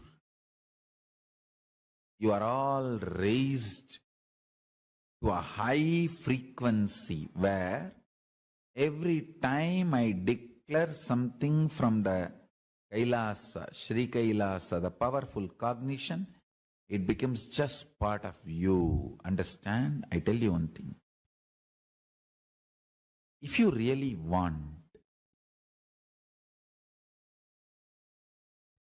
the power manifestation science to become reality in you and want to manifest all powers, the moment I declare this is the powerful cognition, hold this, you will manifest this power. Immediately, if you want to manifest without gap, I give you one powerful technique. Read Autobiography of the Avatar. Because my life is really my most secret message. Understand? My satsang is the message for all the people who are part of my public life. My life is the real message. Gift, I give it to everyone who wants to become part of my intimate life, personal life. Understand? Read autobiography of the avatar.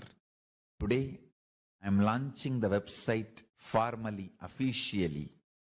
If you read, listen how I lived with Arunagiri Yogeshwara, you can literally experience the same with me. Whatever I experienced with Arunagiri Yogeshwara, even if you hear, listen, you will go through the same with me. That is why I tell you, reading or listening about my tapas is you doing tapas. Understand? My tapas is not inspiration for you to do tapas. It is initiation. Understand? I have not done tapas for myself. I have done it for you. So, when you listen to my tapas, it is not inspiration for you to do tapas. Just listen. That is initiation. It is equivalent to you doing that tapas. If you listen, hear, read about my panchatapas, it is equivalent to you doing that panchatapas. If you listen, hear, read, cherish, cognize how I lived with Arunagiri Yogeshwara, it is not just an inspiration to get a guru and have that same experience. It is initiation. You will be having the same experience with me literally in your inner space. Just if you understand the Shakti Pada and Shaktini Pada and start power manifestation lifestyle, just first thing will happen. You will not have any panic attack. You will have only powerfulness attack. It should not be called as attack, like a powerfulness explosion. Sometimes I get these messages in the Facebook. People put comments, Swamiji, again and again I fall in love with you. So again and again you will fall in love with Paramashiva. That is power manifestation. Every time when you manifest powers, you will fall in love with Paramashiva once more. You'll feel like, oh God, once more I am in love with you, Swamiji. Once more I have fallen for you. That is exactly power manifestation. In power manifestation, again and again you fall in love with Paramashiva. You fall for Paramashiva. And I tell you,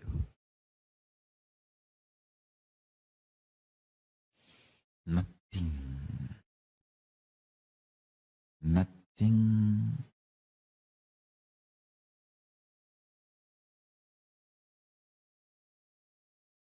will be left in you untouched by Paramashiva. Even your DNA will become different. I tell you.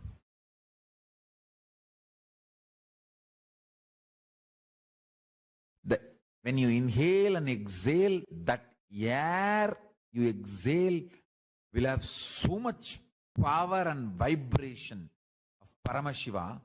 Your breathing space will radiate him. Your blood, bone marrow, DNA, the air you exhale will vibrate Paramashiva. Nothing can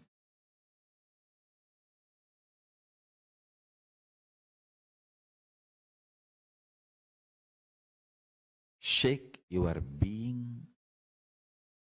Nothing can move your being.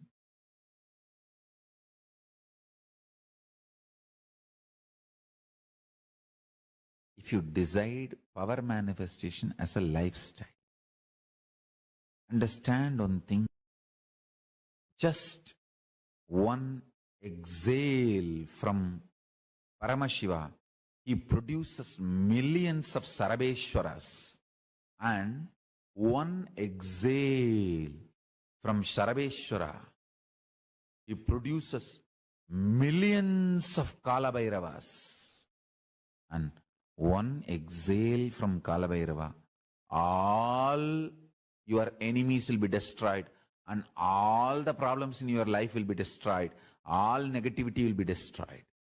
Understand? Listen, one exhale from Paramashiva, thousands of Sarabeshwaras. One exhaling from Sarabeshwara, thousands of Kalabhairavas. One exhaling from Kalabhairava, or one from Kalabhairava, that's it. All the negativity in your life is destroyed.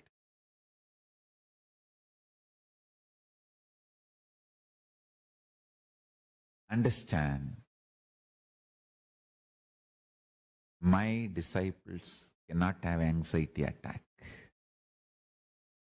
My disciples will not have anxiety attack.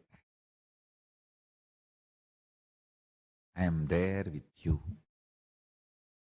Nothing can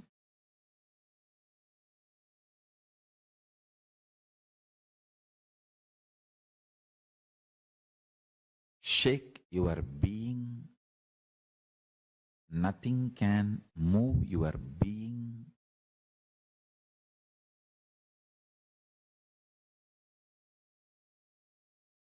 If you decide power manifestation as a lifestyle, understand one thing, just one exhale from Paramashiva, he produces millions of Sarabeshwaras, and one exhale from Sarabeshwara, he produces millions of Kalabhairavas, and one exhale from Kalabhairava, all your enemies will be destroyed, and all the problems in your life will be destroyed, all negativity will be destroyed.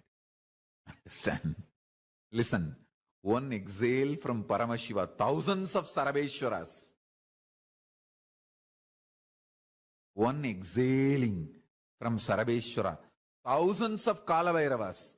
One exhaling from Kalabhairava, or one from Kalabhairava, that's it. All the negativity in your life is destroyed.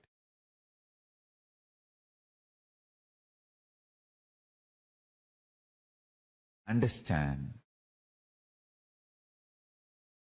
my disciples cannot have anxiety attack. My disciples will not have anxiety attack. I am there with you. Power manifestation is too simple and really too powerful and too useful for your day-to-day life. It's a most useful spiritual practice. It is intense prayer, intense Advaitic oneness, intense yogic samyama, and intense Shaktipada and Shaktinipada. All put together I have given as one method, power manifestation. Just three things. Listen, Paramashiva is inside you, cognize it. And he is endless resource. And he is waiting to manifest for you. And you just need to connect with him, declare your integrity to him, and make Satya Sankalpa. That's it. That's it.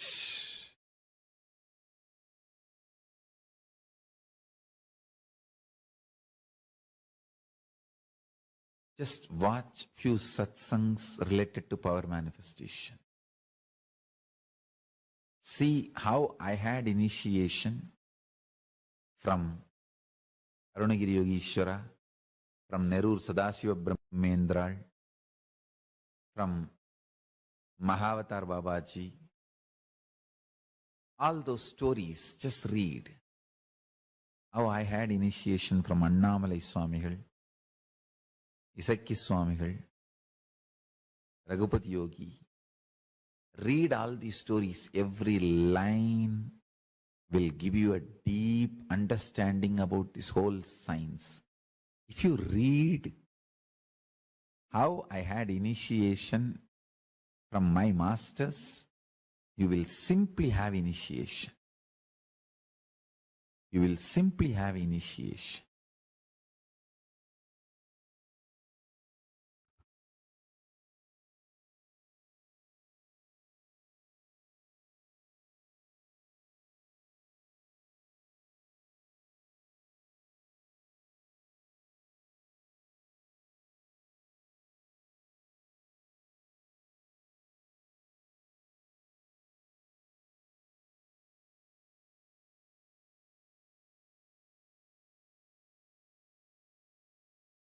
Nothing is more powerful than power manifestation science. Nothing is more powerful than power manifestation science. Power manifestation science in life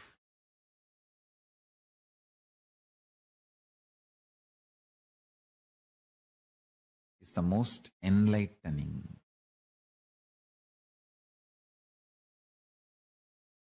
most exciting, most inspiring spiritual practice. When you decide to manifest powers again and again and again, you know Paramashiva is within you and he is manifesting. You fall in love with Paramashiva every minute. Understand? If he manifests, you know he is real and he is manifesting. Even if you don't manifest what you declared, you will manifest the jnana and vijnana, knowledge and understanding, why it is not manifesting as you want, why it is manifesting much better way than you want, as Paramashiva want. That's the beauty. Most of the time,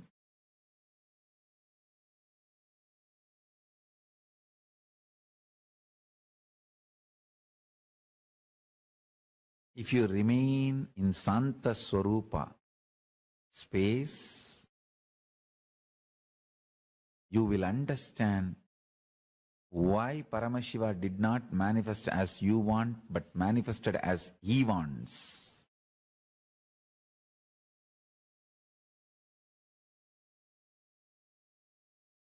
Because he is greater planner than you. He is higher intelligence than you.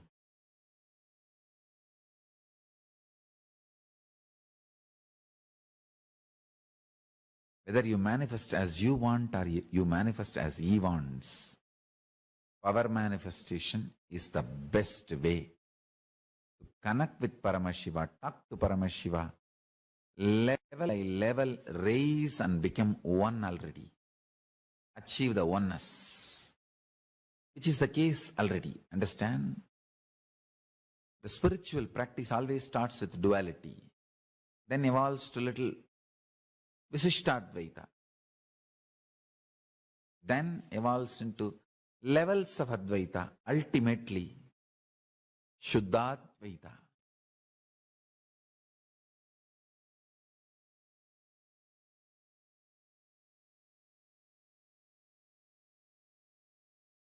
Shuddhadvaita becomes your reality through power manifestation, step by step by step.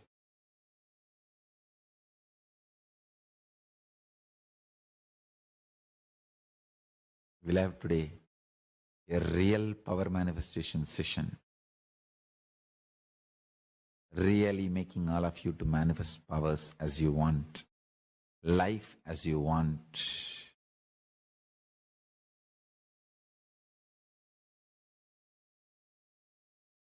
Understand, all you need to enjoy the powers and superconscious mutation of 64 manifestations of Paramashiva is to have the right knowledge about all that 64 manifestations. You need to understand Paramashiva as he introduces himself. Listen, if you want to understand me, you need to understand as I introduce me to you. You can't understand me with your own independent investigation. Neither your mind is capable nor your consciousness is powerful to grasp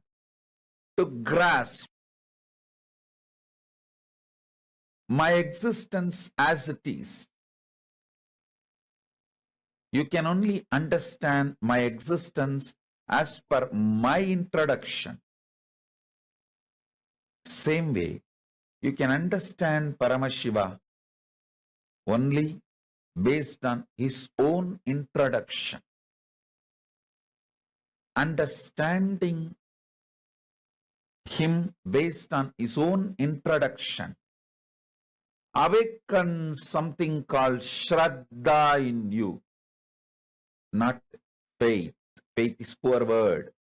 Shraddha. And Shraddha breeds bhakti. And all the Ananta Kalyana Gunas, auspicious qualities of Paramashiva starts manifesting in you. Powers of Paramashiva starts manifesting in you. Listen, you just need to know what is swimming and see somebody is swimming, then simply your muscle memory starts manifesting swimming.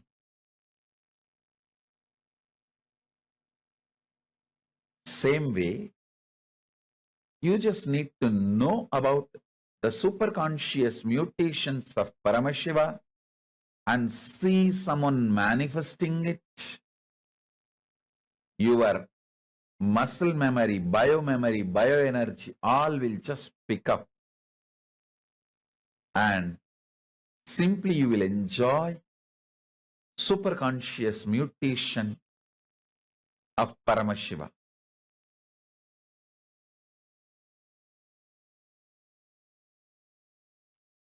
More and more power manifestation. You see, I am seeing so many of you putting the message.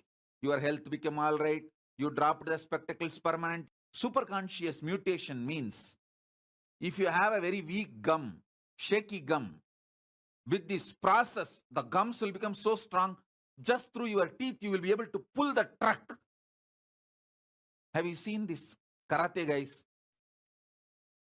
the kung fu guys, all these black belt guys, they pull that whole truck through the teeth. You will be able to do that. That is what is superconscious mutation. Understand? Superconscious mutation is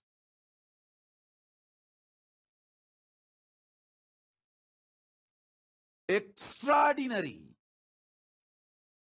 Extraordinary.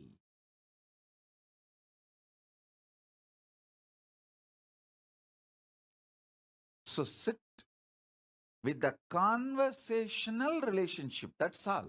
Nothing else.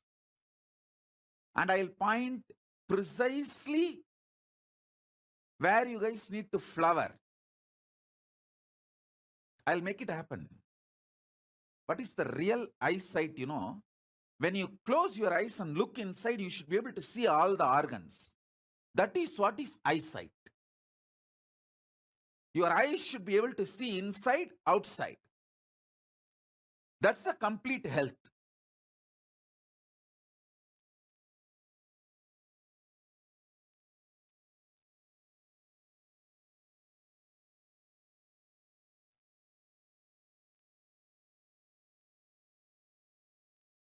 Now the superconscious mutation will make that happen.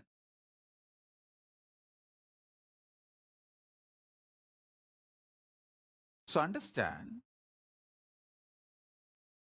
superconscious mutation is not ordinary power manifestation. You had a spectacles and you dropped the spectacles. Now you are able to see is ordinary power manifestation.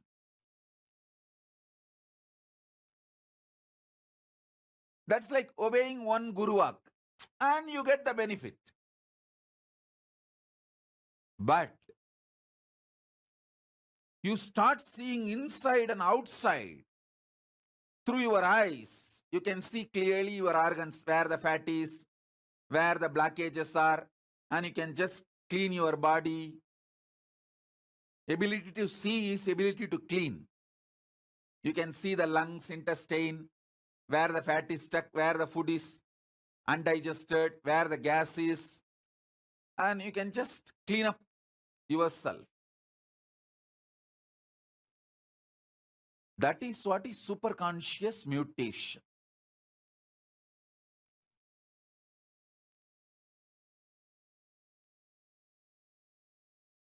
So listening to one Guruvak and getting some miracle is just a small, ordinary power manifestation. But when superconscious mutation happens, it is just next level. It's a life manifesting in a different scale.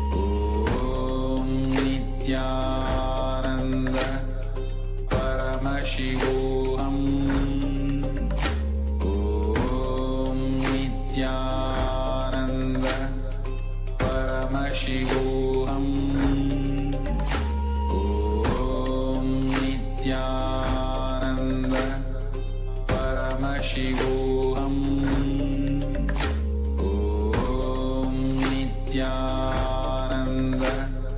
Paramashivoham. Om Nityananda Paramashivoham. Om Nityananda Paramashivoham.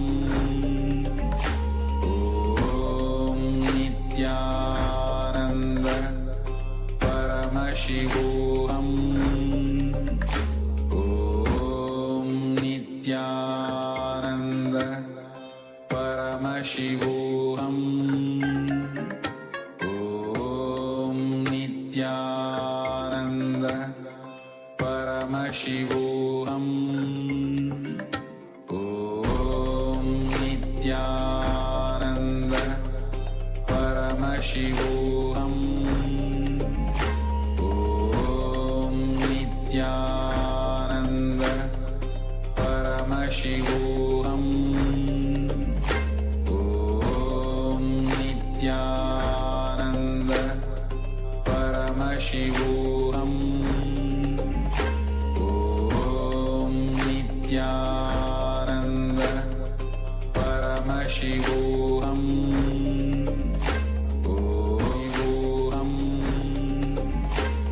Om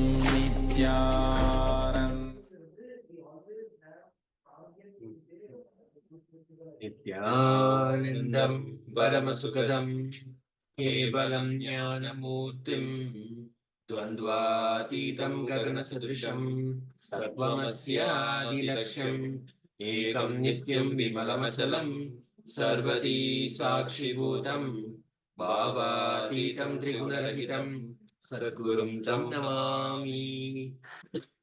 Nityanandam, thank you so much for joining us yet again.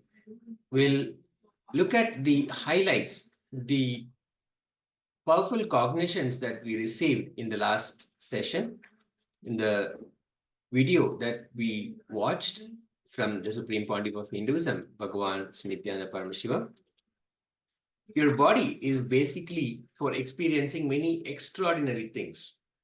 That is why when Hinduism introduces you to you, it says, Shrinvant Vishve Amritasya Putraha, which means, oh, listen, sons of immortality. Whatever achievement happens in your life, whether in the form of wealth or power or health or happiness, or in the form of fulfillment, anything, everything, Kundalini is the source. If the Kundalini can be awakened and directed, then you can achieve anything that you want in your life. Agnya means willpower. If this chakra opens, your whole thoughts, your whole thinking trend will be changed. Not only that, whatever you think will become reality.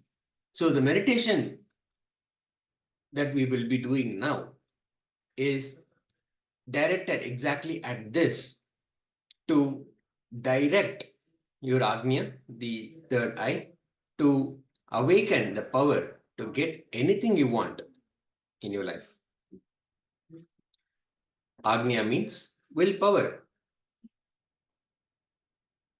The Shastra Pramana for this, the Vijnana Bhairava Tantra, Sutra 31, Dharana 8 says, Taya Puryas Murdantam Bhangtva Brukshepa Setunam Nirvikalpam Manakritva Sarvortve Sarvagodgamaha. The translation is, we experience the oneness with Sadashiva, Paramashiva, as when we place our life breath energy in between the eyebrows, cognizing that we are breathing through the third eye, cognizing that we are breathing through that third eye, we awaken Sadashiva's third eye. So let us now enter into the meditation. The step one, the first step, closing your eyes, concentrate on the third eye, which is the region between your eyebrows. Feel as if you're drilling it from the inside. From the inside, you're drilling it. Visualize as if you're drilling it from the inside. This is step one. Step two, open your eyes and see through the third eye. We'll be projecting the third eye of the Supreme Pontiff of Hinduism, Bhagavan Nityananda Paramashivam, on the screen. So when you open your eyes, see through your third eye directly into the third eye of Swamiji, of the Supreme Pontiff of Hinduism. Visualize as if you're looking through the third eye. You're seeing through the third eye with the physical eyes being open. The step 3 is with your eyes closed. Just see through your eyes whatever images you're seeing behind the closed eyes. We may be closing our eyes, but that doesn't mean the visuals are stopped. The visuals will still continue to flow. So with your eyes closed, continue to see whatever images you're seeing behind the closed eyes. Step 4, again open your eyes and see through the third eye, looking intensely at the Supreme Pontiff of Hinduism's third eye in the picture. Look through your eyes. And then the last step is, with your eyes closed, just see through your eyes whatever images you're seeing behind the closed eyes. You may feel that you need a little more time to sleep as your eyes are a little hot. So you need more time to keep closed. Wash your eyes in the morning and night using fresh water after you practice this process. Let us now enter into the Trinetra Tadak initiation, awakening the power to get anything you want. Let's receive the powerful cognitions and the direct initiation from the Supreme Pontiff of Hinduism, Bhagavan Nityananda Paramashivam.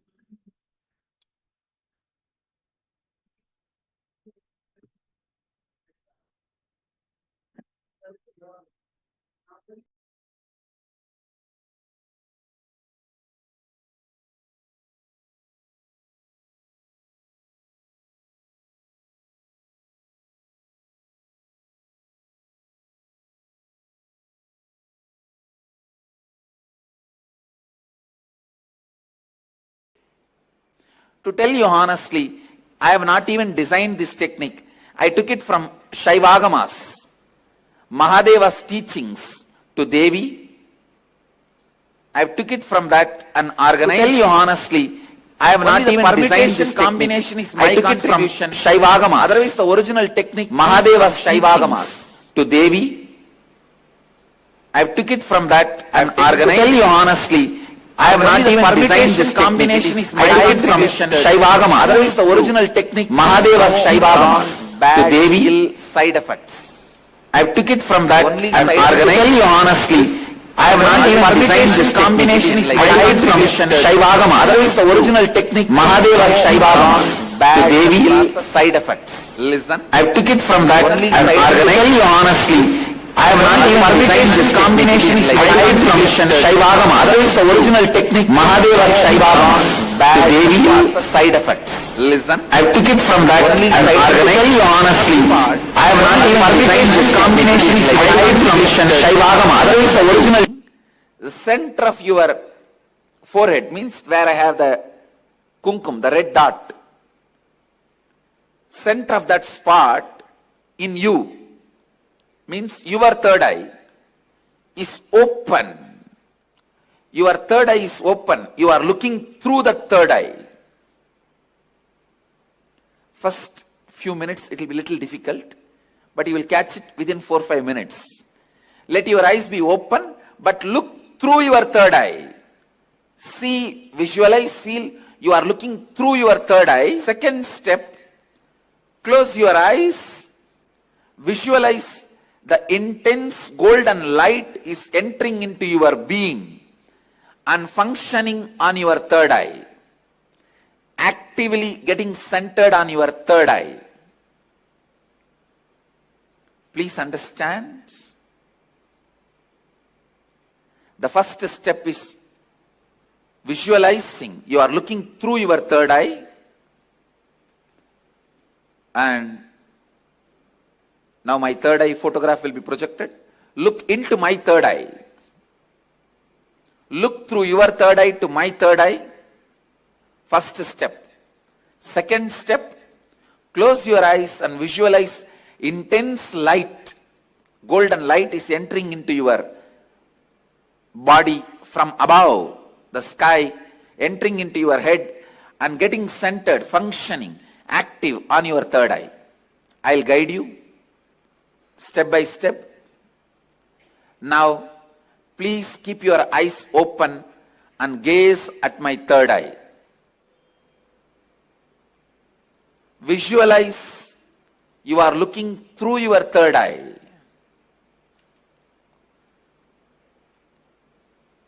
Between your eyebrows, there's a red color hole. Visualize you have a red color hole between your eyebrows and intensely look at my third eye.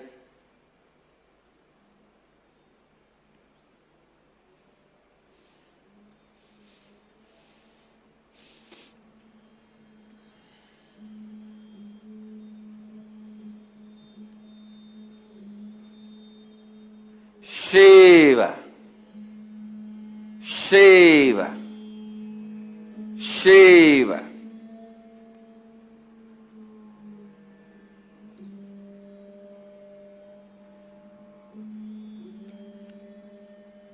Shiva. Your eyes can be open, but visualize you are looking through the third eye.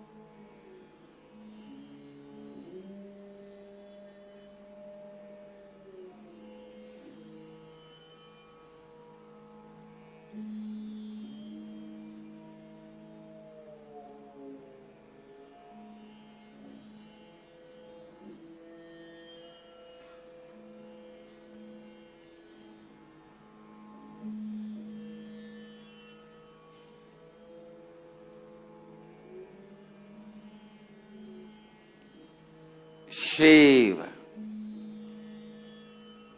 Shambhavi,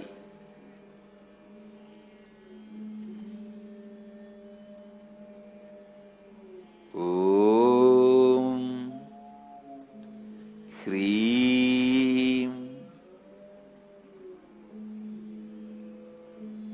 Kundalini, Kula Kundalini.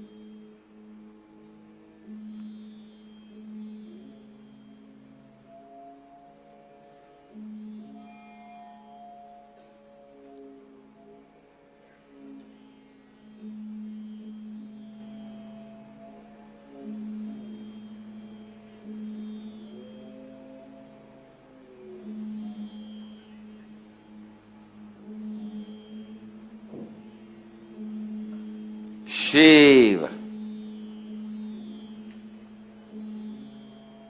Now, close your eyes. Visualize the heavy white light, golden light is landing on your head from the cosmos and getting activated and centered on your third eye. Close your eyes and visualize the energy entering through your head and getting activated and centered on your third eye. Shiva. Kundalini, Kula Kundalini, Shambhavi, Shankari, Shiva, Shiva, Shiva, Banashankari, Banashankari.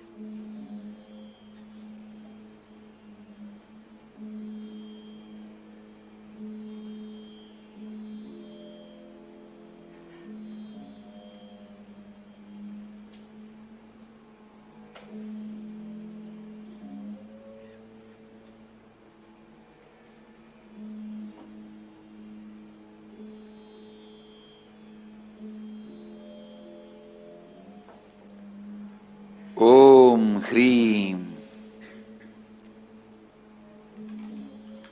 Sa Ka Ha La Hreem Ha Sa Ka La Hreem Ka Ye Yi Shiva.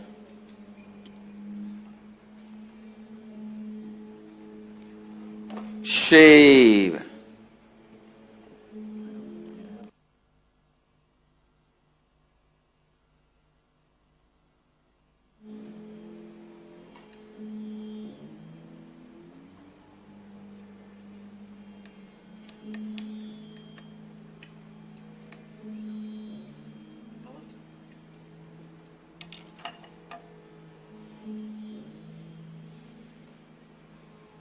Shiva.